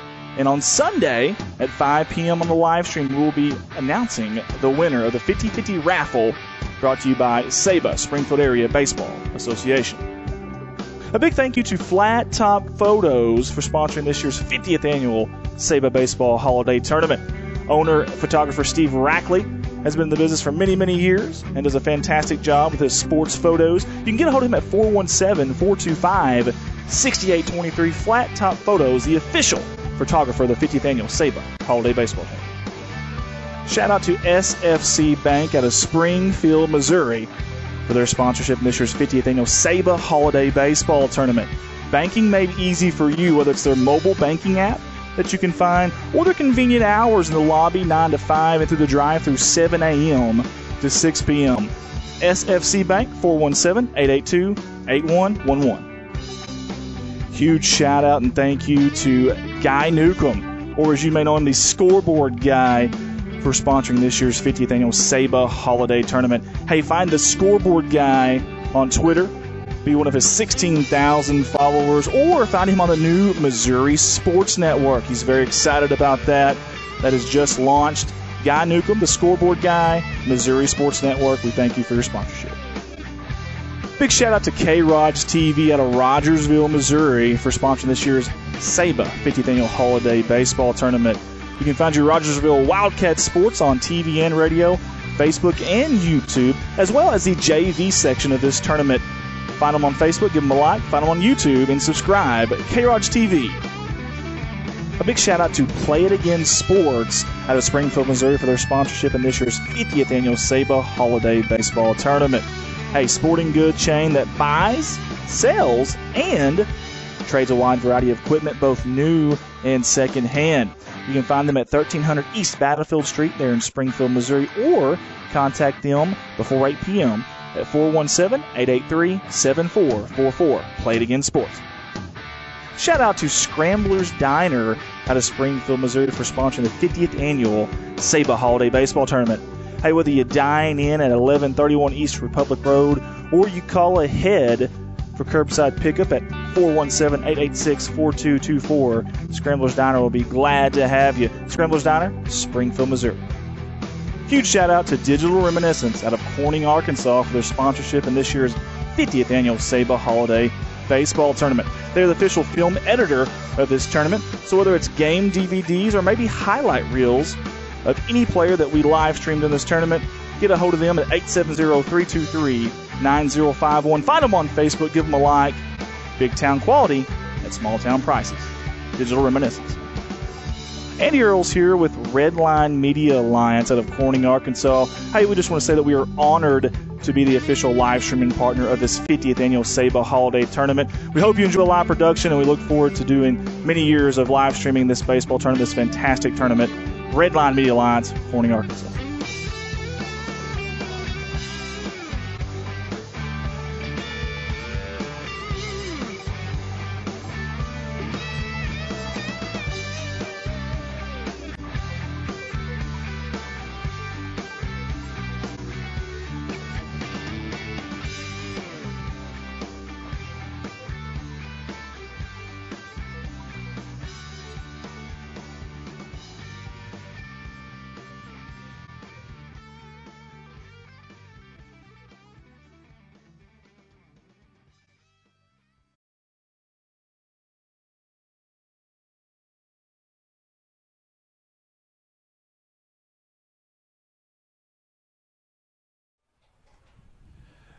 Hello, guys. We're here live from Republic, Missouri, the 50th annual SABA Holiday Baseball Tournament. Excited to be here. Thanks for welcoming us here. Obviously, we're with Redline Media Alliance is our company. You can catch us on YouTube. Right now, obviously, you're watching live. If you are watching us, we also have a Facebook as well. Check that out, too. We want to give out some thank yous, first of all, to the Republic staff. Man, they've been awesome. Great hospitality. We're not even from here. They didn't know us from another state over, and they have been fantastic to us. I want to say thank you to the head coach here at Republic. He's been very great. All the staff have been so welcoming, and that means so much to us. I want to thank Matt Coatney and Don West up there. They've been fantastic. I mean, terrific to work with. Guy Newcomb's not here. We lost him. He's somewhere else. But big thank you to everybody that's helped us out. Visit that website, saba-baseball.org. I believe you can order T-shirts on there. There's a way to get some raffle tickets as well. There's a 50-50 raffle ticket that's going on every day at the locations. And Sunday, 5 p.m., on live TV, we'll have a winner. I'm just going to mingle with some people here. How are you doing, sir? Not too bad. What's your name? Kevin Brooks. Kevin Brooks. Where are you from, Kevin? Bourbon, Missouri. Bourbon, Missouri. Who are you here cheering for? The Browns. The Browns. Very nice. We appreciate you coming out. Hey, Kevin's got it figured out now. Kevin's got him an umbrella. This ain't his first rodeo here, I can tell you that. Seasoned veteran right there for sure. Let's see who we have over here. How are you doing, young lady? How are you? I'm doing good. What's your name? Kim Stokes. Kim Stokes. Kim, where are you from? Cuba. Cuba, Missouri. Is there anybody at home that might be watching? You want to look at that camera that might be watching? You might want to say hi to, a little shout out? Hi, Dad. Hi, Dad. That's very good. Father's Day wasn't too long ago. Very good. We got the puppy here, the boss of the house as well. Okay. That's no puppy, by the way. That's a big old dog now. Big old dog. I'm going to look for some kiddos. I don't see any kiddos around here. I'm looking. Do you want on TV? She said no. She said, nada going to happen. Again, the staff here at Republic do a fantastic job, by the way. The field has looked great. We got here, I don't know, what did we get here, 7 in the morning maybe. There's already people out here working the fields, working the grass, getting the lines ready. They want it to be perfect, and they do a fantastic job, and you can see that. You can witness it on the field here. We're going to go over here to the other side of the bleachers. They thought they were safe. They are not. How are y'all doing? Everybody okay over here? You guys got it figured out. Where's everybody from? Ozark. This is the Ozark side, in case you couldn't tell from the colors. There we go. Do that again. Can we get her on camera? Yeah. Woo! She's raising the roof over here in Republic, Missouri. You see a ton of umbrellas. It is hot. Hot. I wore pants. That was a really bad choice today. but we're having a good time out here in the 50th Annual SABA Holiday Tournament.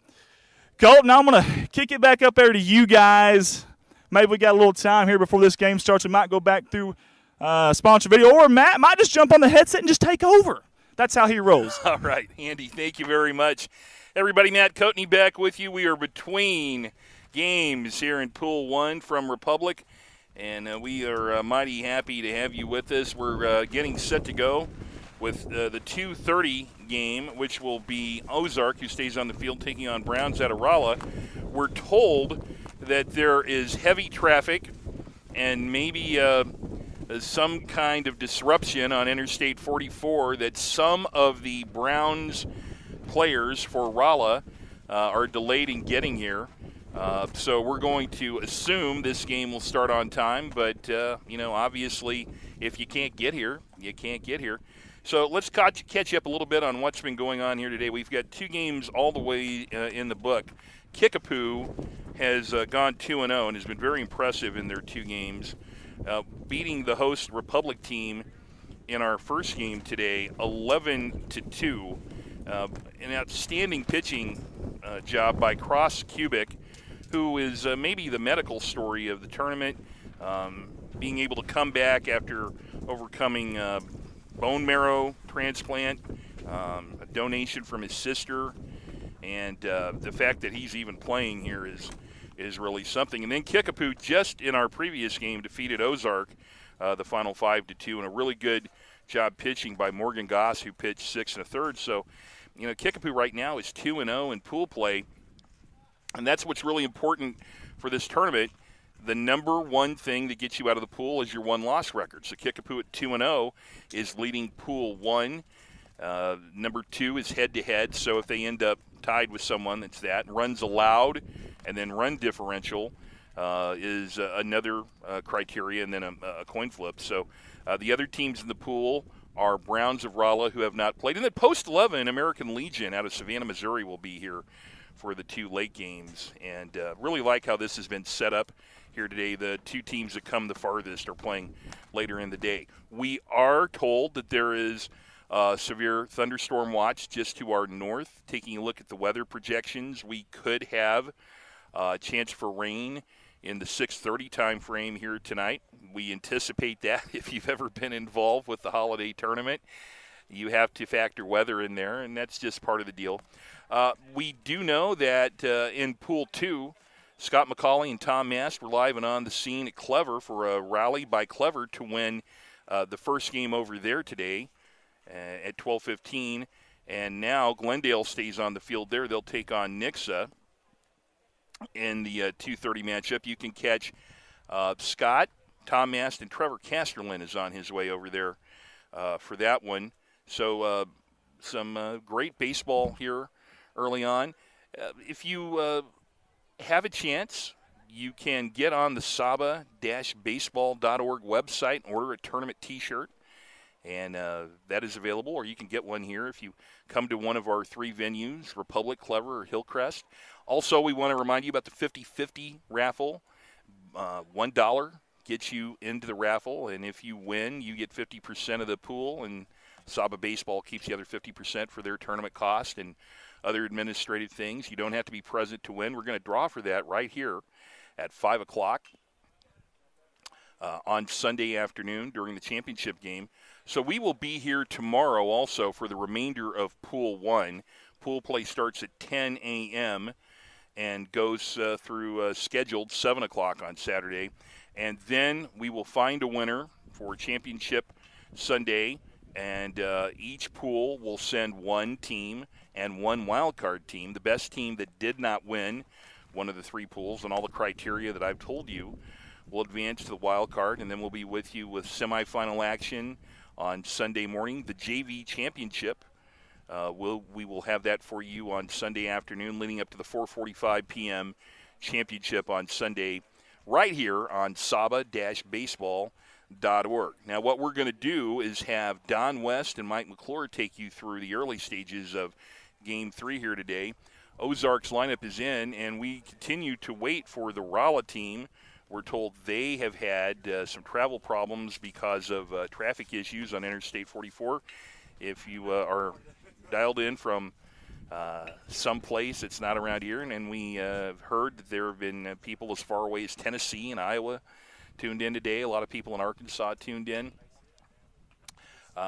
Interstate 44 runs from St. Louis southwest through Springfield down to Joplin, Missouri, and then into Oklahoma. Rolla, Missouri is in east central Missouri on I-44. So the drive down here, not too bad because it's all interstate, but if there's a traffic backup, then that's a big problem. So there's some issues apparently with Rolla getting here. Now we know that this Browns team, it's an academy that they have, and we're very interested to see their team as they come in and they check into play here. They have a really good roster, and we will be happy to tell you about them as Don West and Mike McClure come in for this. This is the 50th annual tournament, and it started in 1972, and the man who started this was Mike Keltner, who is known in southwest Missouri primarily as a basketball coach, a basketball player, and now an announcer. Mike started this tournament, and then for many, many years, the tournament director, Nolan McCauley. His son Scott is one of our broadcast team members in Pool B over at Clever. And Nolan, not only a tournament director, one of the greatest baseball umpires, football officials, basketball officials, those of us who have done any officiating, and I officiated softball for 31 years. I owe a debt of gratitude to Nolan McCauley for everything that he's done. But this tournament was in his hands for many years, and now Jeff Simpson doing a great job with this and SABA baseball, and Derek Hunter, the commissioner of SABA, and everything they've done. They've been complete professionals for this. I was asked to come down here from my new home, and I say new home, 26 years, Lincoln, Nebraska, to come back here for the 50th tournament because this tournament means a lot to me. Summer baseball in the Ozarks, particularly Springfield, was such a big part of what I did in college, late high school. All my friends with the Kickapoo team, Terry Snyder, and then John Hartley, and good people. And, I spent a lot of hours at the ballpark, and then I was sports director at Telecable of Springfield when we first started televising summer baseball, the Summer Baseball League from Meadow Park here in Springfield, and that was absolutely tremendous to get that kind of coverage. So the interest in baseball in Springfield and Southwest Missouri has been tremendous for many, many years, and now this is been in a situation where SABA has contracted with Redline Media to produce wall-to-wall coverage of this tournament, and I could not be more happy to be a part of this, and we hope that you, wherever you are enjoying this. We encourage your Twitter interactions, and my Twitter handle is @Coatman1, COATMAN1, and let us know where you're tuned in from. Would love to know where our audience is today, whether you're here in Greene County, Missouri, or if you're in Tennessee, or if you're in Kota Kinabalu, Malaysia. We would love to be hearing from you then. We continue to await, I believe, several of the Rolla players stuck on I-44. Don West is letting me know that they are here, so apparently that a possible delay is nothing. So as we get set to go with Don West and Mike McClure on the call here, probably my play here is to get out of their way in just a couple of minutes. But we appreciate Andy Earls going down and talking to the fans. We appreciate everybody from Redline Media who has done a great job of keeping everything on the air here. Some of our problems, you can see Don West has found the Scotch tape dispenser. The wind here is problematic, but they are taking the field. So I think probably what I'm going to do in this situation is going to move myself out of this chair when Don West is ready, and I'll let Mike McClure come over here, and you'll get them for a couple innings. And then I will be back with you in the middle part of this game. So, Don West, take it away. Oh, here we are again for Game 3 of the day. Are you kidding me? We're right on time as we get ready to start the 2:30 game here between Ozark and Rolla Browns Baseball Academy. And Rolla coming in to this game for their first of the day, and they'll stay and play a second game later on following this one. And an Ozark team that just lost to Kickapoo 5-2, and Rolla the home team, Ozark the visiting team. So for Ozark, with a record of 5-9 for the season now, they'll have a lineup that looks like this. Devin Wright leads off and pitches, batting second, the shortstop Cannon Little, hitting third and catching Cooper Buvid, batting fourth, the first baseman Brody Bauman, hitting fifth, the center fielder Graydon Miller, batting sixth in left field Cash Morgan, hitting seventh, playing second base Brady Dodd, batting eighth, playing right field Brock Dodd, and batting ninth at third base Gage DePay. So Wright, Little, and Buvid, Bauman, Miller, and Morgan, Brady Dodd, Brock Dodd, and DePay in the batting order for Ozark here against Rolla Browns Baseball Academy, with quite a few players from the Rolla High School team and others from St. James, Sullivan, Cuba, Bell, and Steelville. So from up in that area in central Missouri. So Ozark with Devin Wright getting ready to lead it off, and it'll be a game 3 of the day as Ozark looks to recover from a loss and Rolla makes its debut in the tournament. And here to get us started is Mike McClure. Don, thank you. Getting warm here in Republic. First pitch is bunted foul for strike one. Devin Wright in the Kickapoo 5-2 victory over Ozark. In the game preceding this one, went 0 for 3 in the leadoff spot with a ground out and a couple of flyouts. We are up to 90 degrees here in Republic now. 90 windy degrees. South wind listed at 15, gusting higher than that. It feels like 99 with the humidity. No way. That means the dew point is 70 or above. Indeed. 2-1 to Devin Wright. He'll be followed by Cannon Little and Cooper Buvid here for Ozark in the first.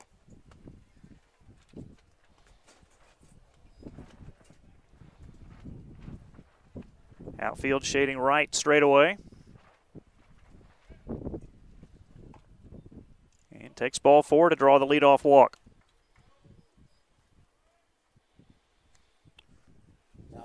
Well, away we go here with this Ozark team looking to bounce back, and they get the leadoff man on base here in the top of the first inning. Devin Wright went 0 for 3 in the first game against Kickapoo, and he gets on base here. Cannon Little was 0 for 2 with a walk for Ozark in their loss to Kickapoo. Wright pretty good to lead over at first, but always tough to run against a left-handed pitcher. Shows bunt, pitch is high for ball 1 to Cannon Little.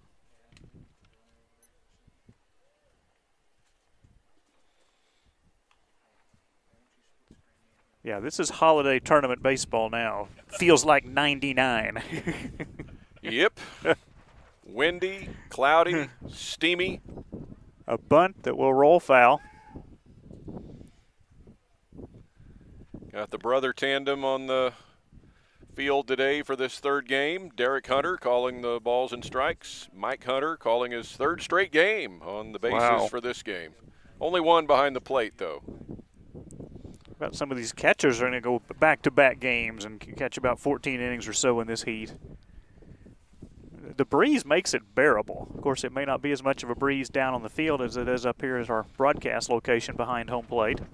Runner at first goes, pitches a ball, and no throw. Did you see that in the Olympic trials, like on Sunday, they're expecting a high of 112 in Eugene, Oregon, and so they've moved some of the races to morning hours. Did not.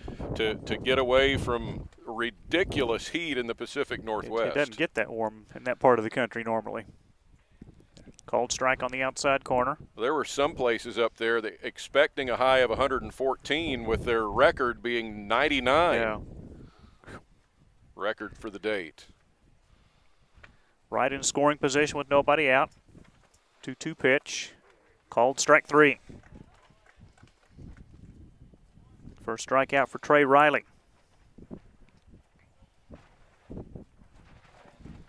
And it brings in Cooper Buvid. Against Kickapoo, was 0 for 3 with a pair of strikeouts.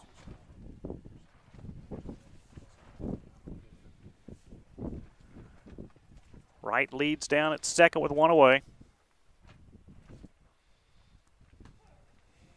Called strike. They've done a good job of nibbling that outside corner is the left-handed pitcher, Trey Riley. Outfield straightaway for Buvin. Left fielder, a little shallow. That's Carter Creedy. That one's fouled straight back.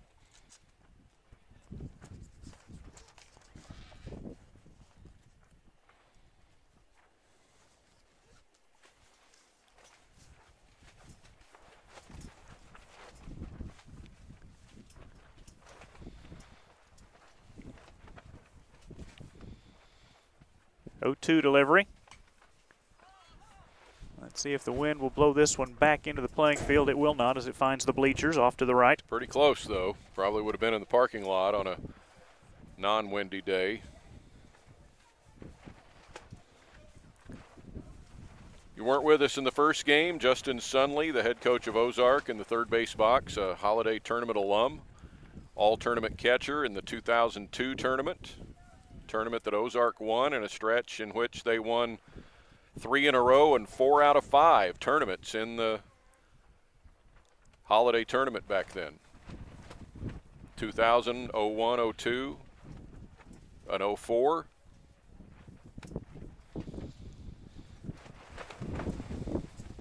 I mean, the wind is just howling out to left field right now. Any ball in the air is just going to be an adventure. This one gets past the catcher, Stevenson. And tell you what, Wright thought about trying to come all the way in from second, but held up at third on the wild pitch. There's a lot of space back behind the plate, but maybe not quite that much. You and Matt talked about that in the earlier game, just how much room there is in foul territory and from behind home plate all the way to the backstop. That one way outside.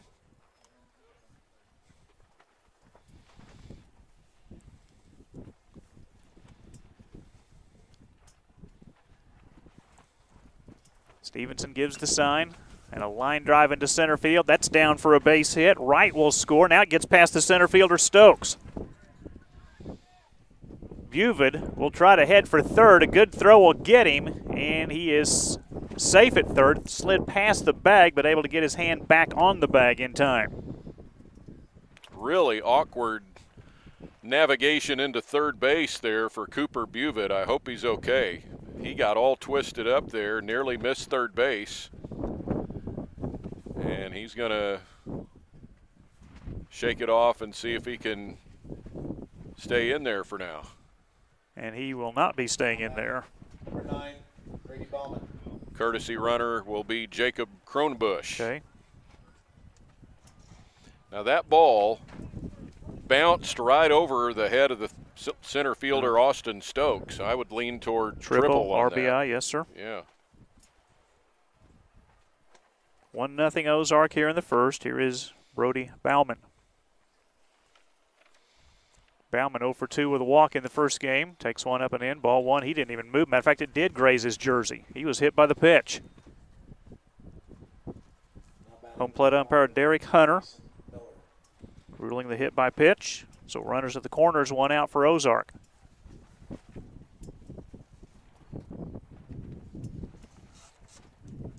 For Graydon Miller. Miller was on base all 3 times against Kickapoo, singled, was hit by a pitch, and doubled and scored. And looks at ball one.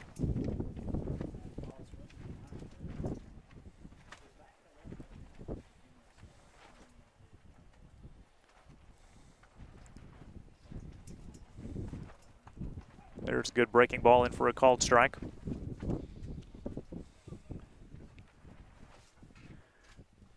One nothing Ozark. They've got runners on at the corners, 1 out here in the first.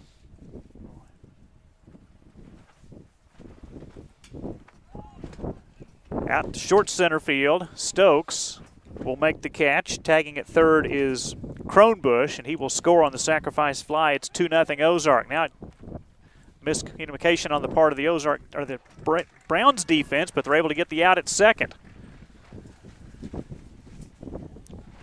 So Miller flies out to the center fielder Stokes, but the sacrifice fly bringing in the runner Kronbusch, who was running for Buvin, and then Bauman kind of late in the game, decided to try to go from first to second and was thrown out there for the third out of the inning.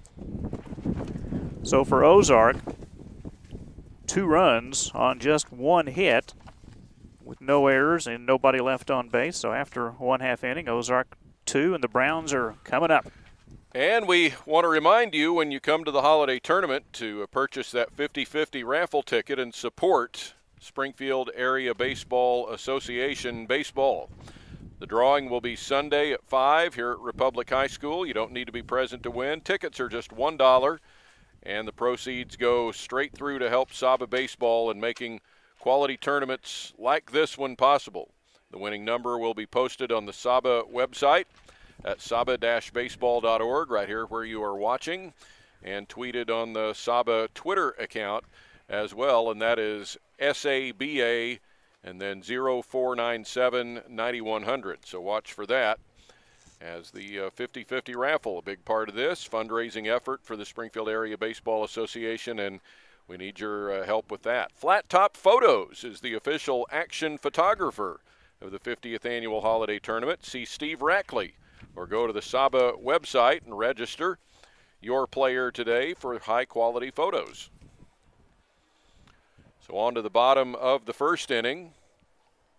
And for Rolla's Browns Baseball Academy, coached by Marty Brown, a former Major League player for parts of 3 seasons, 1988, 89, and 90, for the Cincinnati Reds and briefly with the Baltimore Orioles. And he also played professionally and coached in Japan as well.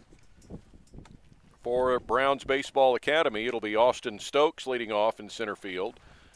Batting second, the pitcher, Trey Riley. Hitting third, the shortstop, Colby Shivers. Batting fourth and catching, Ethan Stevenson. Hitting fifth, the extra hitter, EH Brock Hendricks. You can bat 10 if you want. Batting sixth, it's the first baseman, Carter Kincaid.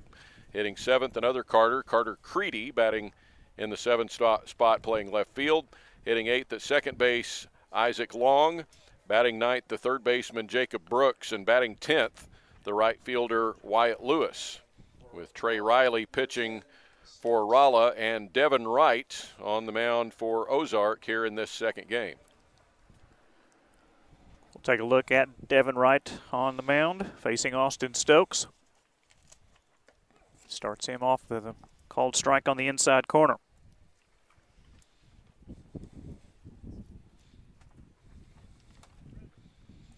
Colby Shivers, who will hit third in the inning, the only player headed off to college baseball, going to Fontbonne. That's in the St. Louis area, Division III school. Trey Riley waits in the on-deck circle. Count even at 1 ball, 1 strike. Now 2-1.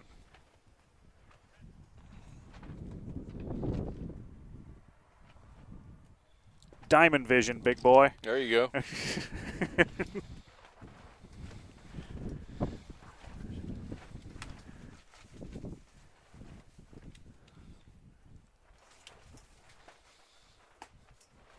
Big swing and a miss for strike 3 by Austin Stokes. 1 away for the Browns, and it brings in Trey Riley.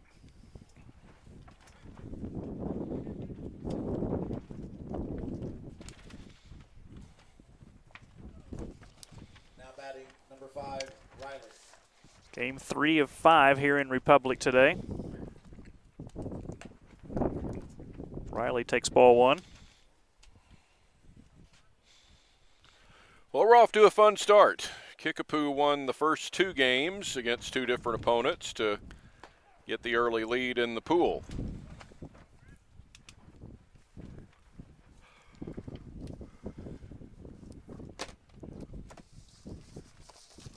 That was 11-2 over Republic and 5-2 over Ozark. Slowly hit to second. And a nice play by Brady Dodd to retire Riley for the second out.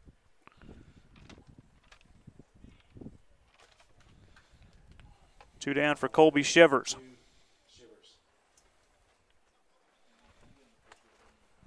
Don Fontbonne played the Missouri State Bears men's basketball team a couple years ago at JQH Arena. Yeah, one of those non-Division I opponents for Missouri State that didn't count against their whatever, their the RPI back in the day. Yeah, their net rating index. Ball 1 to Shivers.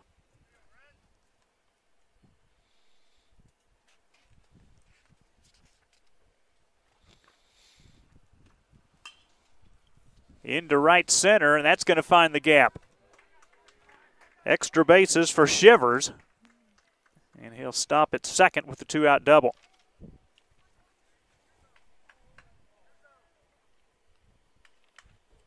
Hard hit ball by Colby Shivers into the gap.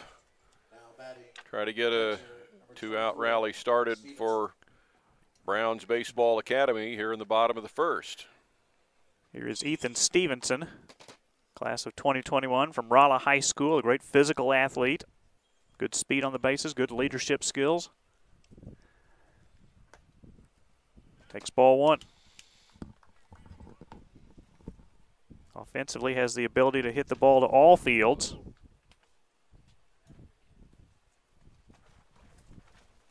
I'm sorry, what? Next pitch is upstairs, 2-0.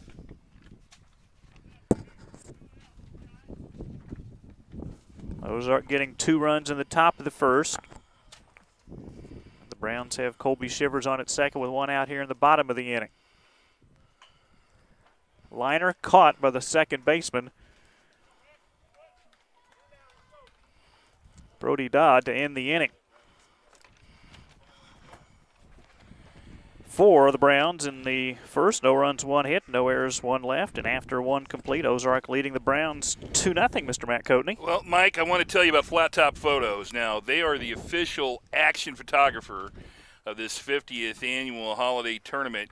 And who you want to see is Steve Rackley for those photos. Or you can go to the SABA website and register your player today. High-quality photos. He's already taken a picture of me. Didn't break the camera. That tells you it's high quality. Absolutely about it. And also, the 50th anniversary of this holiday tournament is live streamed by Redline Media Alliance and K-Raj Wildcat TV. You can watch it at saba-baseball.org. And we appreciate everybody that has been tuned in for this one. We also want to take some time here to thank SFC Bank. Now, they are at 2006 Glenstone, longtime supporter of the Springfield Holiday Tournament. These tournaments don't happen without these great sponsors, and SFC Bank has been a part of this for many, many years. Well, it is a beautiful day for baseball. They usually have humidity at this time of year, and when the humidity gets as bad as it is now, 2 things. That either means thunderstorms or the holiday tournament, and we could have both. I know we're having one. I hope we don't have the other, but you have to think so. And we get set to go to the second inning, and this has been a lot of fun. Matt Coatney, along with Mike McClure, Don West, is going to sit back down here as the second as we go to the second inning. Ozark heads to the plate, and back to Mike McClure. Matt, thank you. Cash Morgan, number 6 hitter in the Ozark lineup, will lead things off. And takes ball 1 outside.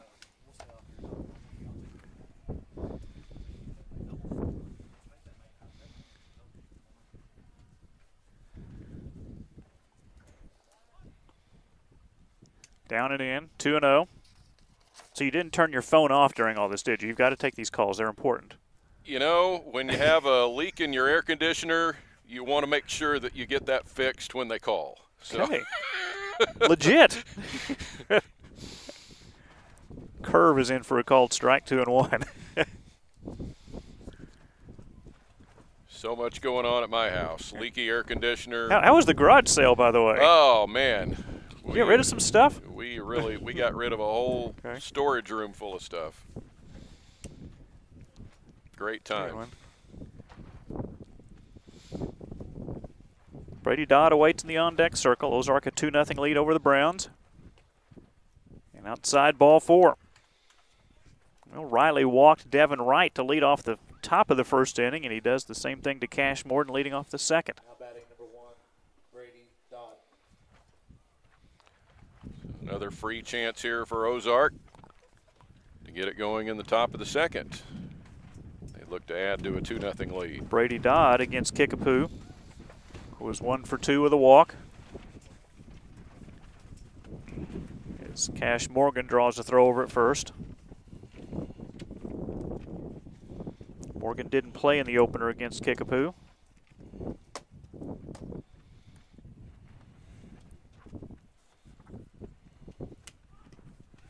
Pitch is outside, snap throw to first. Again, Cash Morgan safely back.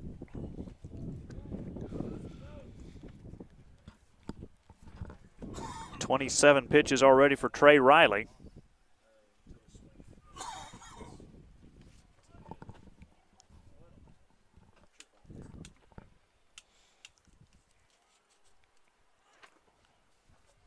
Down and in, good block by Stevenson.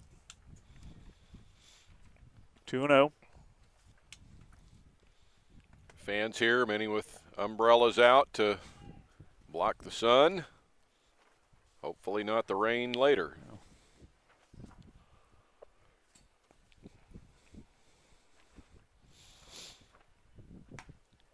Three 3-0. He walked Cash Morgan to start the inning, and he's yet to throw a strike in 3 pitches to Brady Dodd. Trey Riley hails from St. James. Ball 4. Back-to-back walks allowed by Trey Riley here in the second. Now batting number 4. Here's Brock Dowd. So Marty Brown will go out and have a word with his pitcher and infield on the mound.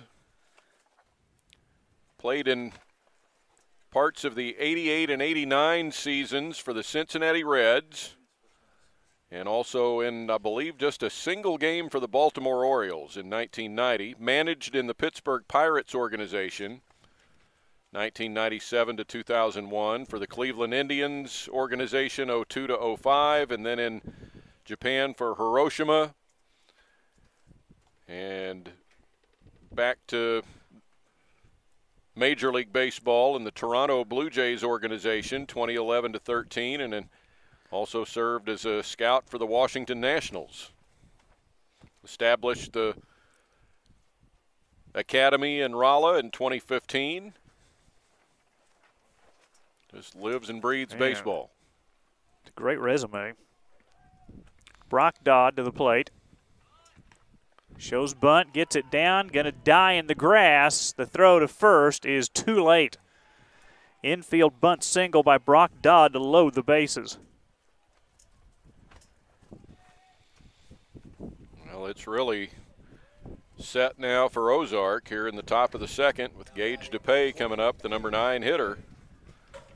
A chance to put some big-time distance between themselves and the Rolla Browns Baseball Academy here in the second. Gage was 0 for 3 against Kickapoo in the earlier game.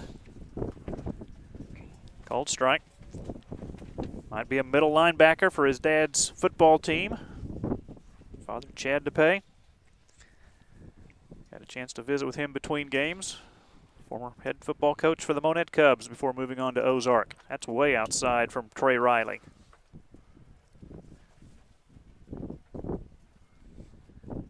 Riley has really battled some control problems here in the second, already giving up 2 walks and an infield bunt single.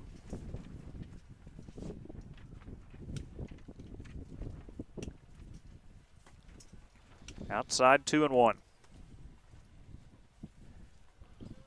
Don, I'm shocked how shallow Carter Creedy is playing in left field considering the wind. It's just howling out there. Asking anything in the air. DePay takes one low. It's 3-1. A lot of real estate to cover out there for left field in this game.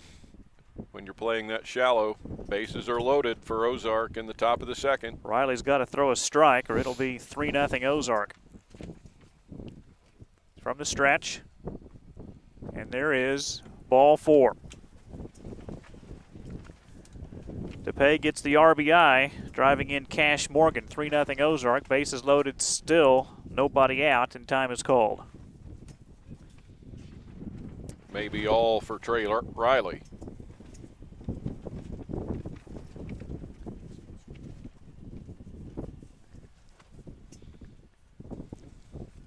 And indeed, the Browns will be making a pitching change. Joey Spinayo is coming in. He's a Rolla High graduate just recently, finishing his senior year and getting out there now for Browns Baseball Academy against Ozark with trouble from this Ozark team with the bases loaded and already a run home and still nobody out in the top of the second inning.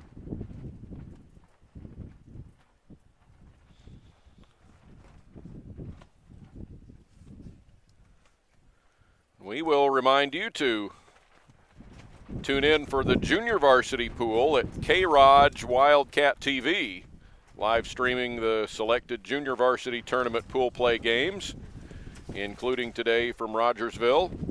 Thanks to the Missouri Sports Network for their coverage of the holiday tournament.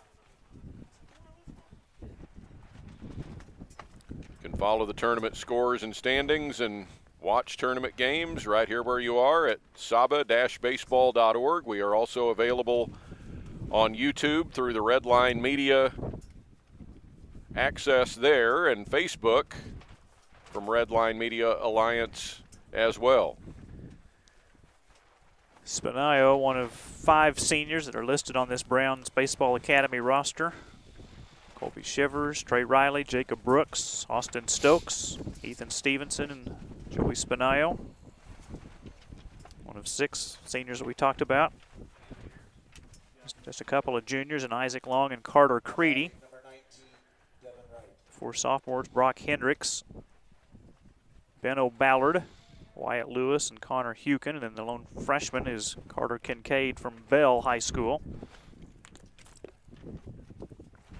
Well, here's Devin Wright. He walked and scored back in the first.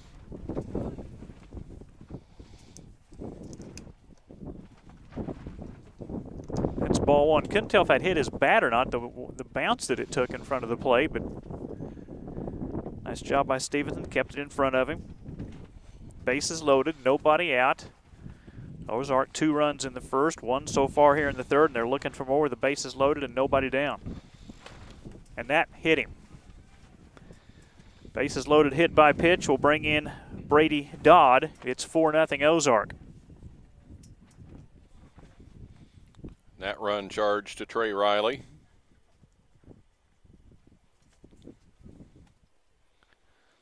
DePay to second, Brock Dodd to third, and Cannon Little to the plate. He struck out in the first. Went 0 for 2 with a walk against Kickapoo in the earlier game.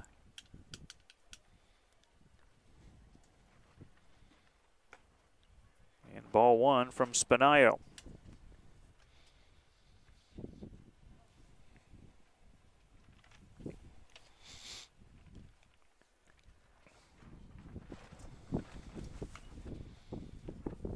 And that will bounce foul.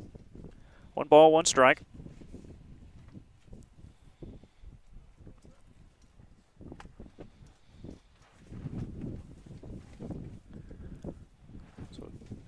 Trey Riley, in just his 1+ inning of work, faced 9 batters. There are 2 runners on base still accountable to him. Curve is swung on and tapped foul at the plate. 1-2. Browns just needs an out here in any form. Already 2 runs home. Bases are full for Ozark in the top of the second. In at first and third, second baseman and shortstop at double play depth. 2-2.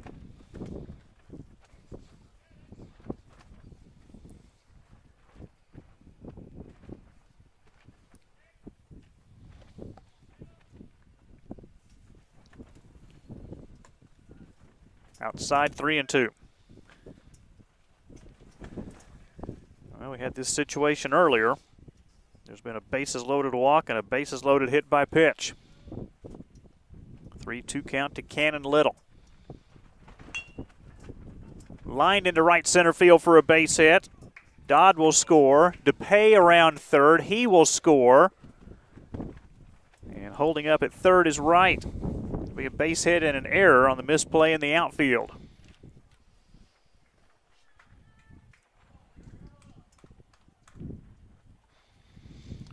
Yep, Austin Stokes just ran by it a little bit.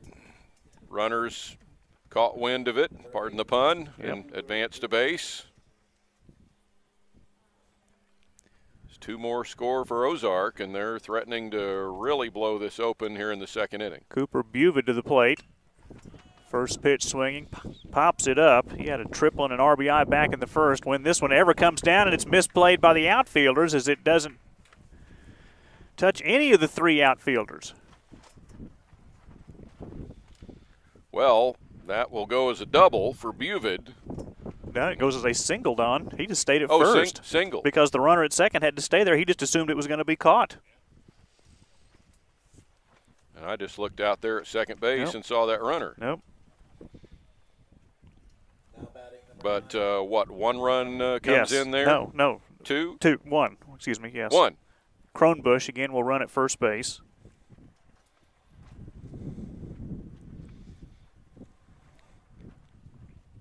So 5 runs in the inning. It's 7-0 Ozark for Bauman. Nice curve, drops in for a called strike.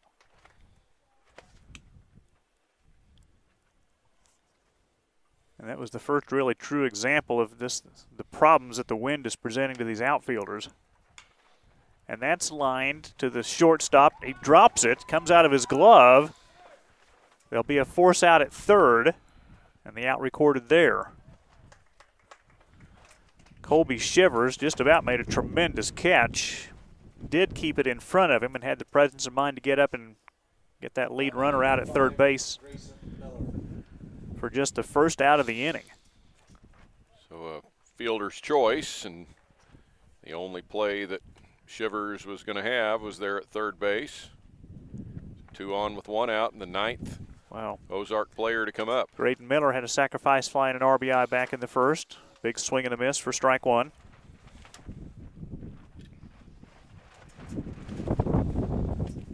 So barring a double play here, Ozark will send more than 9 to the plate in the inning. 0-2.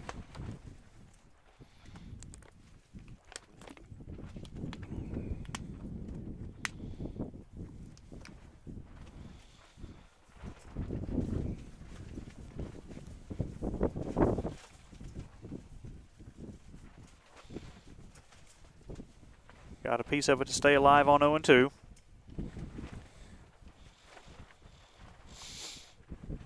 Are we sure we're not in Oklahoma today, as hard as the wind is blowing?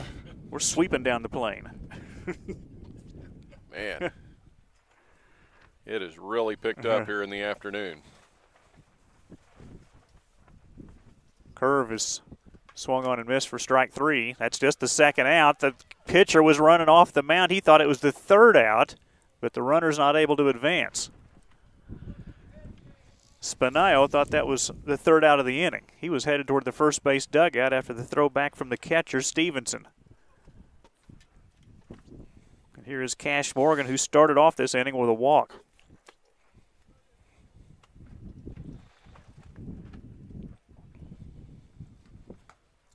He takes ball 1 from Joey Spinayo.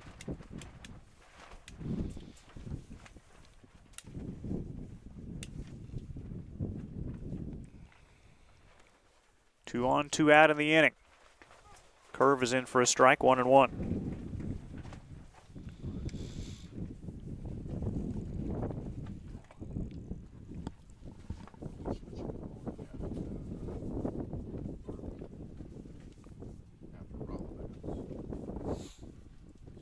Outside, gets past Stevenson. Runners will move up a base on the wild pitch.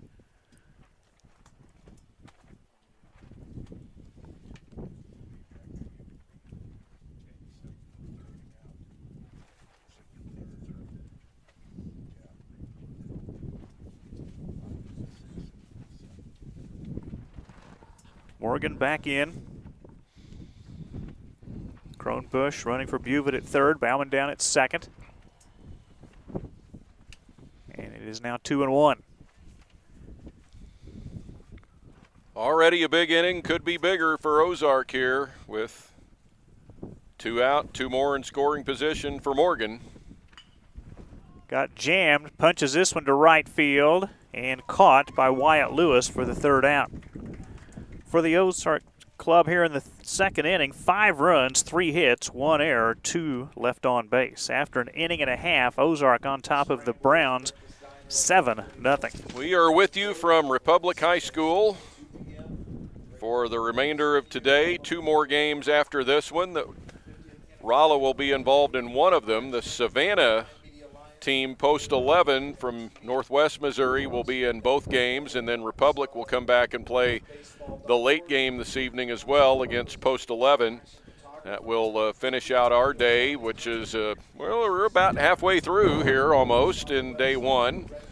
And then full day of games scheduled on Saturday with semifinals and championship games, including the JV championship on Sunday, with a possible rain, of course, that we're dodging as we do every year. But so far so good, just a whole lot of wind here and some heat and humidity in Republic. But we're moving on into the bottom of the 2nd inning with Rolla Browns Baseball Academy coming to bat and kind of in some trouble here, down 7-0 already.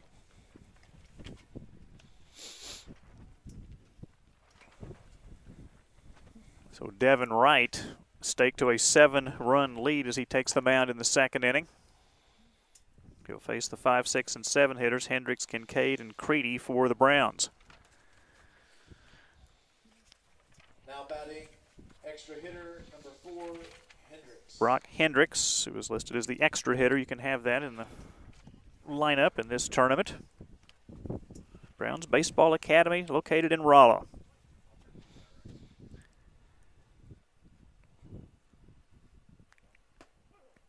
You and Matt were talking earlier. You made a trip to Rolla to see Willard play in a district tournament game up there. Well, it was supposed to, but the whole thing got shifted around and ended up playing a game at Hillcrest High School and one at U.S. Baseball Park in Ozark on turf fields because it rained so much up in Rolla that they just couldn't get the field and facility ready all week. Would have been a new site for you. Would have been. Yeah. What's that count up to? How many places have I worked games from? We're in the 340s now.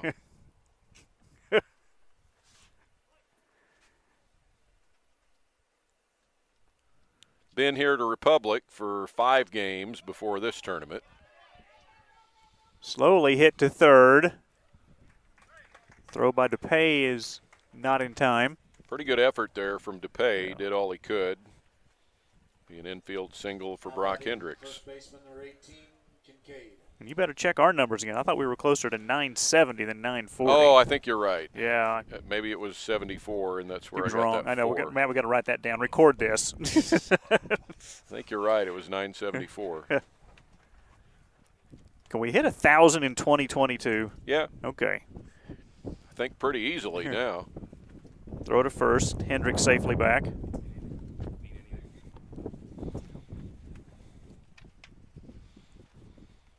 The Browns Baseball Academy with some work to do. Down 7-0 here in the 2nd. There's a called strike to Carter Kincaid.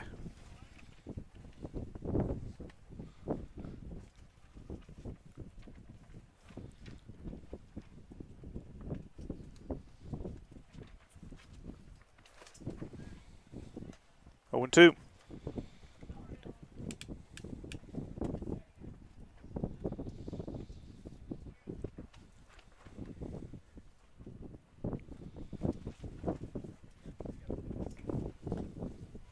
This is upstairs. Well, obviously the Olympics coming up soon. Boy, just because of COVID and all the conditions going on, we'll be far from full attendance there. And you know how careful they've got to be just in the village themselves where all the athletes will be.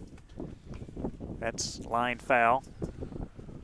Already it's rearing its head again at the College World Series today. Sounded like North Carolina State was going to be playing with 13 players.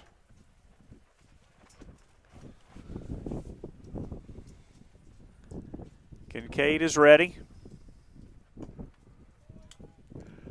2-2. No foreign fans allowed at the Olympics.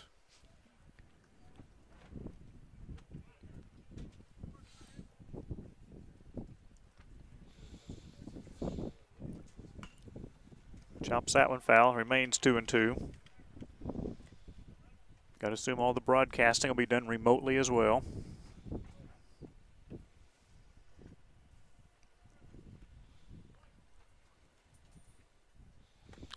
Short lead by Hendricks over at first. Something Matt got used to last season. Fouled that one maybe off his foot. That's going to sting for a moment.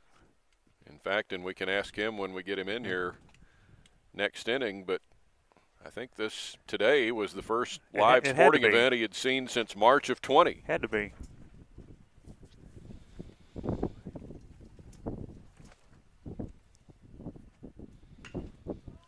Hit pretty well to center. Miller going back, still going back, and it's over his head.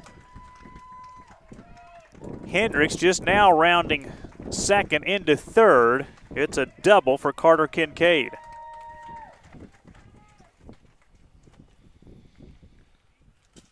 Well, this one sailed up into the stratosphere and blew a long way out toward the center field fence. Graydon Miller took a stab at it but missed, and now the Browns Academy has 2 on with nobody out. Don't I see another final pop-up on the scoreboard? Willard 9, Forsyth 1. Is that would be from Hillcrest, okay. I think. Let me confirm that. Got that one too. If that's JV or not. Here's Carter Creedy. First pitch, grounded in the hole, knocked down by the shortstop Little. A run will score. And Creedy drives in Hendricks with the infield single.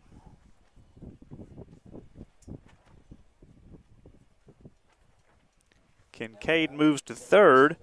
The Browns Baseball Academy on the board, trailing 7-1 for Isaac Long. So yeah, that'd be varsity. Willard.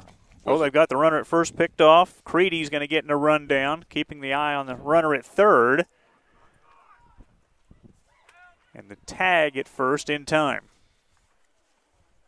Not even a hint of a move from third base. I'm doing sign 1, 3, 6, 1. Thank you, Matt Coatney.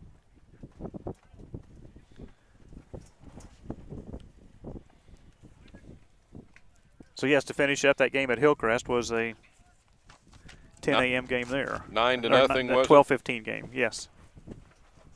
Clever beating Glendale 4-3. Willard 9, Forsyth 1. We're looking for Willard and Hillcrest still from the early game at Hillcrest. Say 9-1 or nothing. 1 is what popped up on the screen. That's hit pretty well to right center field and down in front of the right fielder Brock Dodd. Kincaid will score. RBI single by Isaac Long, and that's 4 straight hits in the inning for the Browns. Now batting third baseman number 6, Brooks. Here comes Jacob Brooks. So Willard beat Hillcrest 11-2, and then Willard beat Forsyth 9-1.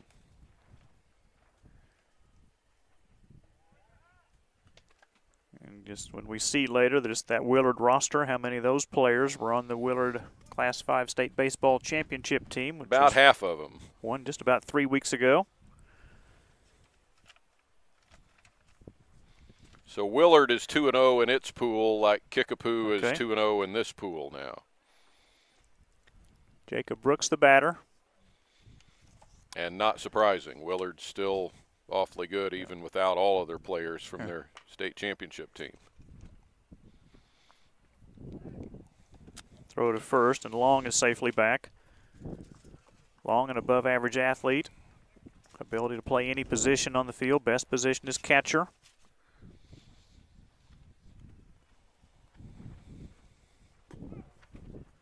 There's a strike to Brooks.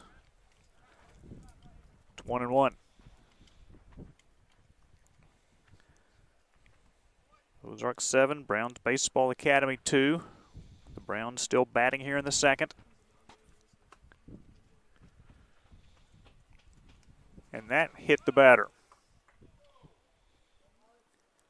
Almost looked like it went all the way behind him, but it did graze his jersey.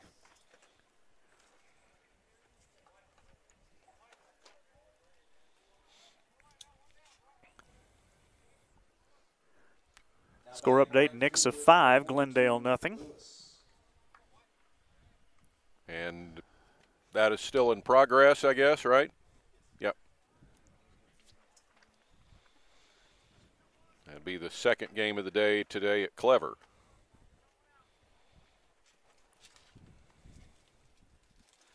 Wyatt Lewis to the plate, the right fielder. Chops one to first, misplayed by the first baseman Bauman, tries to recover, throws wildly to first base. Long will score, and Lewis down to second. That'll be 2 errors on Brody Bauman at first base to let the batter runner Lewis get to first, and then another on the little flip throw that allows runners to advance. What a crazy second inning. Every batter's reached base. Single, double, single, single, hit by pitch, error. Austin Stokes to the plate. Looks at ball one. Stokes struck out back in the first.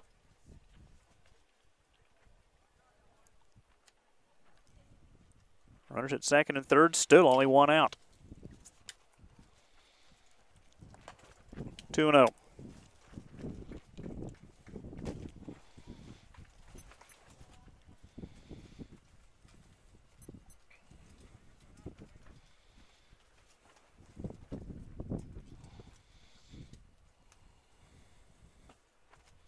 Off speed is high. 3-0. Well, 45 minutes into this game. Ooh. And if it stays high scoring and ragged like it is now, we might scare the time limit in this one.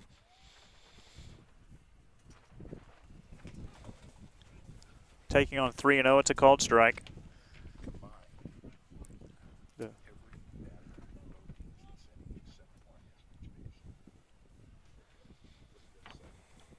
Wind again blowing strong out to left field. Swing and a miss, 3-2.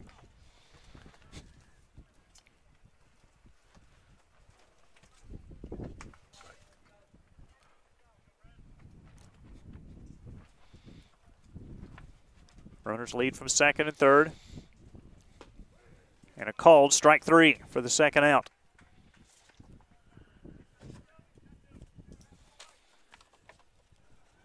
So Wright strikes out Austin Stokes for the second time.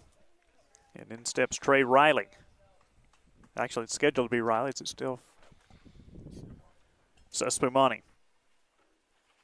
who came on for Riley and relief on the mound, takes a strike. Spinaio, yeah. Yeah, Spinaio, sorry.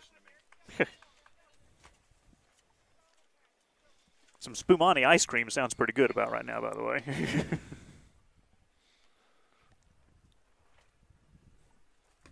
Outside. 1 ball, 1 strike.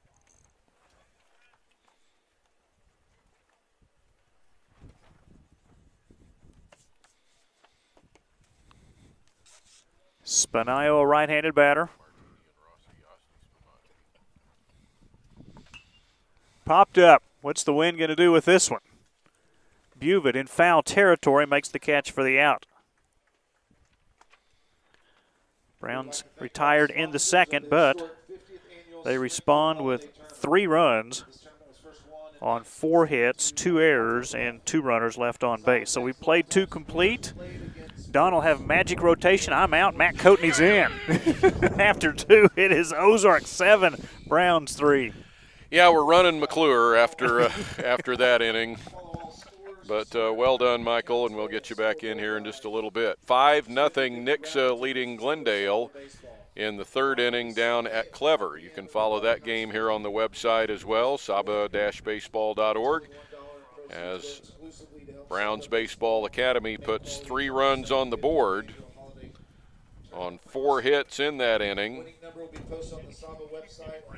An error figured in there, actually 2 errors on the same play. So 2 innings that gives us a 7-3 lead for Ozark over Browns Baseball Academy of Rolla here in game number 3 in the 50th annual Springfield Area Baseball Association Holiday Tournament. Matt Coatney steps back in for middle inning work here now, and Ozark will send the bottom 3 of the order up in the top of the third. So according to sources close to me, in the North Carolina State-Vanderbilt game, North Carolina State has more than 10 players out with COVID protocol. They're playing the game with 13, and they've got a starting pitcher playing first base for the first time since he was in high school. Kumar Rocker has already struck out 8 for Vanderbilt. So, okay. Yeah, I, being from Nebraska, I keep my eye on the College World Series pretty closely. And that's it. I do want to say a big holiday tournament hello to a longtime friend, Brian Tucker, who has been tuned in today. Softball umpire with me many years ago and a great baseball player. He's played fast pitch softball, played baseball. So, Brian, thank you for being tuned in today. We go to the third inning. Here again, here's Don. And it's the bottom 3 in the order for Ozark. Brady Dodd, Brock Dodd, and Gage DePay against Joey Spinayo, the second pitcher of the game for Browns Baseball Academy. And a foul off by Brady Dodd, and we are underway in the third inning, game 3 of the day. I have to tell you, I did not understand, and maybe he did it in the 90s, but has Mike McClure always kept an umpire clicker with him? Always. Always? That's very impressive. Next one misses. Low and away. So, as an umpire, there's a umpire signal you give. If you think you've got the count wrong, you tap your thigh, and your partner is supposed to do that. And I did that. My partner tapped his thigh back, and I said, he goes, I don't know it either. I forgot my clicker. So good for you for bringing a clicker today, Mike. Strike called. 1 ball, 2 strikes.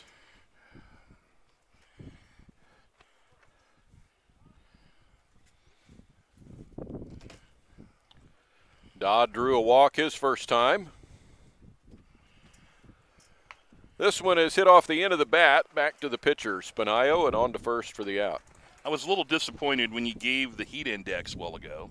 Of 99? No, I thought you were going to say it like you used to do that imitation of Bruce Hammer. Dotty-died? Dotty-died. I can't say the word 99 because of you. I say dotty-died. Not even the song by Toto? No, or the song Dotty-died and Loof Balloons. I can't do it. Brock Dodd coming to the plate now for Ozark. That's what made me think about it. First pitch swung on and hit out into center field, left center, and that is going to get down as Carter Creedy went over to the gap and could not make the catch, and Brock Dodd is into second base.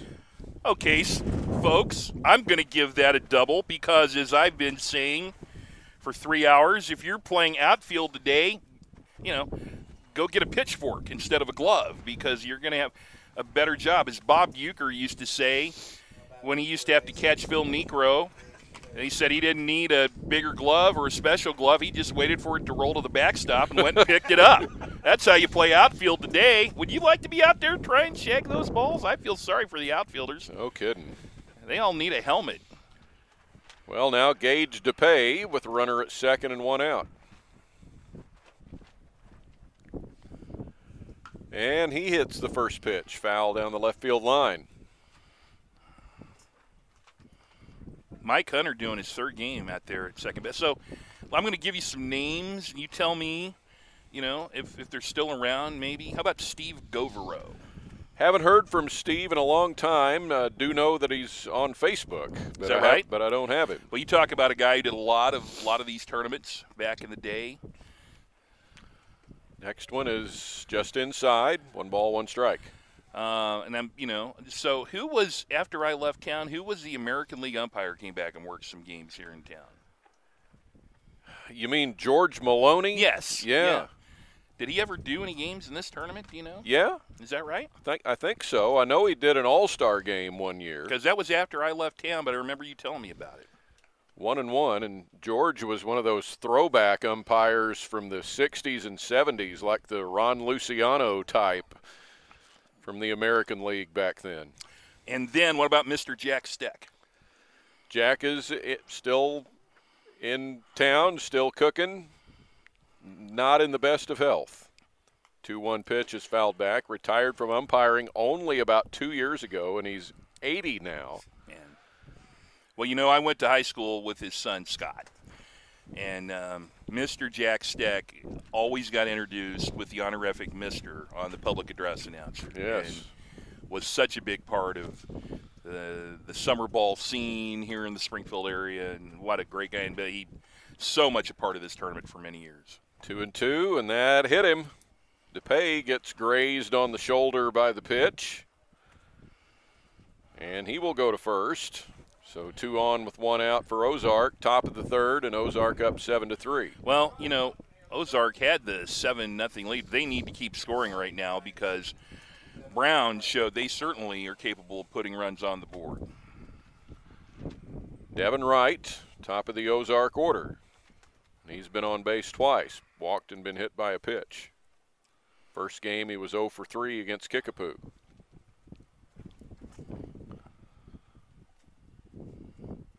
Spinayo brings it in. It's bunted towards Spinayo at first, and a wild throw. And that's going to plate a run for Ozark as Brock Dodd heads in and crosses the plate. The other runners end up at second and third, and Ozark makes it 8-3 here in the top of the third. Sacrifice and an E1 on the throw, and a really good bunt. Spinayo, I give him credit that he didn't try to make the play at third because he would have had no chance there, but that's tough when you fall off the mound to your left, have to run back to the right, to the left side of the infield, and then throw all the way across the diamond. It's a tough play, and they didn't connect. Cannon Little now to the plate. A foul back for strike 1. And Little is 1 for 2 so far. Drove in 2 runs in the second inning. 8-3 Ozark here in the top of the third. 2 more out there for the Ozark Baseball Club. And the infield is in to try and cut down the run at the plate here. So if there's a ground ball on the infield and the runner from third comes home, they're probably throwing it home. Spinayo steps off. So do you want me to give you a weather update or just let you smile and, just be happy with the way things are right now? I'll get back to you. 0-1. And a fly ball. That'll be an adventure out to left center, and it is caught by Creedy. Runner tagging from third, and DePay will score to make it 9-3 Ozark. Don West play-by-play call on this couldn't have been illustrated more perfectly. Off the bat, he called it an adventure, and he was right. But Creedy did a great job of tracking that one down. I am stunned we've not had a home run today. Oh, yeah. With the wind blowing out. I think we'll get one at some point today. We keep saying it, but not yet. Cooper Buvitt to the plate now, and he's had hits in each of his first 2 at-bats and drove in runs with both of those hits. And a ball outside to Buvitt. 2 runs home in the inning for Ozark, 9-3. Ozark on top of Rolla.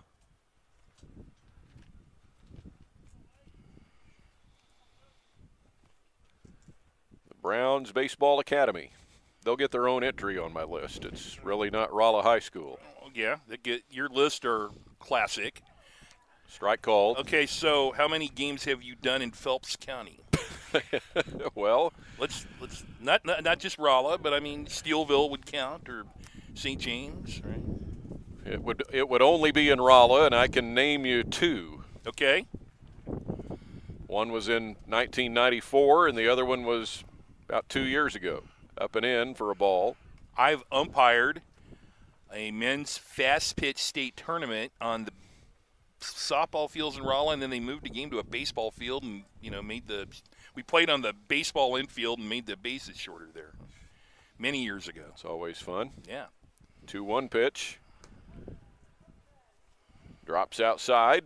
3 balls, 1 strike. I was up there with Dan Morrow, who used to be the umpire-in-chief in the Jefferson City area for softball, called 2 College World Series.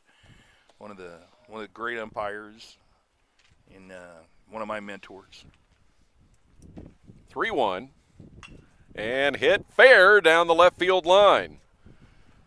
Wright rounding third, and he will score to make it 10-3. The throw comes in, and it's Buvid into second base with an RBI double. Yeah, that thing was a rope, Don, down the left field line. Buvid really nailed it right there. It's certainly a base hit, and the Brooks laying out for it, no chance on that.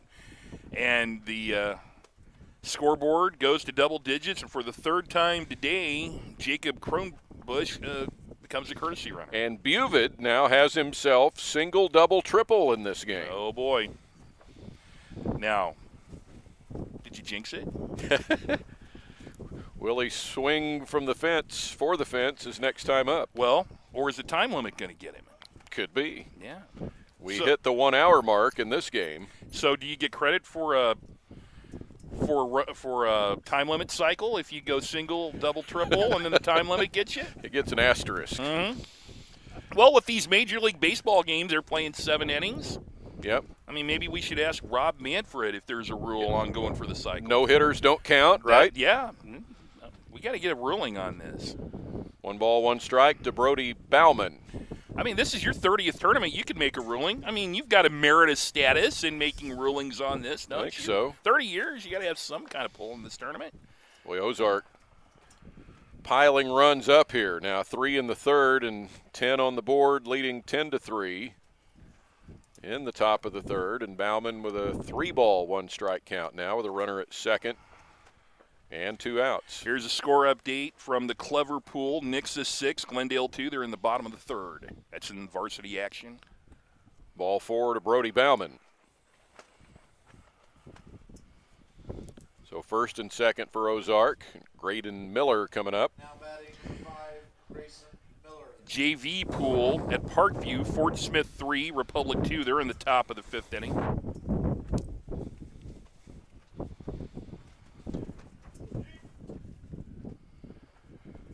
Graydon Miller has a sacrifice fly and has struck out today.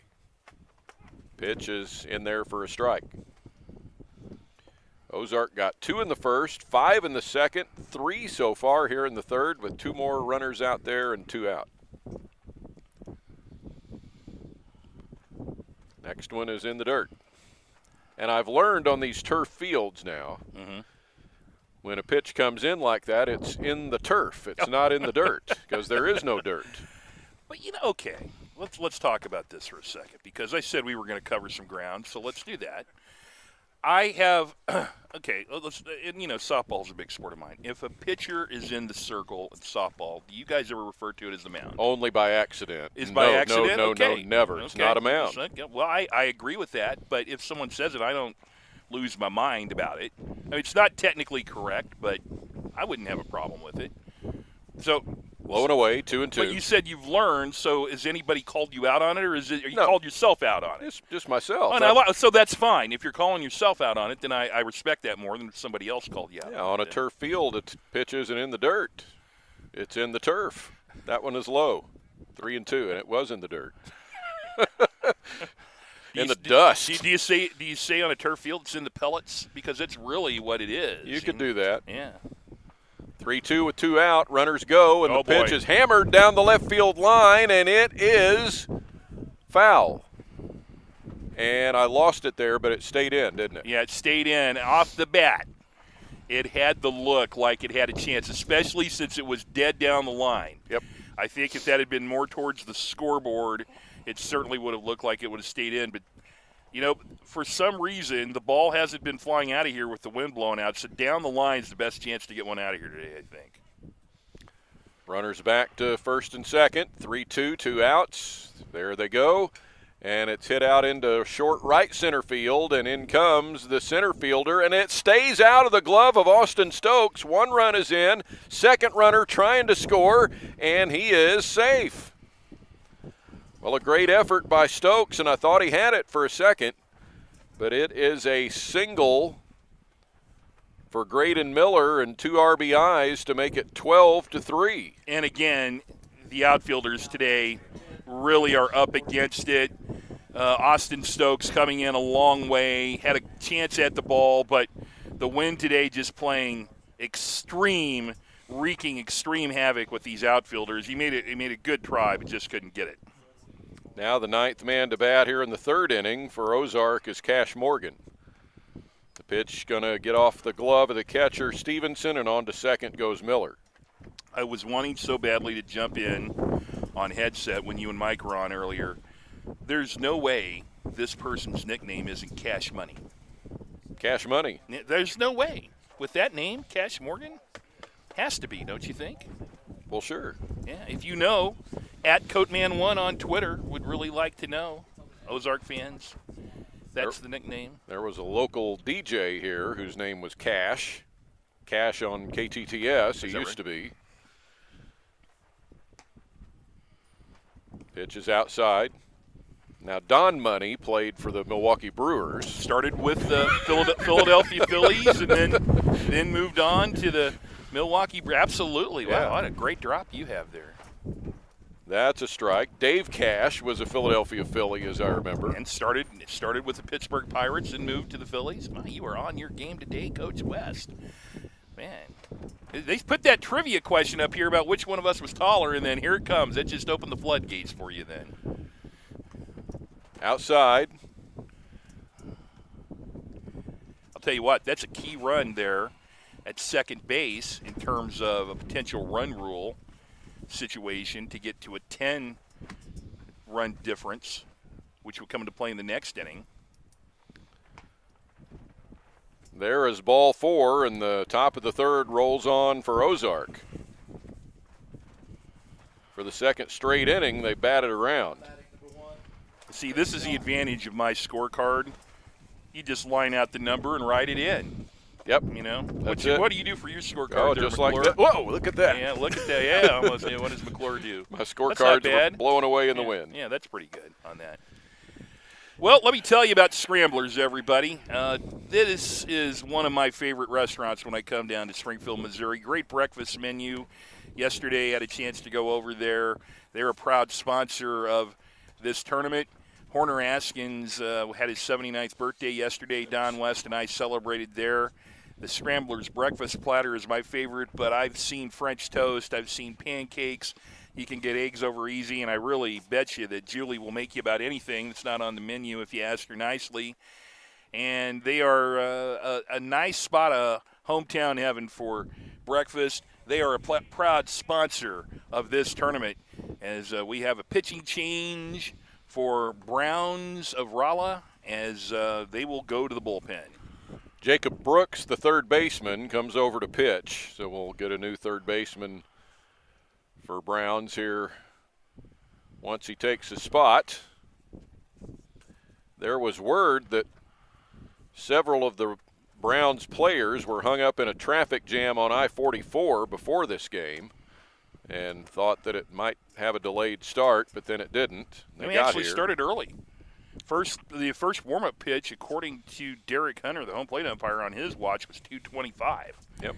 So we got started actually a little early, which you love in a tournament situation.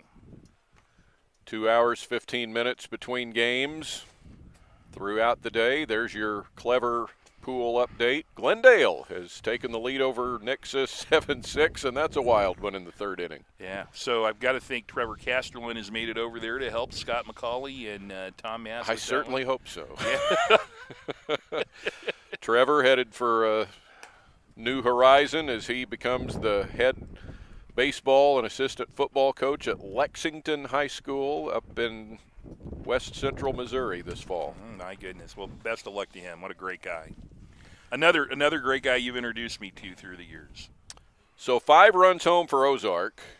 Brady Dodd comes to the plate with 2 on and 2 out. First pitch is hit foul back and out of play. Ooh, that didn't sound good. You hear something there? I did. I didn't hear my car, but I know it wasn't good. 0-1. Next one, low and away. 1 ball, 1 strike. Brock Dodd has moved to third base.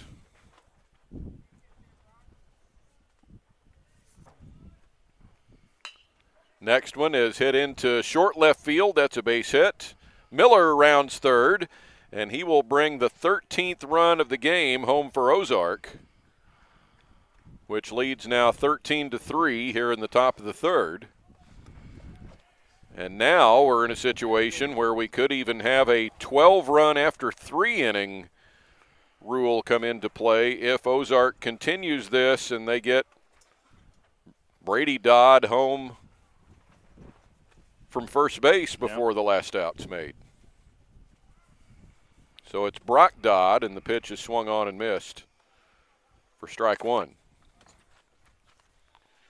And let's see.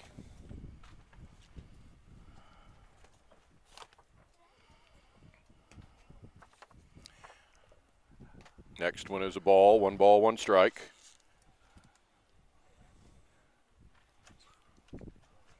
I need Mike McClure to help me during women's basketball games identify who's on the floor. He's doing a heck of a good job for you. Yep. So who's at third now? Brock Hendricks, who was the extra hitter. And anything else? Now who knows, right? The extra hitter can come in and play defense at any time. So this one is popped up. If it is caught, that'll end the inning, and it is played by the pitcher Jacob Brooks to retire the side, but Ozark adds another platter of runs here in the top of the third inning as they score 6 on just 4 hits. And there was an error that came into play and 2 runners left on base. That will send us to the bottom of the third inning, and a lopsided one so far as Ozark leads over Rolla's Browns Baseball Academy by a count of 13-3. You know, Don, we've been telling people all day about entering the 50-50 SABA raffle, and you still have lots of time to get entered in there. And I did not realize that you can, at the concession stand, get a raffle ticket. So come on out here. It's only $1. And, you know, get down into your couch cushions, pick out change, you know, raid your piggy bank. You know, in your car, you've got to have, there's 15 compartments in the vehicle that I'm driving today that all have change in them somewhere. Get you a 50-50 raffle ticket, and at 5 o'clock Central on Sunday, tune in right to where you are tuned in right now. You don't even have to be here and find out if you won, and if you won, you get half the pot. SABA is going to get half the pot to help out tournament expenses and to help the student athletes out here.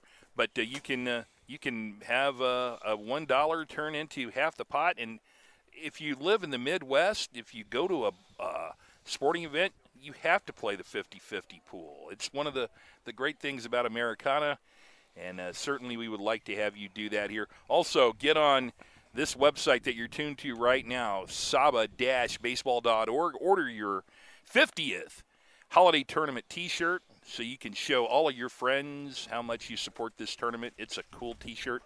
Tell them Matt Coatney said to get one. And here's Don West. You can also pick one up at any of the tournament ballparks. Yeah. That T-shirt that will help Springfield Area Baseball Association as well. To the bottom of the third, and Browns Baseball Academy has Colby Shivers leading off. He takes ball 1 inside. The T-shirt for this tournament has taken on many formations through the years. The classic look, though, was that one in the 1980s where it said Springfield Legion Holiday Tournament, and this guy in the middle that looked like Kirk Gibson when he hit that home run in the '88 World Series Here's a liner, and that is short-hopped by Little, and he'll throw to first for the out. Good play. And so we called it the Kirk Gibson shirt. And it was the tournament T-shirt for about the first 5 or so years that I was involved. I still have a yellow version of it that I like to roll out on Sundays of the tournament. Are you wearing it this Sunday? We'll see. Yeah, you know, well, you might as well. I mean, I asked Don. I said, "What's our apparel for this?" And he says, "Polo shirts." And I thought, okay, that's great. But I think you'd be allowed to. I mean, that'd be a classic look. Ethan Stevenson looked at ball one and now takes strike one. Oh, that wind is going to carry something off here in a minute. A small animal, maybe. Swing and a miss, 1 and 2. Gentlemen, you'll be wishing we were just complaining about the wind here in a couple hours. So just keep complaining about it. Keep complaining about it. We haven't got there yet, have we? Nope. High and away, ball two. Nope. All I'm right. going to tell you what, I'm loving this wind right now. We got Scotch tape. Heck, the production crew over here, they had the biggest roll of 100-mile-an-hour tape I've seen in a long time. We got tape up here. Come on now. 2-2 pitch, fouled off. Hey, we're getting to do baseball. You're getting to do games for the first time in your 30-year career. You get to work with me. You get to work with Mike. What's a little what wind? could be better? That's right. Who cares? That's exactly right. 2-2 pitch. Popped up. Here we go. Out into center field for Graydon Miller. And they had a nice beat on that one for the second out. I spent 8 years in this man's Navy, and the commercial was the Navy. It's not just a job, it's center field. Goodness. If you're an infielder, you're feeling good today. That's what I got to say. Brock Hendricks now with the bases empty and 2 outs, and Devin Wright has set down 4 straight. And a ground ball to short should be a 3-up, 3-down inning. Little to first, and it is a quiet frame for Browns Baseball Academy as they go 3-up, 3-down. And at the end of 3, our score is Ozark 13 and Browns Baseball Academy 3. We encourage you to interact with us because we are nothing but interactive here with this broadcast team. My Twitter handle is @Coatman1, COATMAN1. And if you are tuned in anywhere in these great United States or around the world, I would love to find out where you are tuned in.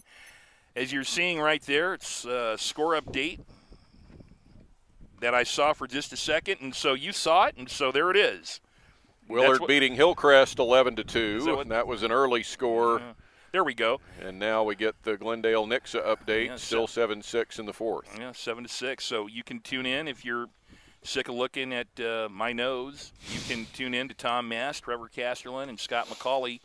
Just one link down on the website. Click on the Clever Baseball link, and you will get their play-by-play stylings. What a great treat to get to sit next to Tom Mast during our production meeting yesterday. A pretty new Missouri Sports Hall of Famer, as his great career as a broadcaster has lasted 45 years now, and broadcaster and media representative from many different angles here in Southwest Missouri. Well, we have some kind of change that Derek Hunter told us about. Maybe Mike McClure heard it because you and I were talking about the Tom Mast situation. But I am seeing that Jacob Kronbusch is coming to the plate. Very good. So he has been a courtesy runner 3 times in this game for Cooper Buvid. And as we go into the 4th inning, it's a 13-3 lead right now for Ozark. And so Ozark is in position to end this game in 4 innings with a 10 after 4 rule in addition to 8 after 5 and 12 after 3. And Kronbusch now will lead it off for Ozark, and they'll look to get some padding here on this already big lead. And Kronbusch drives one to the fence in left center. He will head for second, not holding up there, on his way to third. And he will slide head first and lead off the 4th with a triple. So Kronbusch has been on base 4 times today with 1 hit. That's kind of hard to do. As a courtesy runner, he's been on 3 times and he's tripled.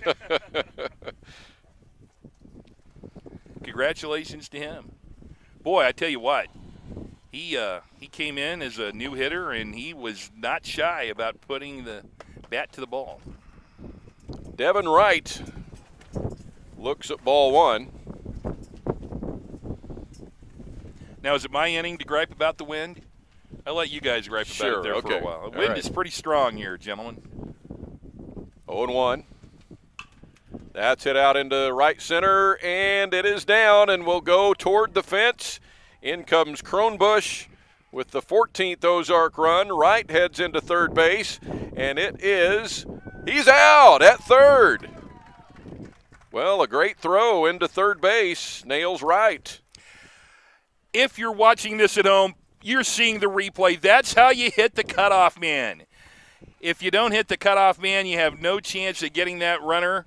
And the cutoff man was the second baseman Long, and he threw a strike to third base and to nail that runner. And a great job, great defensive play. That is how you draw it up to hit the cutoff man. Base is empty, 1 out. And a strike to Cannon Little. So, nobody on, 1 out. Top of the 4th, and 14-3 is the lead for Ozark. Next one is hit hard out into left field for a base hit. And now we'll get Cooper Buvid, who in this game has tripled, singled, and doubled. He needs a home run for the cycle. Anybody got a hat on up here? If you do, you got to turn it around right now. It's rally cap time, yeah. Right? You know, we don't cheer for anybody up here. You know, we're pretty neutral, but this young man has a chance at a cycle, so of course we'd like to see that. I don't think I've had one, gentlemen, in any baseball or softball game. Really? I don't think so. Well, we got to have it here then. Buvid takes Lone away. Check of the runner at first base. Wait a minute. Hold on a moment. You're telling me in all the games that Don West has done, you've never had a player hit for the cycle? I had a 3 home run game. I've had no hitters. Mm-hmm. I don't think I've had a cycle.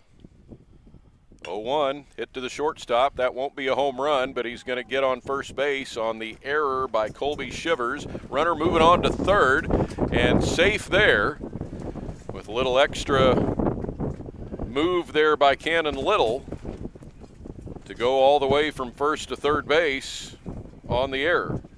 Now batting first baseman, Brady Ballman.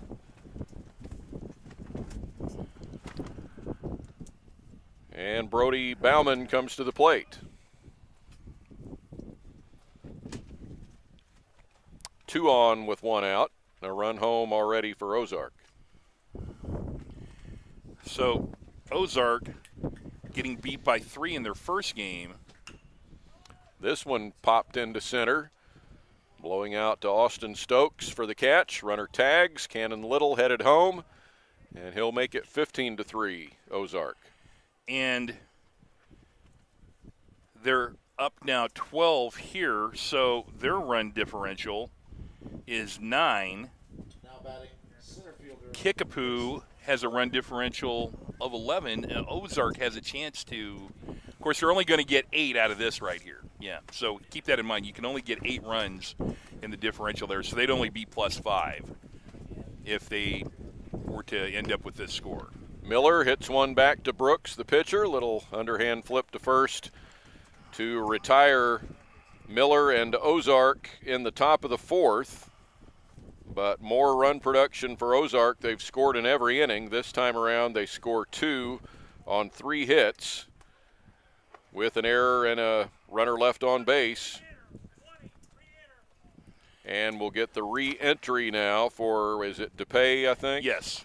DePay will re-enter. Gage DePay will re-enter at third base. And as we go to the bottom of the 4th, it is 15-3 Ozark leading Browns Baseball Academy of Rolla. And Browns will need at least 3 runs in this bottom of the 4th to keep the game alive. Yeah, the run rule is 10 after 4, so that is in play right now. We invite you to stay with us. Coming up with a scheduled 4:45 p.m.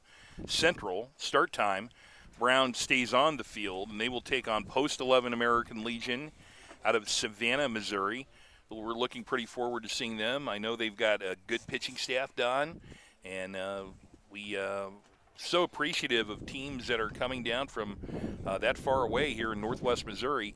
Quite a drive here today. This game started 5 minutes before the regular start time of 2:25. Because the run rule is in effect right now, it doesn't look like the 2-hour time limit is going to come into play unless Browns is able to rally here and get at least 3 runs to make it a 9-run score differential here. So they have got to play to continue on here on what is a windy and warm and humid afternoon with thunderstorms to the northwest of Greene County, scheduled to get into Greene County in the 6 to 7 o'clock time frame. So things have been on time here so far, about as well as you can expect. And now it is Browns Academy up as we go back to the bottom of the 4th. Carter Kincaid leads it off. And ball 1 misses outside. Matthew, I'm looking around. I seem to have lost my Dr. Pepper. It may have blown out. Okay, we're going to go to DEFCON 3 now, everybody, just to let you know. In orbit somewhere. If you are tuned in and you see Don West Dr. Pepper bottle, my cell phone number is, or find me on Twitter at Coatman1. Let me know where it's found. Kincaid with a fly ball out to left. Well played by Cash Morgan. Wow. Well, so did you send Mike McClure after your Dr. Pepper bottle, or it's gone. It seems to be a casualty of the tournament then. I'll make you a deal here. I'll get you another Dr. Pepper. You're like one of my kids. Dad, I can't find my soda. I'll get you another soda when we get home, okay? Carter Creedy at the plate. Takes inside. Browns baseball down to its final 2 outs here for now. Unless they score at least 3 runs here in the bottom of the 4th. This is flared down the right side, and a good effort at it by Bauman, but couldn't reach up for the grab. Yeah, it's a great effort. He had to avoid the first base umpire, Mike Hunter, and he sashayed around him and still kept the ball. You see the replay right now. He made a really good effort at it. 1 ball, 1 strike to Carter Creedy. I always love the replay because it actually verifies to me that I'm not going crazy, that I saw something right the first time. High and away. 2 balls, 1 strike.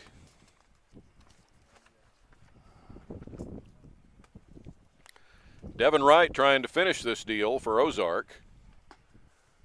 Swing and a miss, 2-2.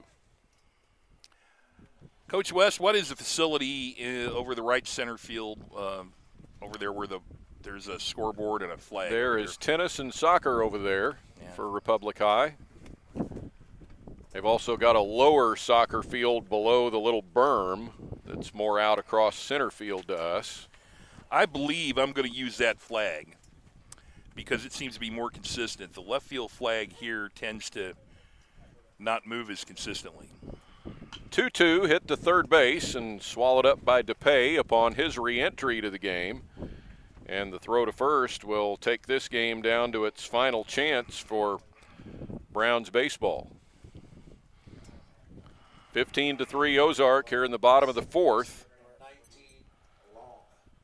And Isaac Long will have his chance, and if Ozark gets him out, that'll be that. I would like to remember, and I don't have the specifics, but I've seen some miraculous comebacks, 2 outs, bottom of an inning, and teams start, putting together hit after hit, and the other team kind of gets nervous, and that's happened many times in this tournament. I just don't remember any specifics on those. 1 ball, 1 strike. But this is a pretty tall wall to climb, down 12 with 2 outs in the bottom of the 4th here. Next one swung on and missed, 1-2, and the Browns Baseball Academy is down to its last strike here in Game 3 of the day. The Rolla team will stay on and play post 11 of Savannah in our next game. 1-2 pitch. Fouled away.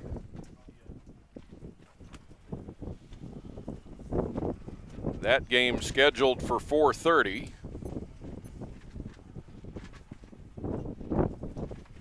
Or or 4:45. Is it 45? It's Yeah, 45. that's right. Okay. So it won't start before 4:30, but it could start by 4:30, especially if they know what you know. I don't about know what, hardly about what's anything. coming. I'm just a guy who can read a radar projection. That's all I can do. Ooh. Well, how did he get out of the way of that one? Isaac Long Lucky. dives away and is still in there at 3-2. 7 in a row retired by Devin Wright. He'd like to finish it right here. The 3-2 with 2 outs. And it's strike 3 called, and that will do it. Isaac Long called out on strikes, and it is a 4-inning, 15-3 run rule win for Ozark over Browns Baseball Academy of Rolla, as Ozark gets a split of its 2 games to improve to 6-9 on the season now, and their day is over here in Republic, and the team from Rolla will stick around for one more. So one-sided win for Ozark here in the 3rd game of the day. Really was, and they put together 2 innings in which they batted all the way around, and give credit to Ozark. They ran into a buzzsaw in their first game of the day against Kickapoo, and they did not let that affect them. And I really thought that Devin Wright pitched extremely well here today, scattering 4 hits. He ran into a little bit of trouble in the 2nd inning, Don, when he hit a batter. There was that one play where the first baseman made 2 errors on the same play, but he came back and struck out Austin Stokes and then got a pop-out to end the inning. And then after that, he set down 8 in a row to end the game. And, that's, I think, the storyline for this tournament so far has been pitching. Kickapoo got 2 great outings for their 2 wins, and Ozark got a very good outing out of Devin Wright. So it just shows that if you can get a good outing from your pitcher and they're around the plate, they'll give you a chance. For Ozark, 15 runs, 11 hits, 2 errors, and 5 left. For the Browns of Rolla, 3 runs, 5 hits, 1 error, and 3 left. Devin Wright goes the distance in 4 innings for the win. Trey Riley takes the loss with a game played in 1 hour and 29 minutes. And so the Browns will stick around and play the next game against Savannah Post 11. And Ozark is finished for the day with a 1-1 record here at the 50th Holiday Tournament. And so this one got over in just about an hour and a half, which has been about the game times we've had here. So what we've got now for you, as our format has been for our first couple of games, is we're going to step aside for a little bit. We will prepare for our next game. You get a chance to see one of our sponsor videos, and then our fine friends from Redline Media will have some other topics of interest for you, some comment and observation. And if they need any more help, I'll be happy to fill you in on headline issues of the day and everything that you need to know to get caught up here. You can also find all the scores from the other games and the other pools right on this website at saba-baseball.org. And if you are tuned in, we would love to hear from you. My Twitter handle is @Coatman1, COATMAN1. So, Don, if you're all right with it, I think we're going to just take a little break right now. Hear from our sponsors. We'll hear from Andy Earls, perhaps Guy Newcomb. We'll see what we have here for the next 45 minutes and be back with you around 4:45 for the next game between Savannah Post 11 and Rolla's Browns Baseball Academy. Until then, for Matt and Mike, I'm Don. We'll see you in just a little bit. Don't forget the Springfield Area Baseball Association's 50-50 raffle. That's right, just $1 a ticket. And on Sunday at 5 p.m. on the live stream, we'll be announcing the winner of the 50-50 raffle, brought to you by SABA, Springfield Area Baseball Association. A big thank you to Flat Top Photos for sponsoring this year's 50th annual SABA Baseball Holiday Tournament. Owner, photographer Steve Rackley has been in the business for many, many years and does a fantastic job with his sports photos. You can get a hold of him at 417-425-6823. Flat Top Photos, the official photographer of the 50th annual SABA Holiday Baseball Tournament. Shout out to SFC Bank out of Springfield, Missouri for their sponsorship in this year's 50th annual SABA Holiday Baseball Tournament. Banking made easy for you, whether it's their mobile banking app that you can find or their convenient hours in the lobby 9 to 5 and through the drive-through 7 a.m. to 6 p.m. SFC Bank, 417-882-8111. Huge shout out and thank you to Guy Newcomb, or as you may know him, the scoreboard guy, for sponsoring this year's 50th annual SABA Holiday Tournament. Hey, find the scoreboard guy on Twitter, be one of his 16,000 followers, or find him on the new Missouri Sports Network. He's very excited about that. That has just launched. Guy Newcomb, the scoreboard guy, Missouri Sports Network. We thank you for your sponsorship. Big shout out to K-Rod's TV out of Rogersville, Missouri for sponsoring this year's SABA 50th Annual Holiday Baseball Tournament. You can find your Rogersville Wildcat Sports on TV and radio, Facebook and YouTube, as well as the JV section of this tournament. Find them on Facebook, give them a like, find them on YouTube, and subscribe. K-Rod's TV. A big shout out to Play It Again Sports out of Springfield, Missouri for their sponsorship in this year's 50th Annual SABA Holiday Baseball Tournament. A sporting good chain that buys, sells, and trades a wide variety of equipment, both new and secondhand. You can find them at 1300 East Battlefield Street there in Springfield, Missouri, or contact them before 8 p.m. at 417-883-7444. Play It Again Sports. Shout out to Scrambler's Diner out of Springfield, Missouri for sponsoring the 50th Annual SABA Holiday Baseball Tournament. Hey, whether you dine in at 1131 East Republic Road or you call ahead for curbside pickup at 417-886-4224, Scrambler's Diner will be glad to have you. Scrambler's Diner, Springfield, Missouri. Huge shout out to Digital Reminiscence out of Corning, Arkansas for their sponsorship in this year's 50th Annual SABA Holiday Baseball Tournament. They're the official film editor of this tournament, so whether it's game DVDs or maybe highlight reels of any player that we live streamed in this tournament, get a hold of them at 870-323-9051. Find them on Facebook, give them a like. Big town quality at small town prices. Digital Reminiscence. Andy Earls here with Redline Media Alliance out of Corning, Arkansas. Hey, we just want to say that we are honored to be the official live streaming partner of this 50th Annual SABA Holiday Tournament. We hope you enjoy the live production, and we look forward to doing many years of live streaming this baseball tournament, this fantastic tournament. Redline Media Alliance, Corning, Arkansas.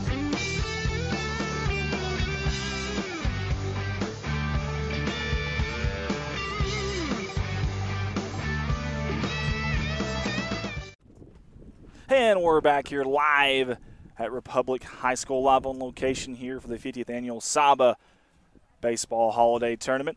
My name is Andy Earls, the owner-operator of Redline Media Alliance. Alongside me here, my son, Ty Earls, my director of the ship. My son's trying to get in the screen. There you go. That's one way to do it, buddy. Get you a little TV time there. I don't blame you. Milk it.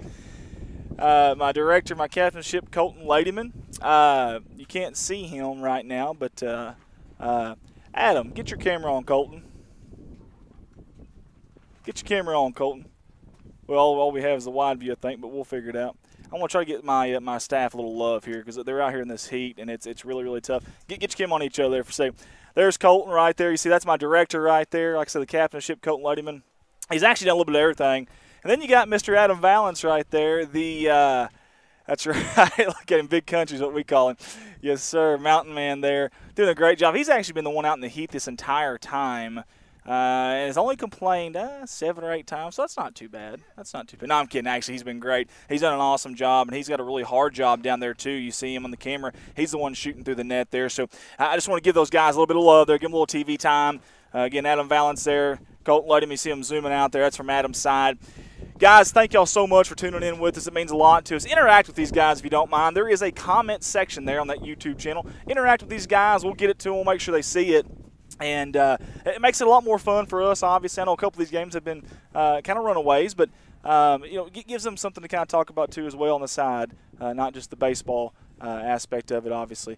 We've got 2 more games left. Now, there is kind of a minuscule thing here that we got going on. YouTube will only allow us to do 1 consecutive stream for up to 10 hours. It cuts it off at 10 hours.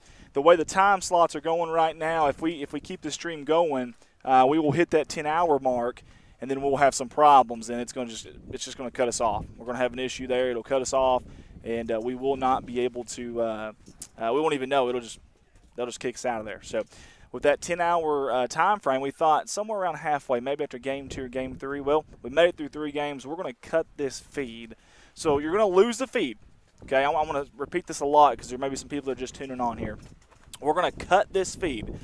You're going to be watching on your tablet, your smartphone, your iPhone, your computer, desktop, your smart TV, whatever it may be, and it's just going to go off.